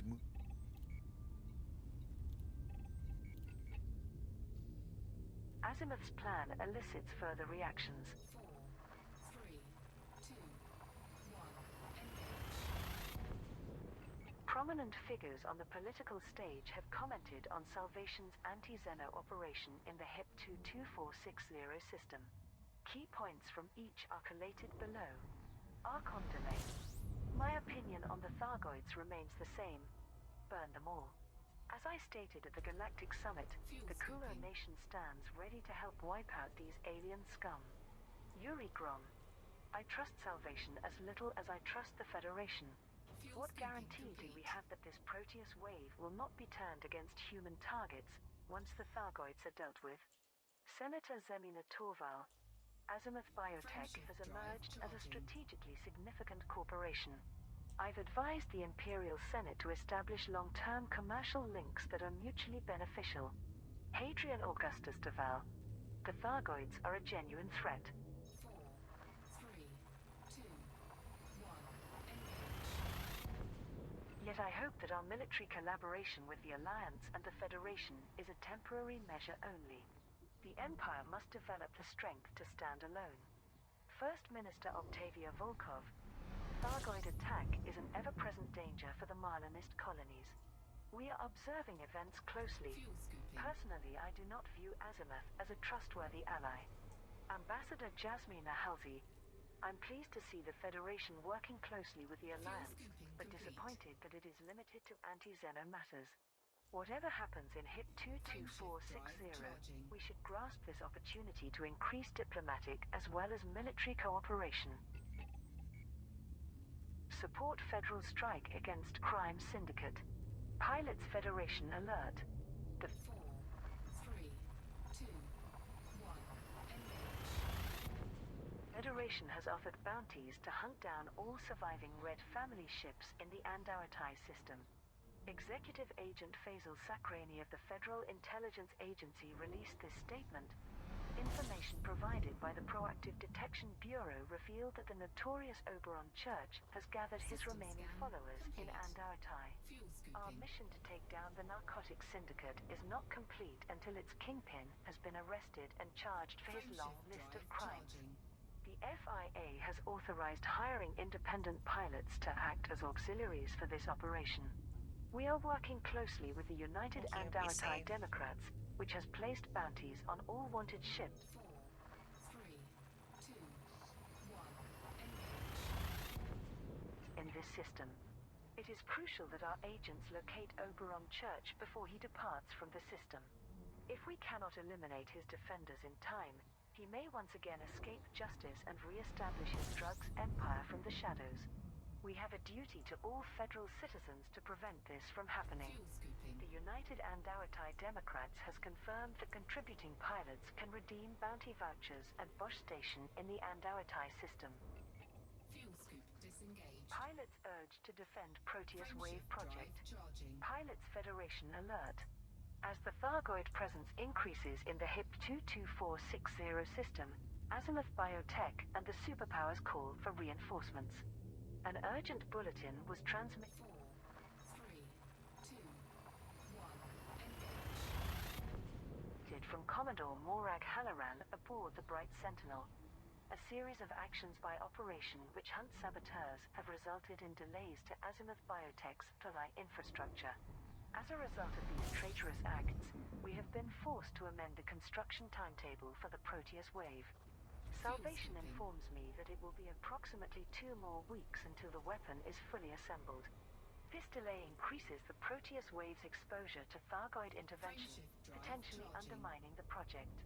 But we remain convinced that the majority of pilots are committed to ensuring a human victory. After discussions with Admiral Atherton, Admiral Price and Admiral Ziegler, the Coalition has 4, 3, 2, 1, engage. agreed to provide funding for increased defenses in HIP 22460. For the next 2 weeks, independent pilots can claim reimbursement for the hazardous task of engaging the Thargoids. Thargoid combat bonds can be handed in at the Musashi megaship in the nearby Pleiades Sector CWUB-32 system. The most dedicated commanders by contribution will be rewarded with Salvation's pre-engineered Guardian Gauss cannons. Frameshift drive The Battle of charging. HIP 22460. Vox Galactica has published an on-site account from the HIP 22460 system, where a Coalition fleet is engaged in combat with the Thargoids. This is Jade. 4, 3, 2, 1, engage. Sanderlin reporting for Vox Galactica. I've been in HIP 22460 over the past 2 weeks, and during this time the system has been transformed Thank you for the into follow, a Old ferocious Man Poco. battleground. Welcome to the stream. Naval and independent craft are fighting side by side against the biomechanical nightmares that are Thargoid vessels. Fuel scooping. Many brave pilots have lost their lives to the aliens' firepower, several of whom I spoke to only hours before.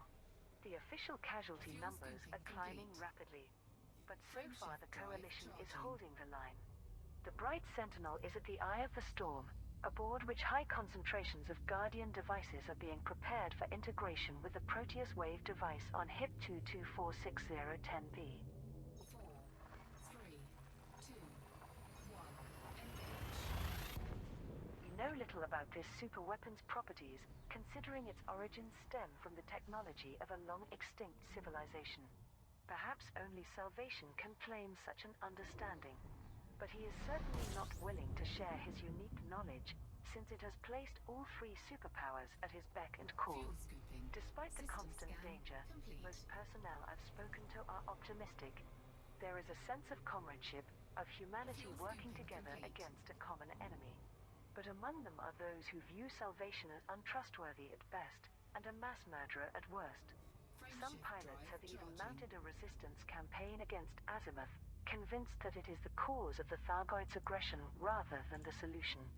This mirrors the results of a recent study by Orion University into public sentiment towards self. 4, 3, 2, 1, Nation's grand plan.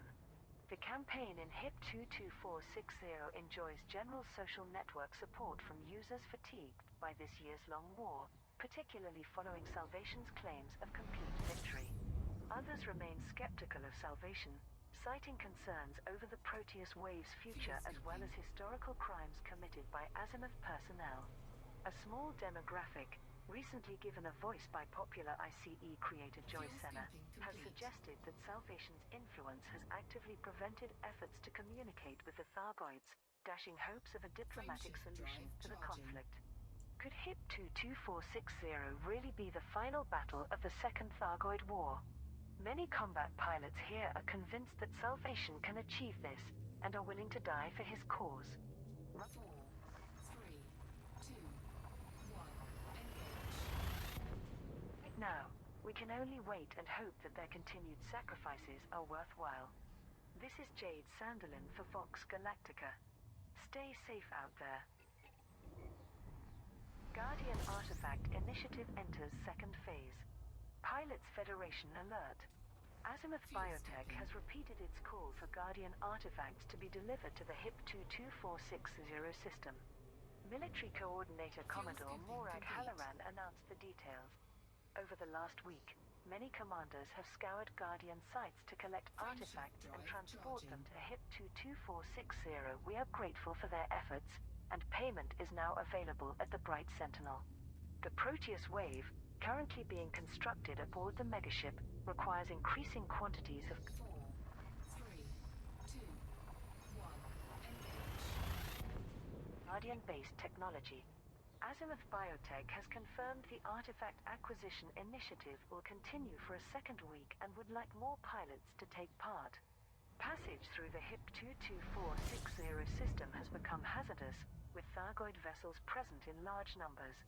The Allied, Federal and Imperial task forces are striving to protect traders, as are independent Axe fighters and squadrons.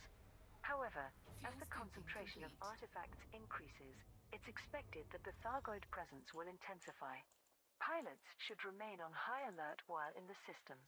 Guardian caskets, orbs, relics, tablets, totems and urns can all be delivered to the Bright Sentinel megaship, which remains in stationary orbit above HIP 22460-10B.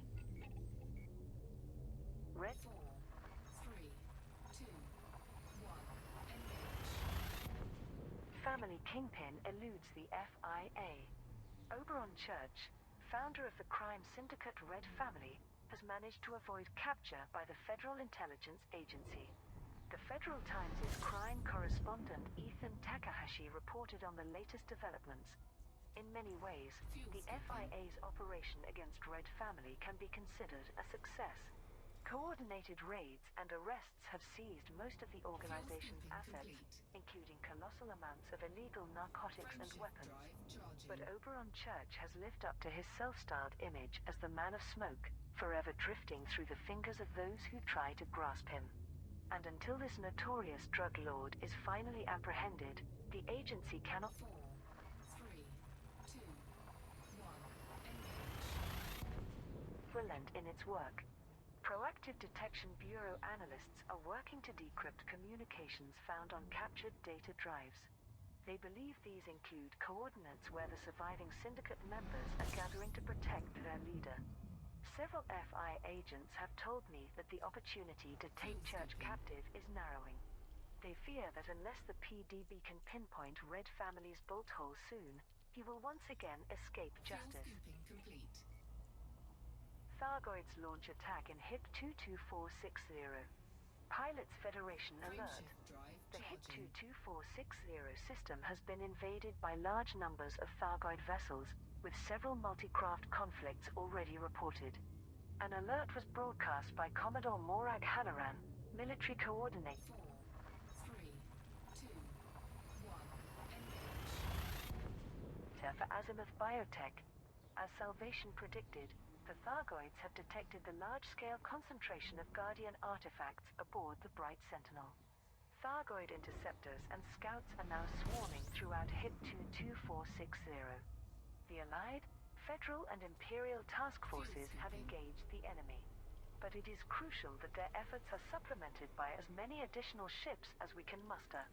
All available independent pilots and AX squadrons are requested to take part in counteroffensives against the Thargoids. It is also important to protect traders who are entering the system to deliver Guardian artifacts to the Bright Sentinel. The construction of the Proteus wave relies on these vital components, and supply routes must not be interrupted by Thargoid strikes. The Alliance megaship Oath of Tindarius, the Farragut-class battle cruiser FNS Fortitude, and the Majestic-class Interdictor INV Audacious Dream are coordinating the tactical deployment of the superpower. 4, 3, 2, 1, engage. As task forces in HIP-22460. HIP-22460 receives vital supplies. Pilots Federation alert. Medical and military commodities have been delivered to the HIP-22460 system in support of the anti-Zeno operation.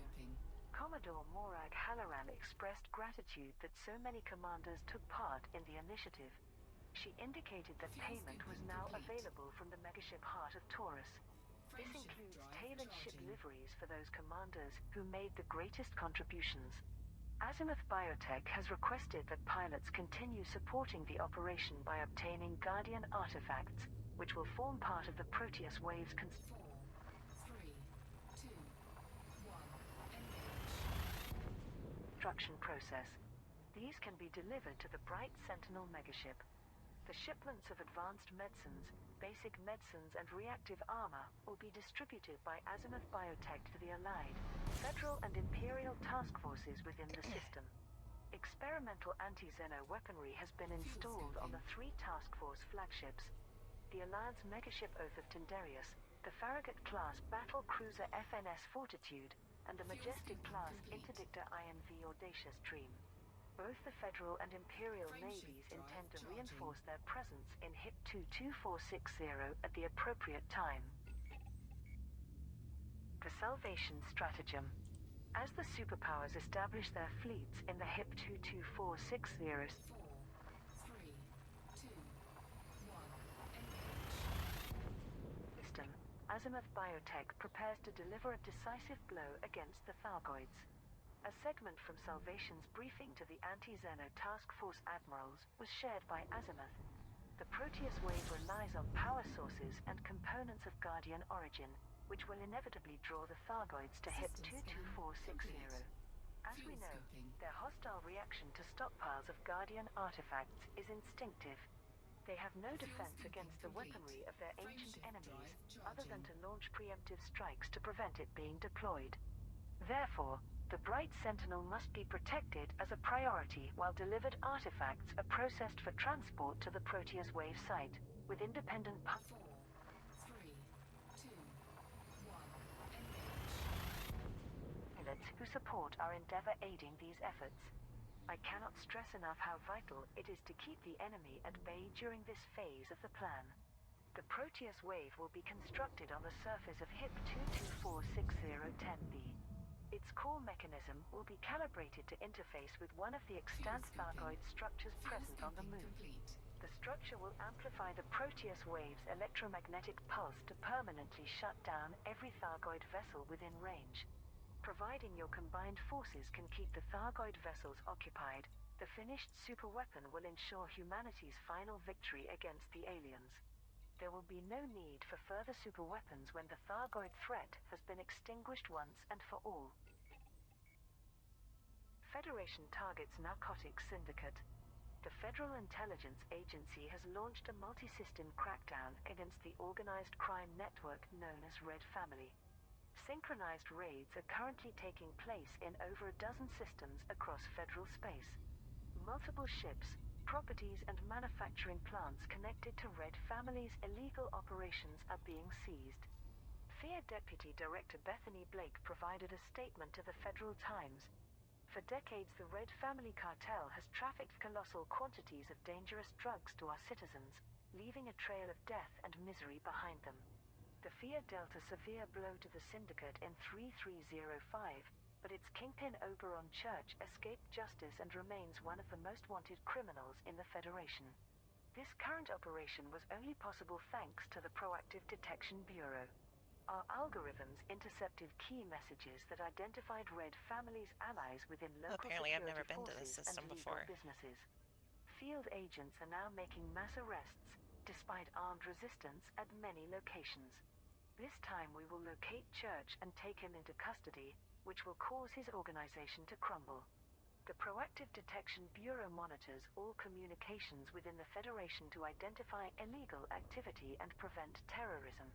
It was established in 3305 when new public surveillance laws were passed in the wake of large-scale attacks by the NMLA. Guardian artifacts needed to power superweapon. Pilots Federation alert. Azimuth Biotech urgently requires deliveries of Guardian artifacts to HIP 22460 as vital components of the Proteus wave. Salvation issued an official request to the Allied, Federal and Imperial task forces, which was then shared via public channels. We have now begun assembly of the Proteus wave. Our existing stockpile of Guardian material was sufficient to begin construction, but we must now establish a supply line capable of delivering the quantity needed to finish the weapon.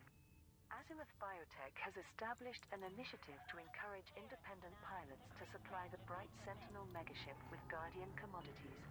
Azimuth are also offering additional ship liveries to contributors.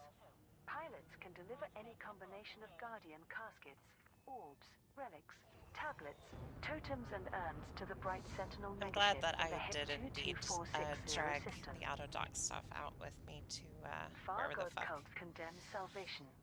Azimuth Biotech's operation in the HIP 22460 system has been publicly denounced by the Thargoid-worshipping fringe religion. A video message from a hooded young woman aboard the Testament, the cult's missionary vessel, was transmitted directly to the newsfeed Vox Galactica.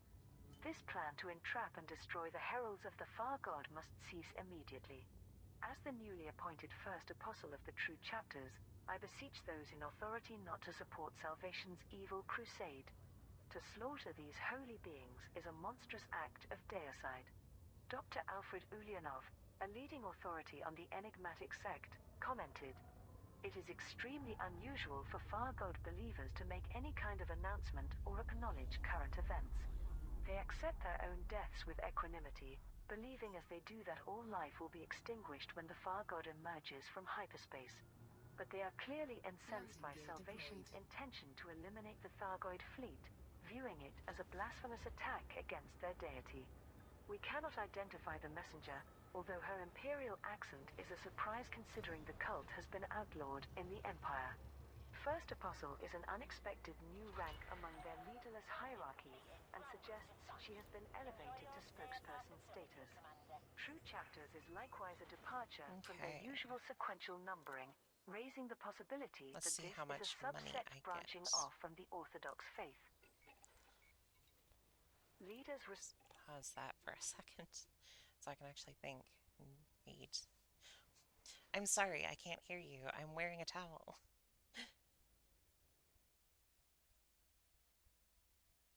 It's going to take a while. I have not been back to the station in a long time.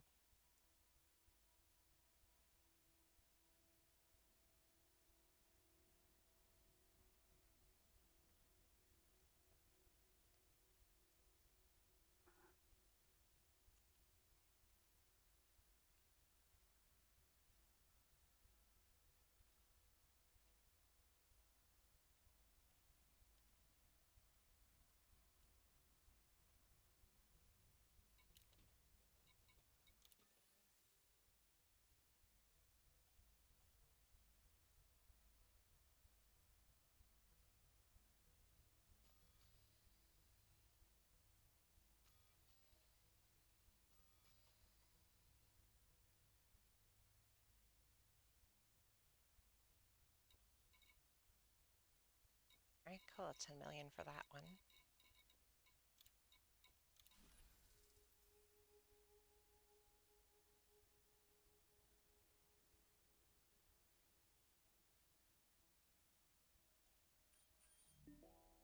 Oh, cool. What do I got? What do I got? What do I got? I got a bunch of shit where I was the first to discover it. Fuck yeah. And now I have to sit here while it fucking loads. Come on. Finish up. Oh my god. There's a lot of data. I know there's a lot of data, but holy shit.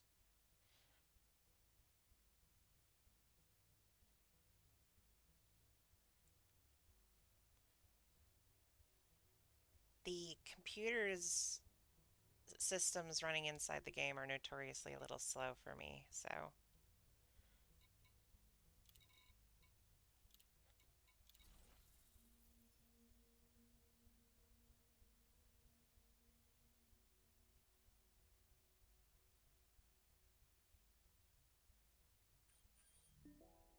And a bunch more shit that was my first discovery, looks like. Turns out that taking that weird ass route that I did from Sagittarius A back to this place was smart, because I picked up a lot of shit, apparently. And this one was worth over $1 million alone. You say that's a lot. It's actually not that much in the grand scheme. Like, it's a solid number, but eh. I mean, I already had a balance of over 350 million, so fuck yeah, discovered a bunch of shit. First, puts my name on it. Don't know why I can't sell that, but okay. Oh wait, I do know why I can't sell it. It's because it's this system. Derp.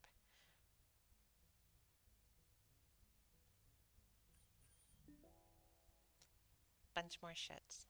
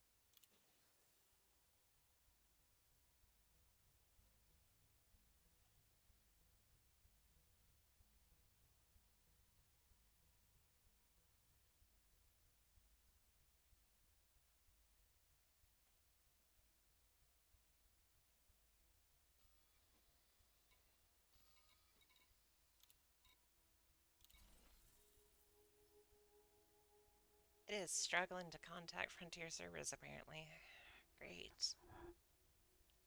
Even though I'm, you know, working or playing off in solo mode and everything. Nope, I can't fucking download shit. Alright.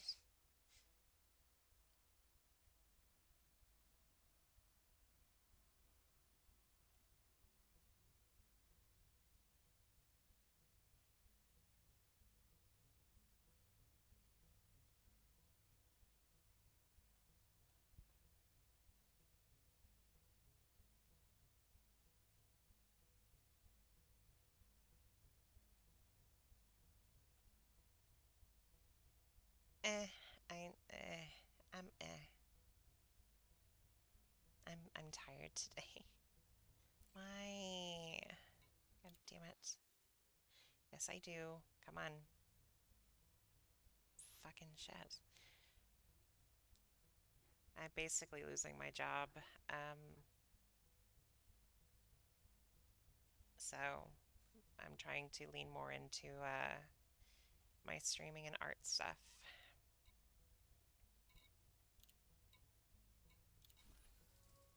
So they just decided that I wasn't enough and they are replacing me, and I can't really get another job because people don't want me.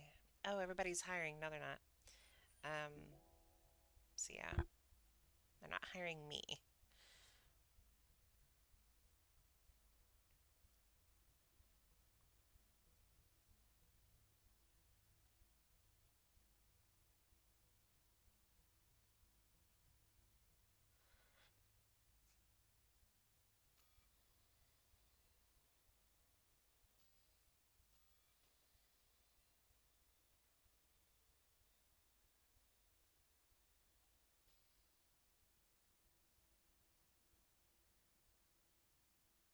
it's not good.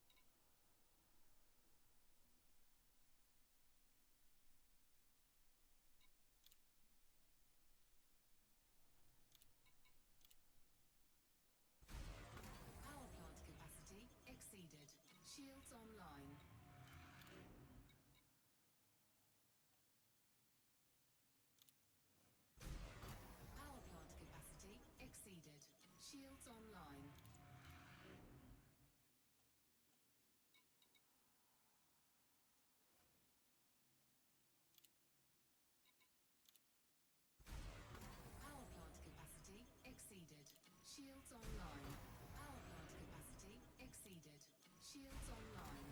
Shields offline. Power plant capacity exceeded. Shields online.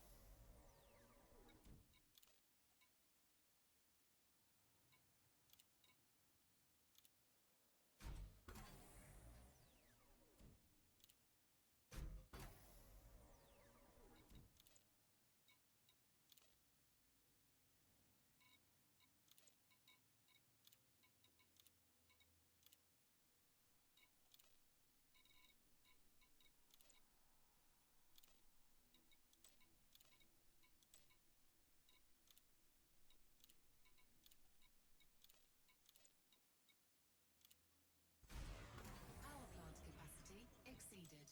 Shields online. Power plant capacity exceeded. Shields online.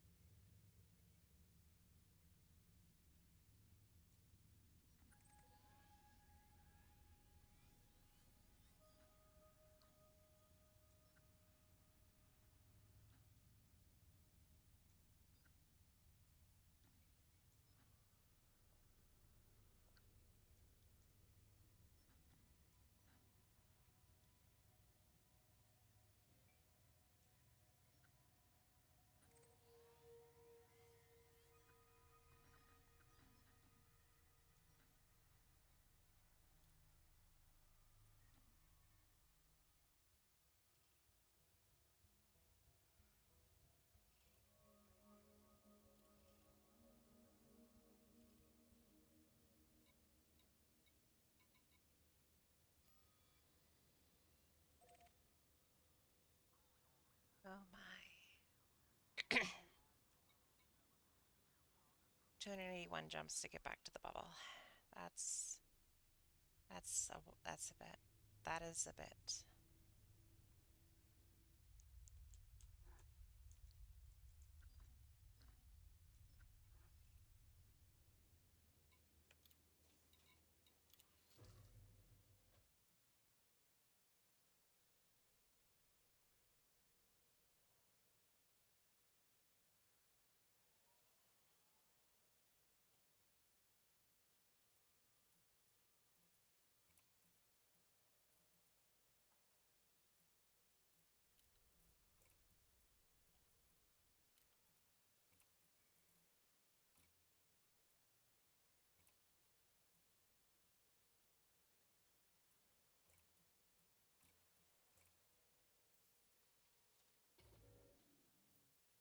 Hello, Shattered Space.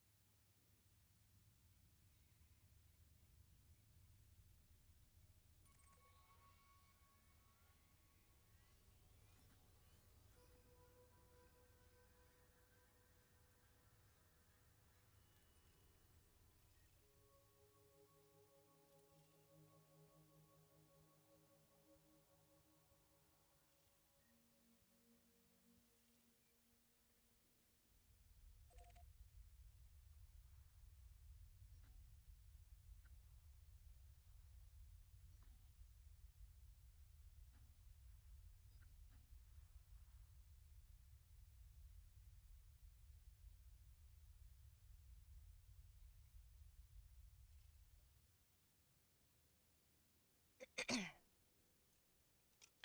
right.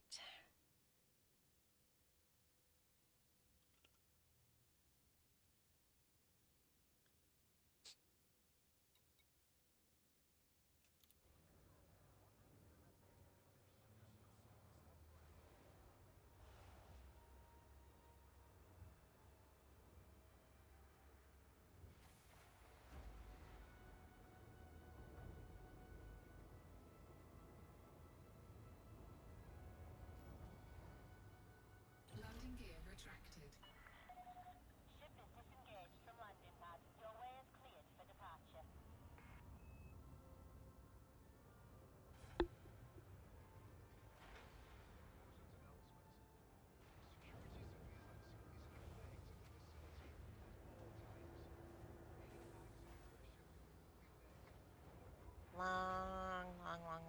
Long way back home.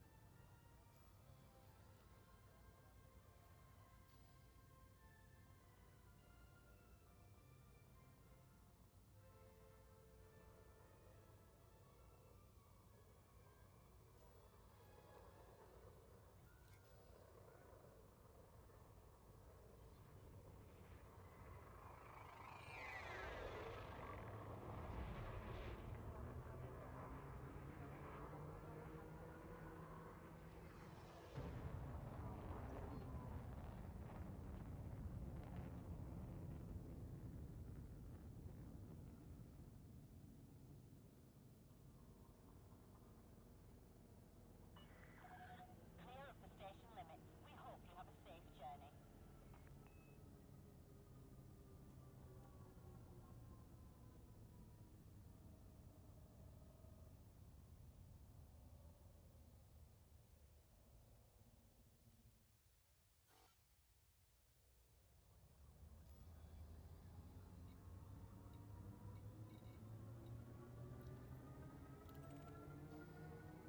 Frameshift drive charging.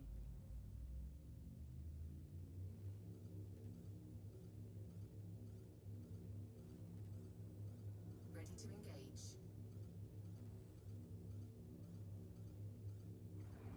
Four, three, two, one, engage.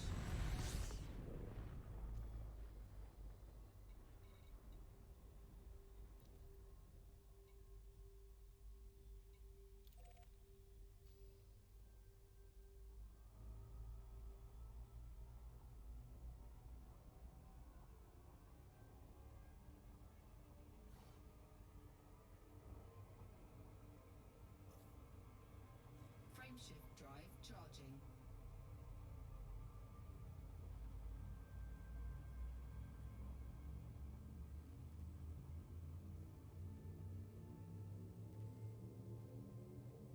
It's very empty. 3, 2, 1, engage.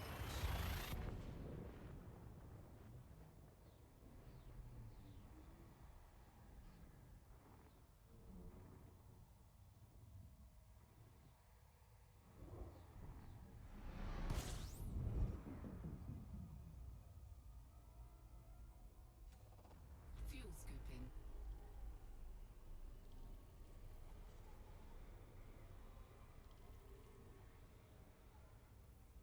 Fuel scoop disengaged.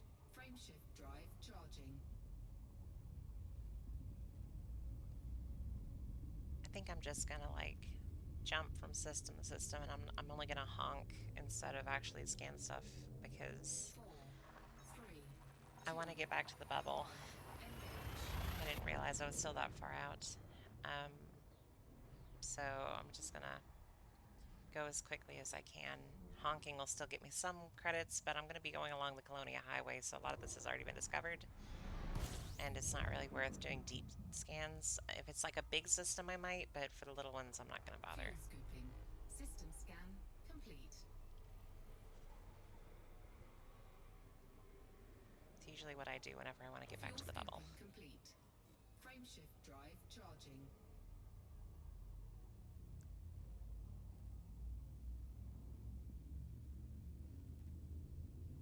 Because it's a whole lot of jumps. 278 jumps, whole lot.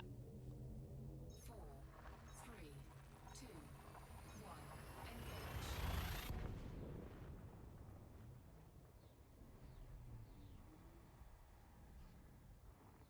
Engage.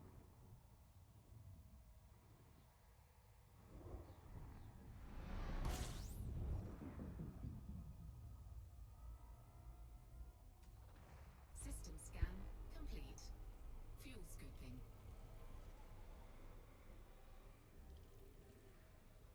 Fuel scooping complete. Frameshift drive charging.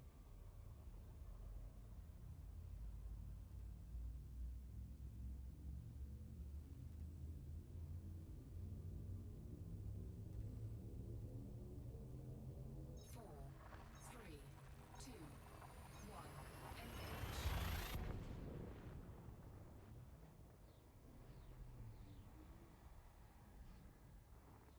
Engage.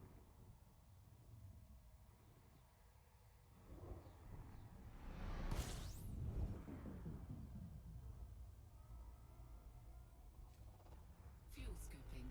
System scan complete.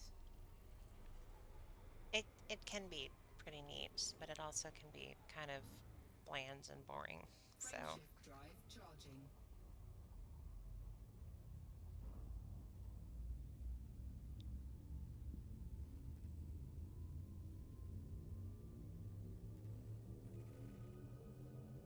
Four, three, two, one.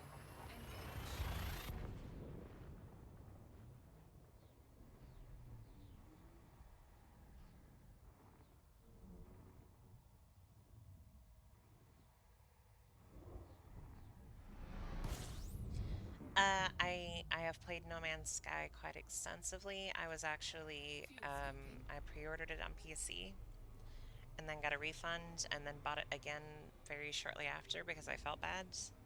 Fuel scooping Um, complete.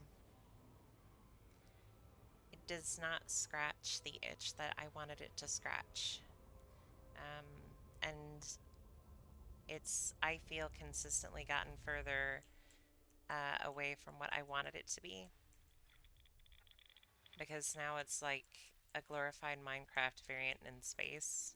In what that may not be like the nicest thing to say, or even the most accurate thing to say, but like it doesn't scratch the itch that it was supposed to. And the only game that really kind of scratches that itch for me is this. That not not fully, because it's not. I want to be able to walk around inside my ship and I can't. And the fucking fleet carriers that they say, oh, you can walk around in the fleet carrier. I don't want the fleet carrier though. I want to walk around in my ship. That's mine, but it's not mine.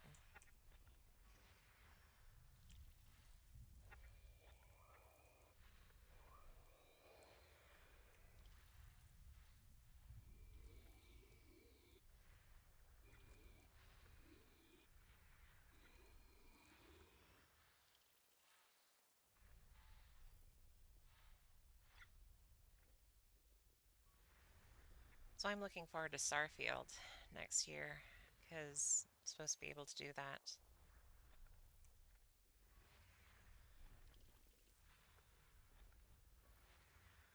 And you can customize the ship.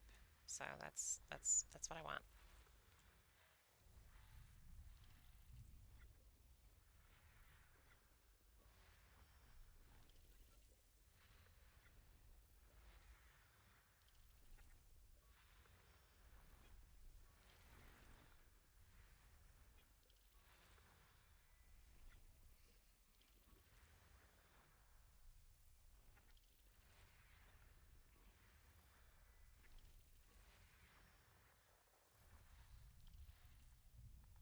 Me too.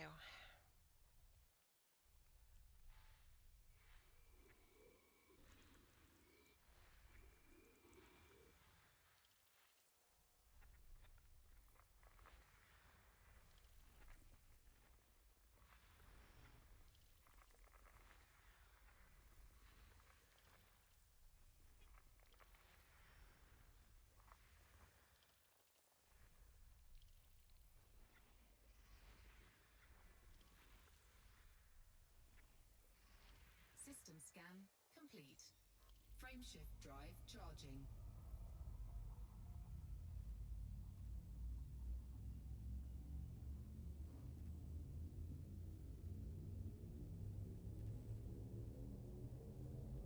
Four, three, two, one, engage.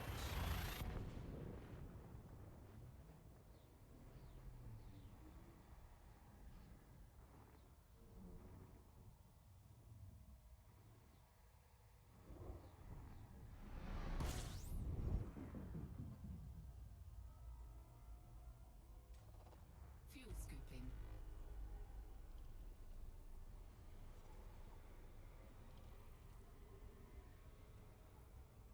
Fuel scoop disengaged. Frameshift drive charging.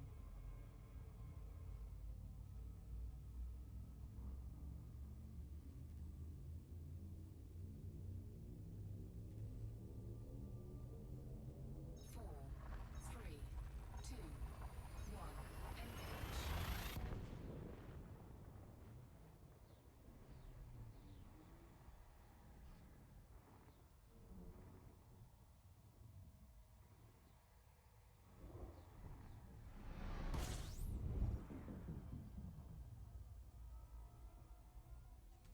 System scan complete.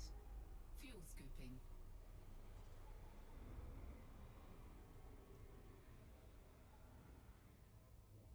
Fuel scoop disengaged. Frameshift drive charging.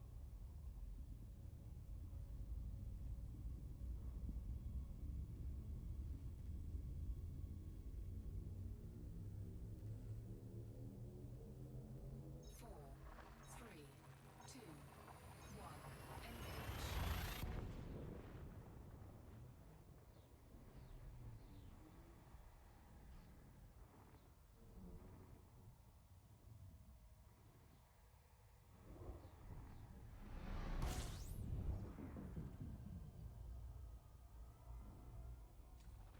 Fuel scooping.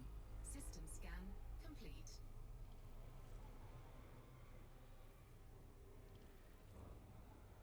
Fuel scooping complete.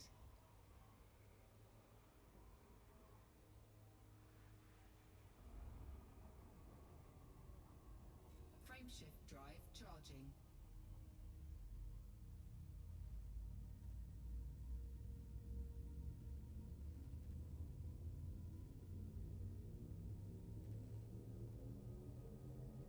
Four, three, two, one, engage.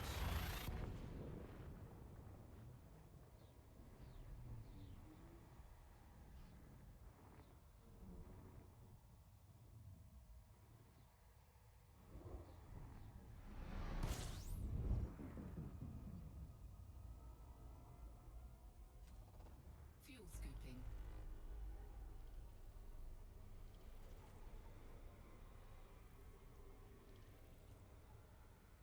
Fuel scooping complete. Frameshift drive charging.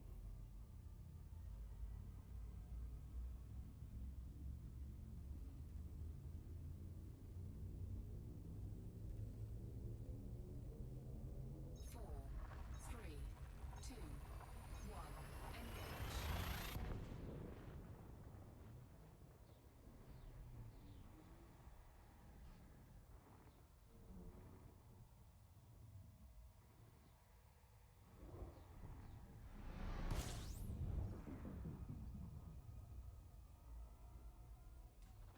System scan complete. Fuel scooping.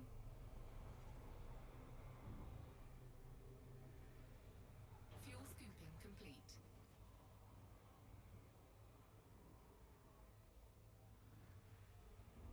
Frameshift drive charging. Friendship drive charging. Friendship drive charging.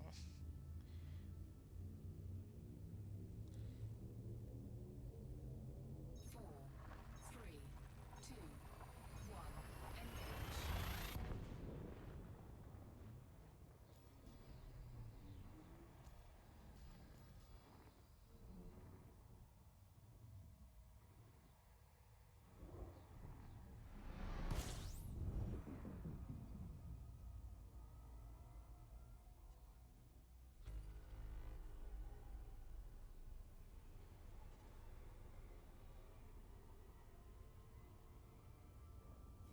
Frameshift drive charging.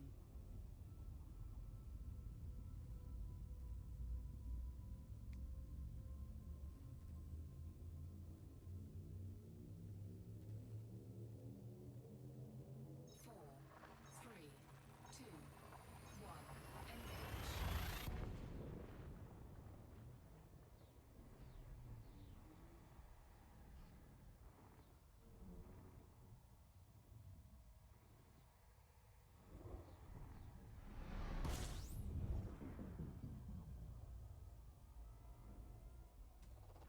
Fuel scooping.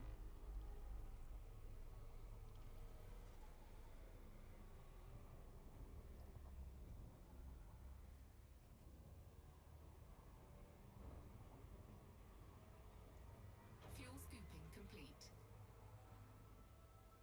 Frameshift drive charging.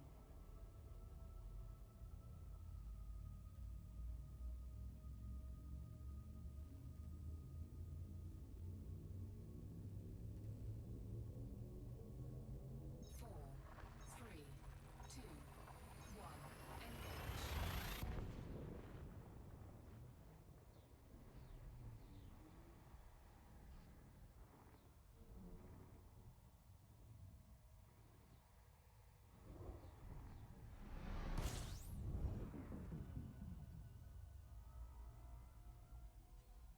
System scan complete.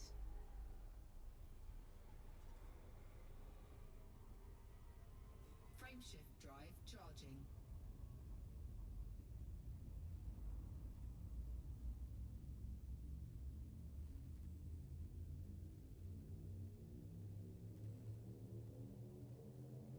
Four, three, two, one, engage.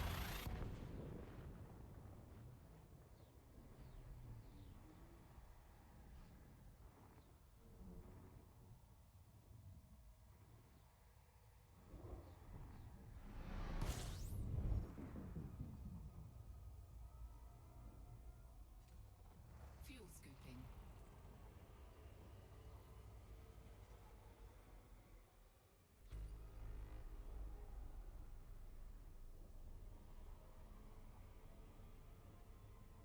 Fuel scoop disengaged. Frameshift drive charging.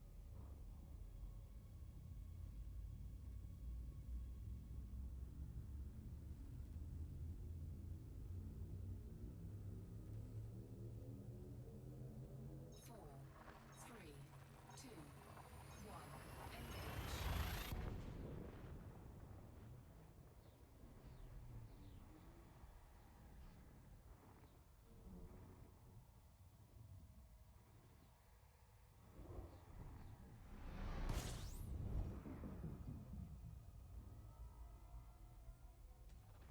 Fuel scooping.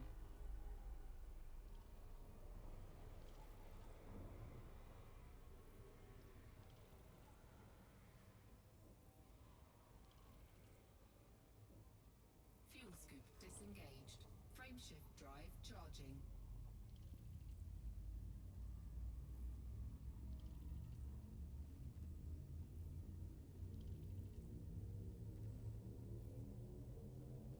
Four, three, two, one, engage.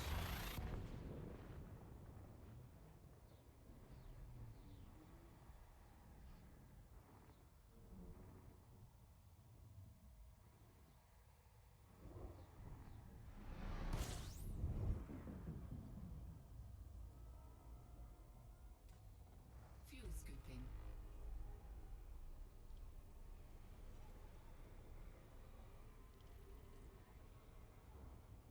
Fuel scoop disengaged. Frameshift drive charging.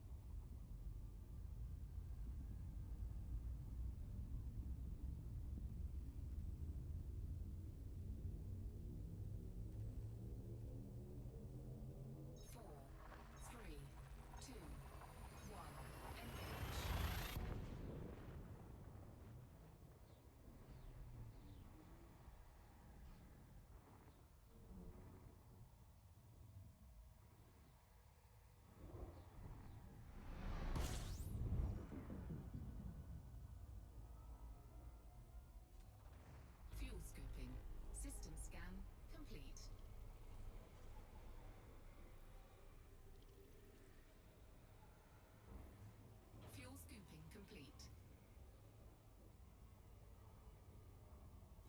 Frameshift drive charging.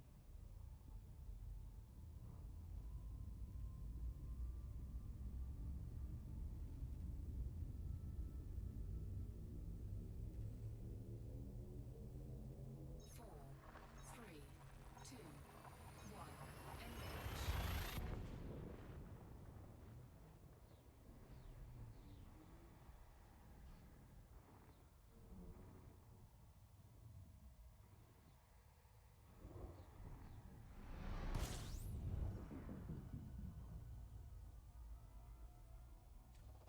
System scan complete. Fuel scooping. Fuel scooping complete.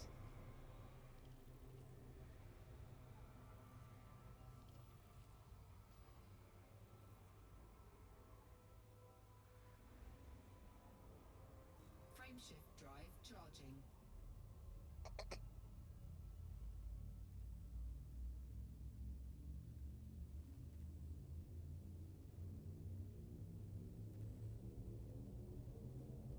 Four, three, two, one, engage.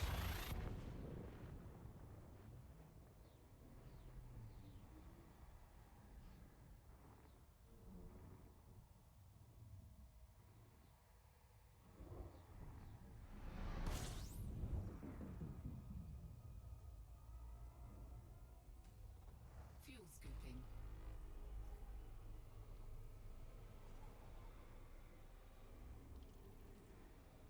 Fuel scooping complete.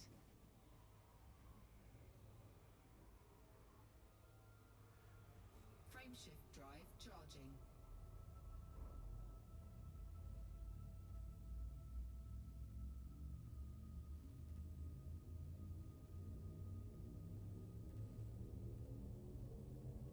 Four, three, two, one, engage.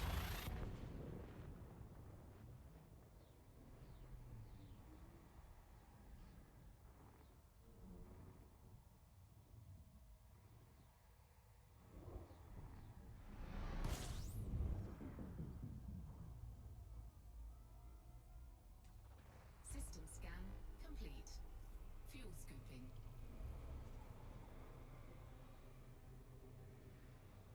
Fuel scooping complete. Frameshift drive charging.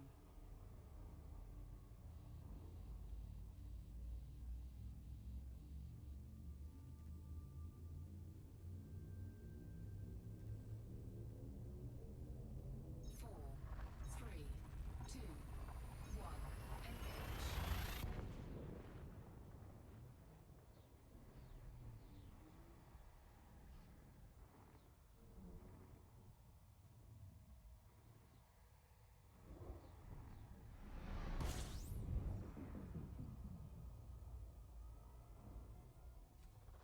Fuel scooping.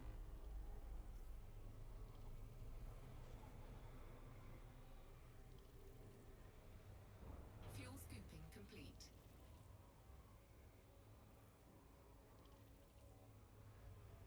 Frameshift drive charging.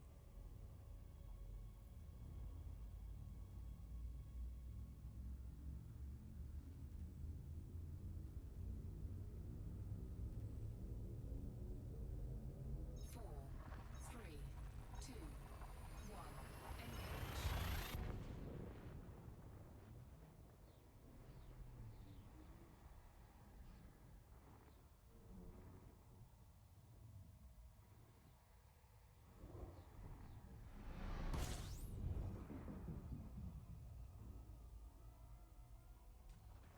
Fuel scooping.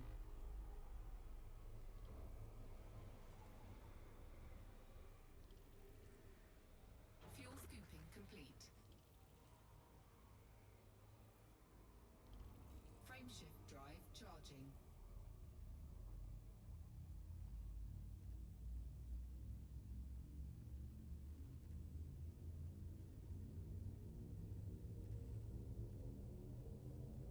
Four, three, two, one, engage.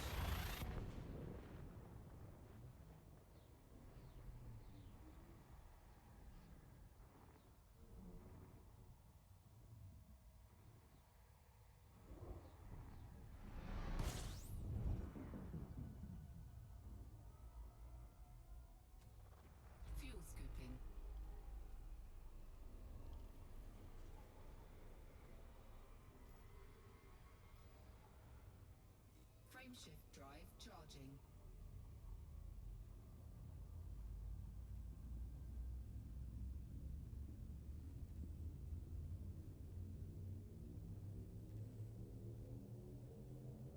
Four, three, two, one, engage.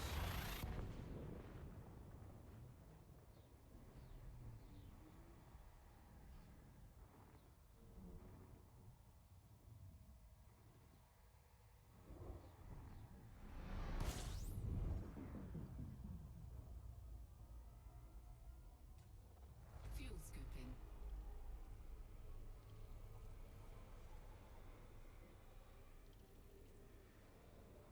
Fuel scooping complete. Frameshift drive charging.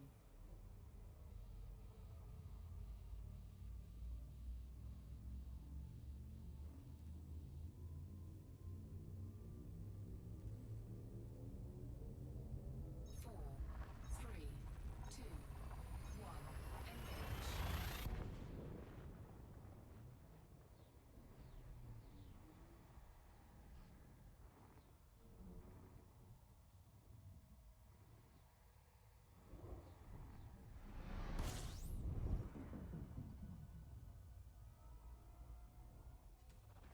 Fuel scooping.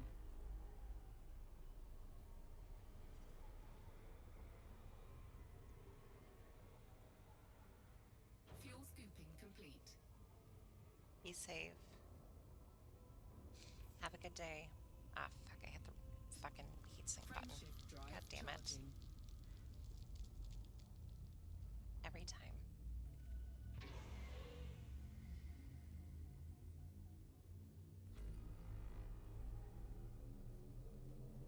Four, three, two, one, engage.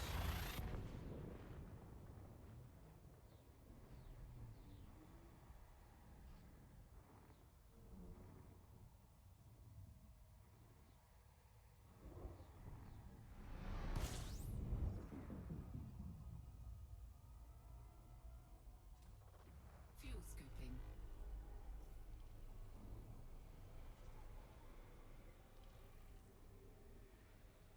Fuel scooping complete.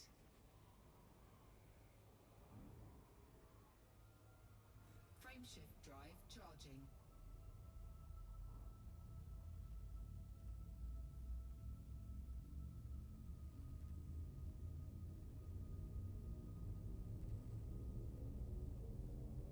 Four, three, two, one, engage.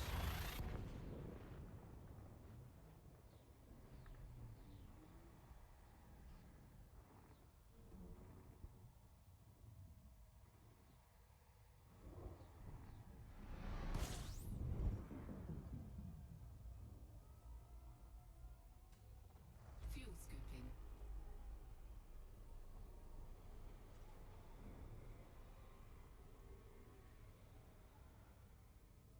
Fuel scoop disengaged.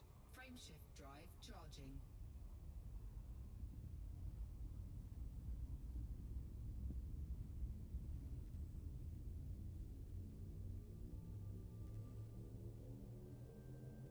Four, three, two, one, engage.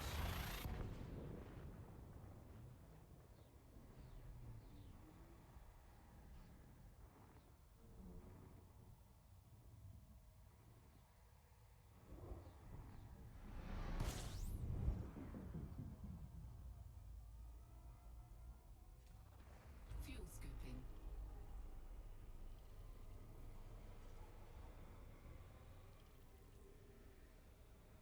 Fuel scooping complete. Frameshift drive charging.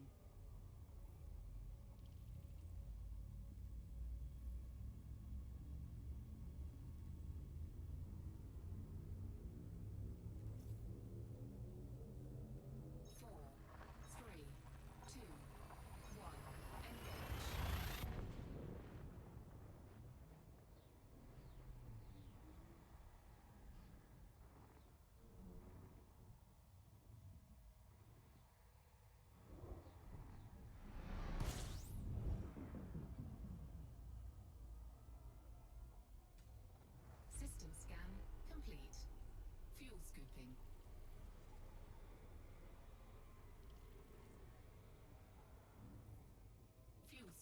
disengaged. Frameshift drive charging.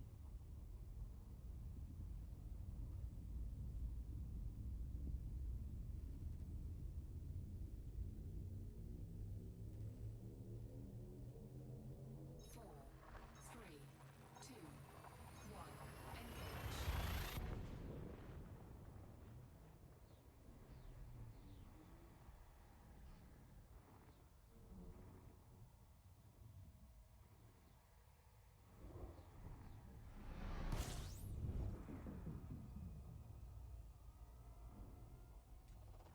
Fuel scooping.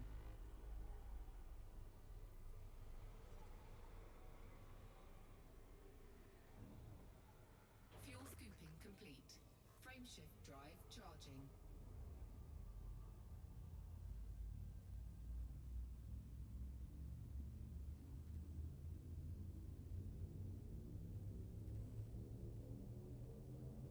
Four, three, two, one, engage.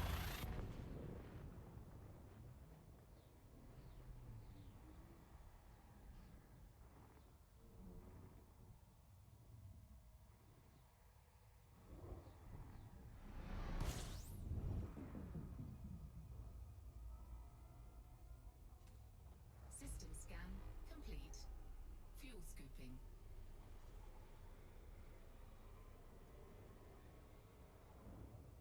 Fuel scoop disengaged. Frameshift drive charging.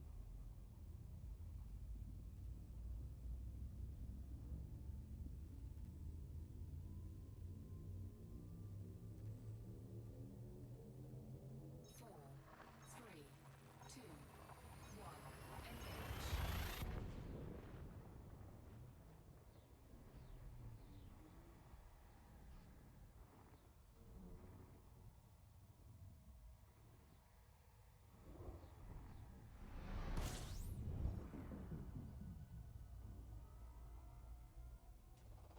Fuel scooping.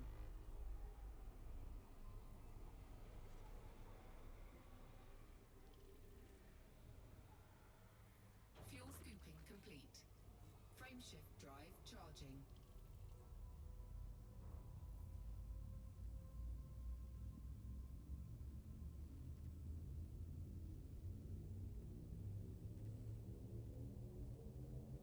Four, three, two, one, engage.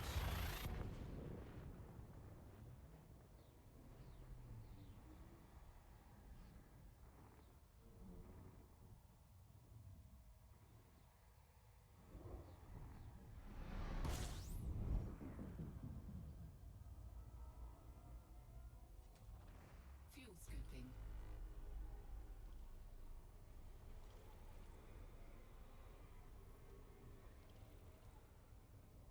Fuel scoop disengaged. Frameshift drive charging.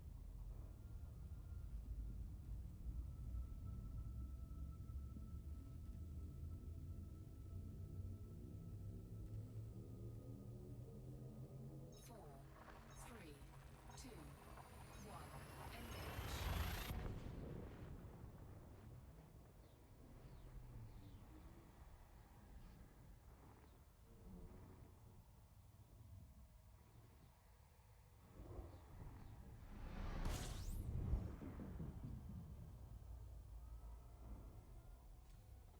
Fuel scooping.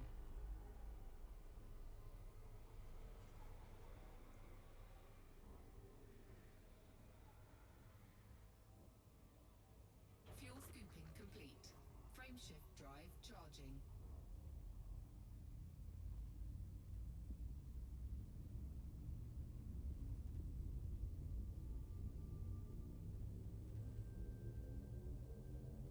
Four, three, two, one, engage.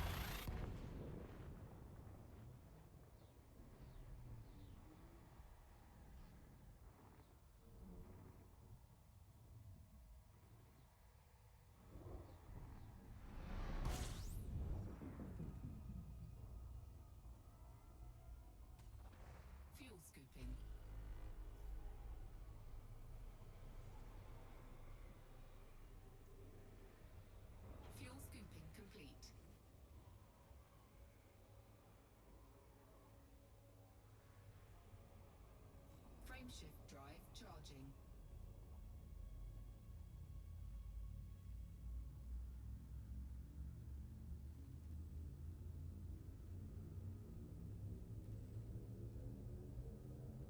Four, three, two, one, engage.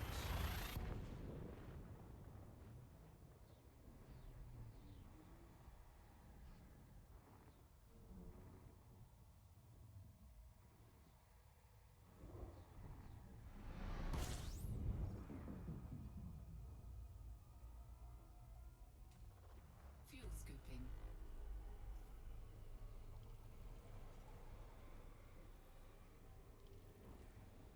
Fuel scooping complete.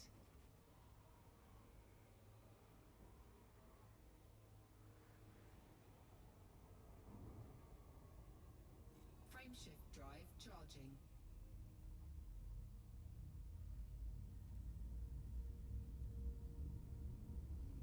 I am still here. I'm still queer. You can still get used to it. I'm also still tired.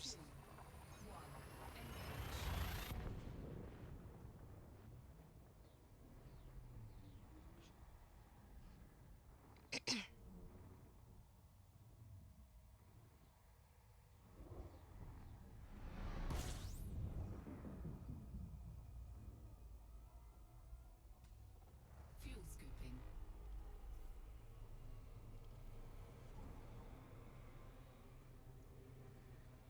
Fuel scooping complete.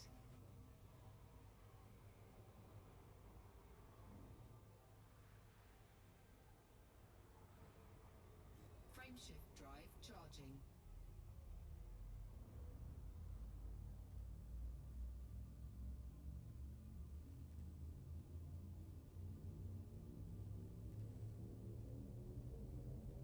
Four, three, two, one, engage.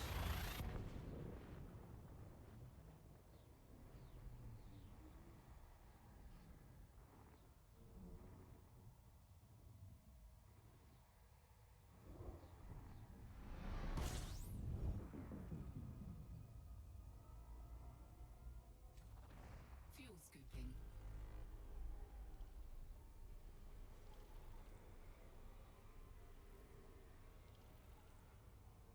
Fuel scoop disengaged. Frameshift drive charging.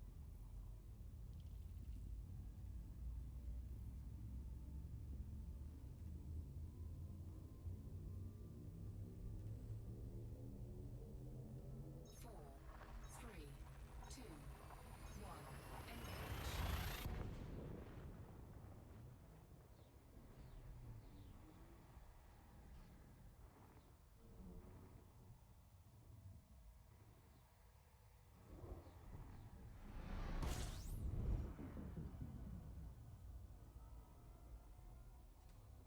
System scan complete.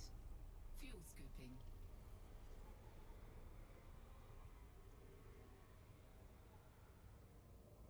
Fuel scoop disengaged. Frameshift drive charging.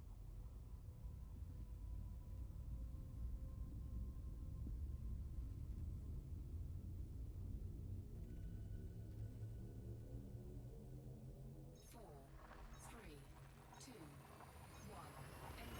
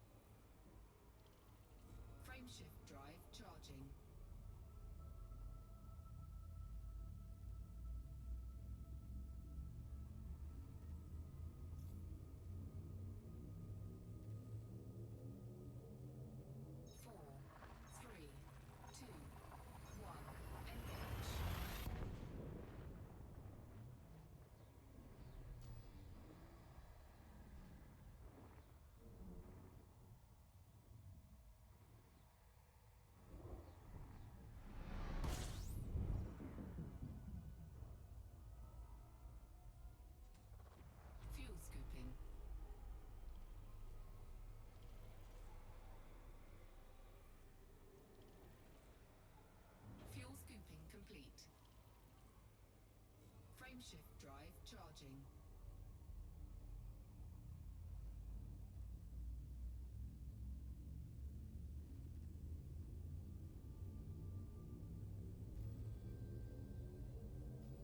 Four, three, two, one, engage.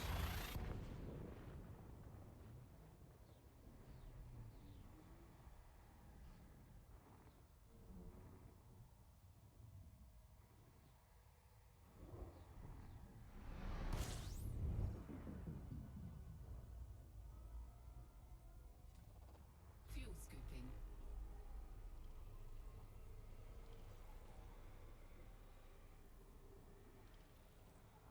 Fuel scooping complete. Frameshift drive charging.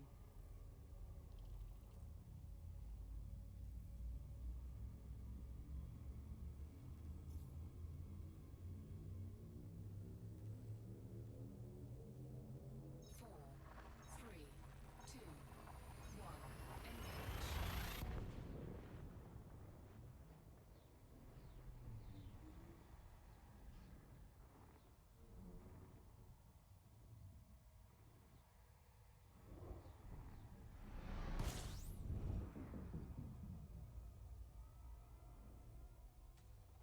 Fuel scooping. System scan complete.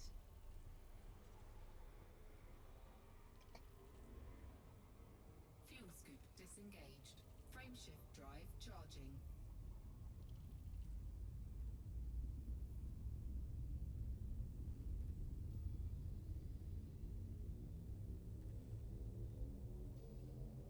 Four, three, two, one, engage.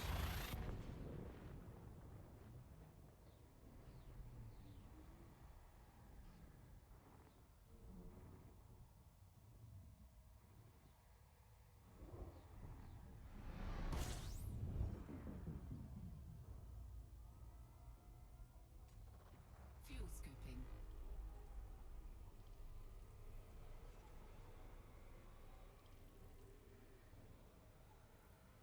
Fuel scooping complete. Frameshift drive charging.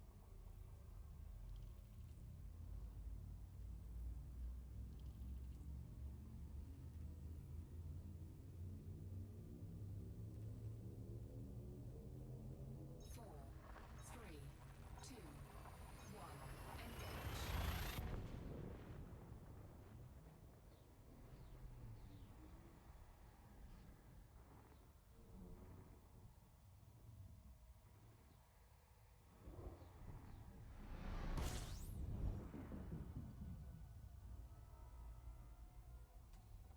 Fuel scooping.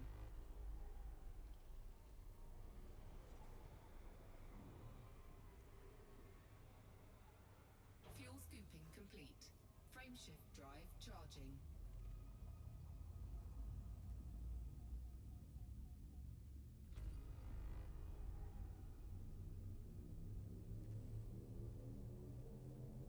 Four, three, two, one, engage.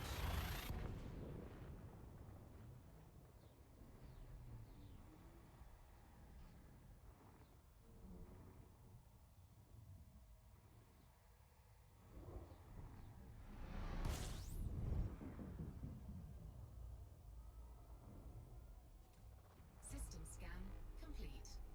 Fuel scooping.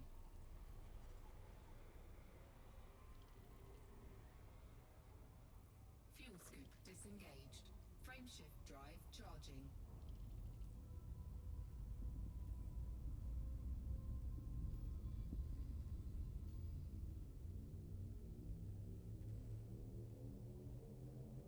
Four, three, two, one, engage.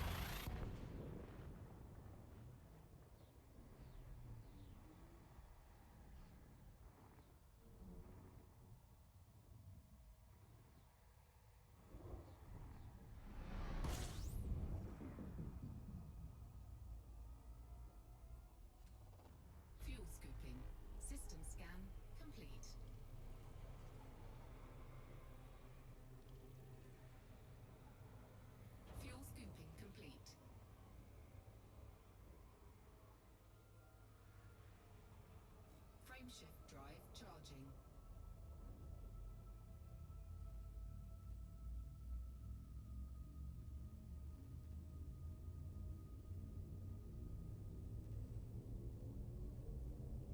Four, three, two, one, engage.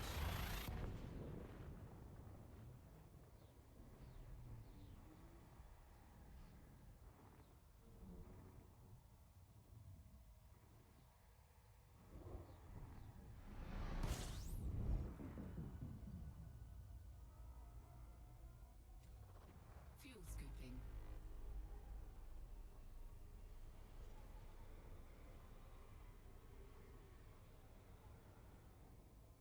Fuel scoop disengaged. Frameshift drive charging.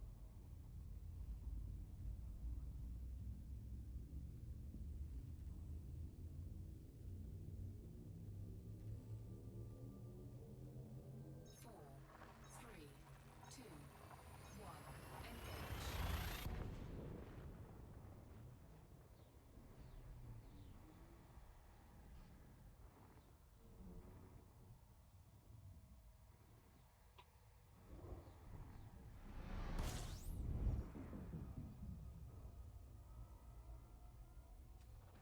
Fuel scooping.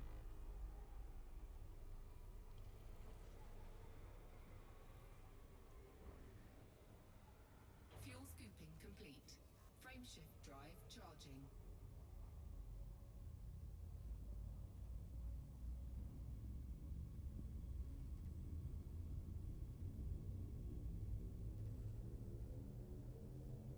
Four, three, two, one, engage.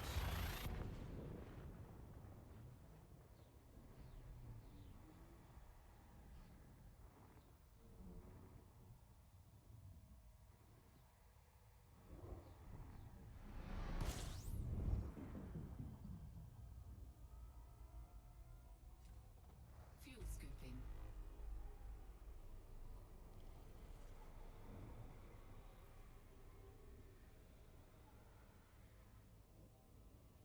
Fuel scoop disengaged. Frameshift drive charging.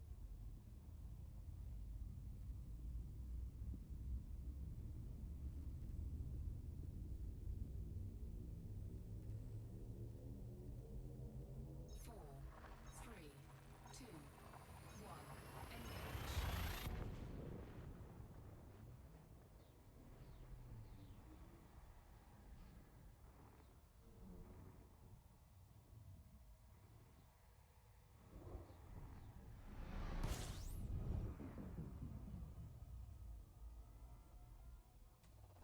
Fuel scooping.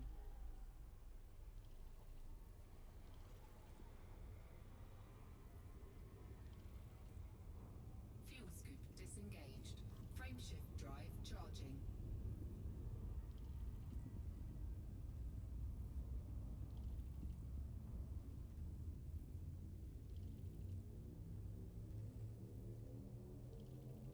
Four, three, two, one, engage.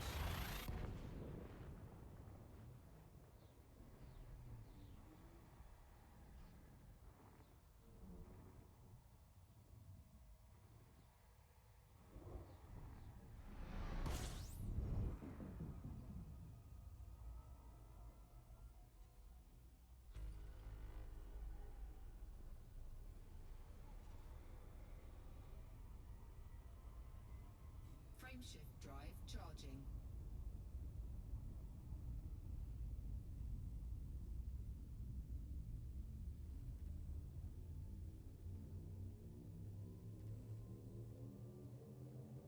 Four, three, two, one, engage.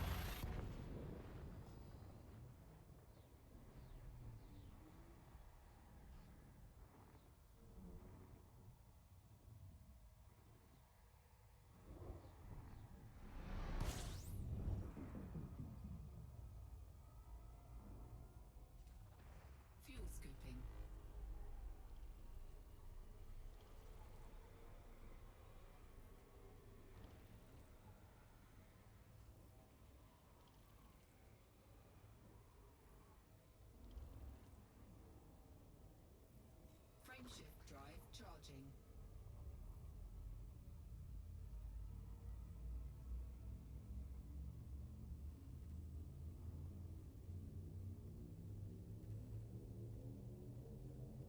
Four, three, two, one, engage.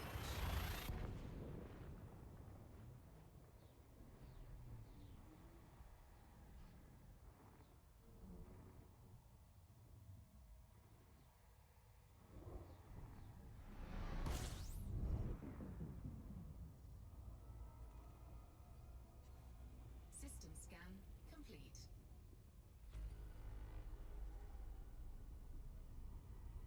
Frameshift drive charging.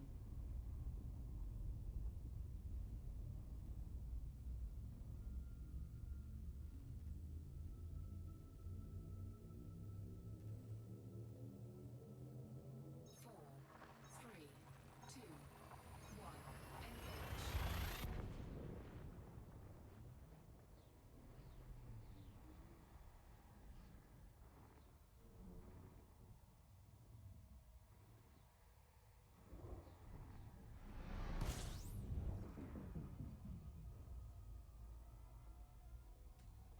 Fuel scooping.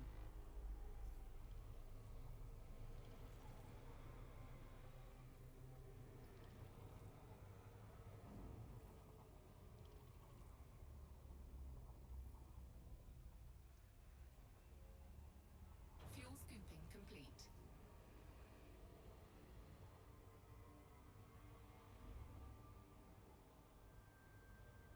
Frameshift drive charging.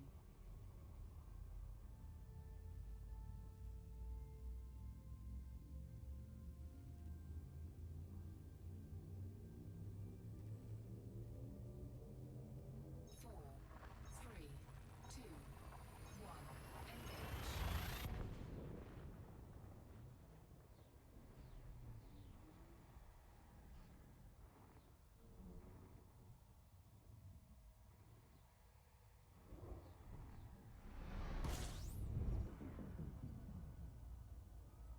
Maybe your brain is like auto-filling it to like poop scooping or something.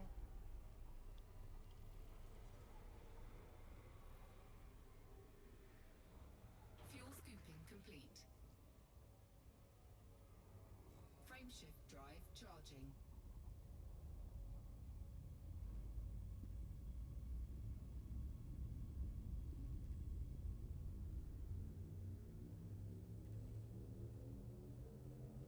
Four, three, two, one, engage.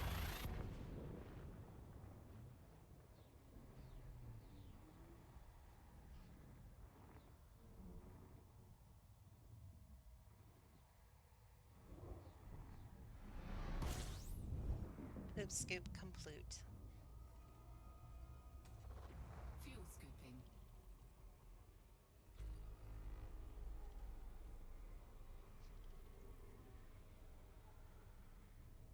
Frameshift drive charging.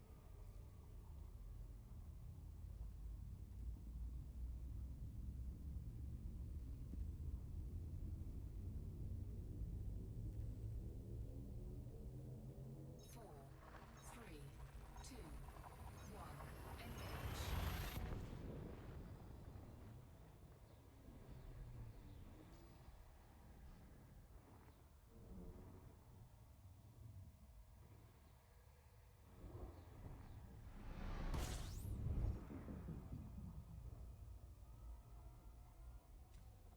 Fuel scooping. System scan complete.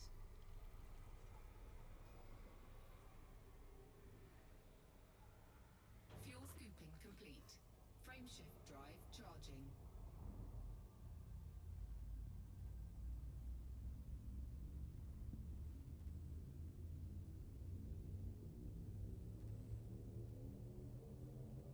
Four, three, two, one, engage.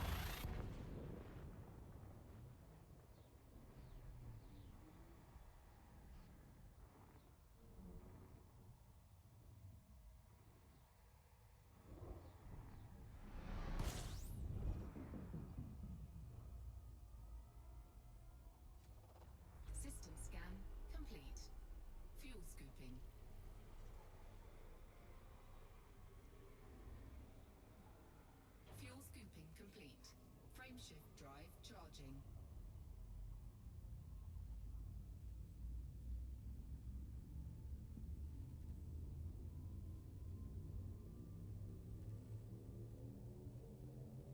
Four, three, two, one, engage.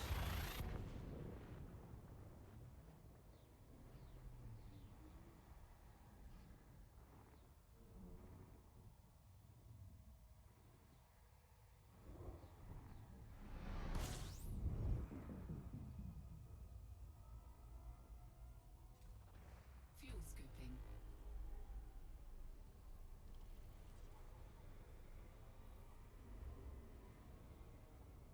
Fuel scoop disengaged.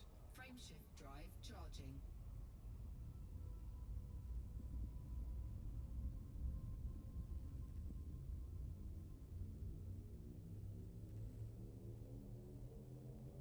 Four, three, two, one, engage.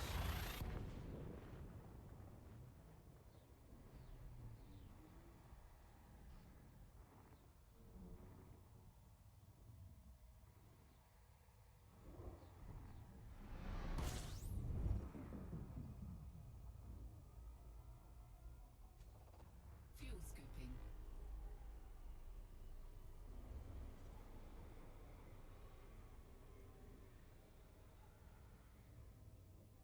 Fuel scoop disengaged. Frameshift drive charging.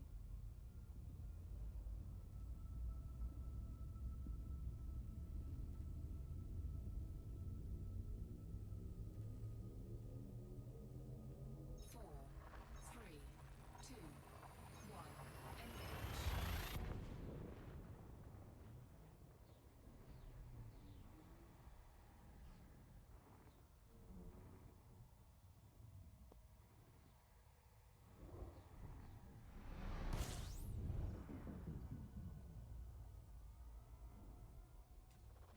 Fuel scooping.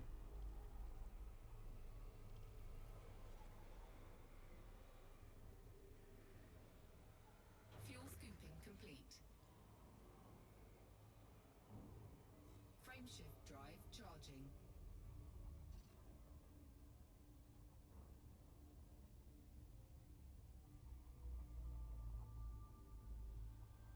Alright, I'm very hungry and I need to get some other stuff done soon. I'm sorry for like suddenly doing this, but I'm gonna go ahead and end the stream here.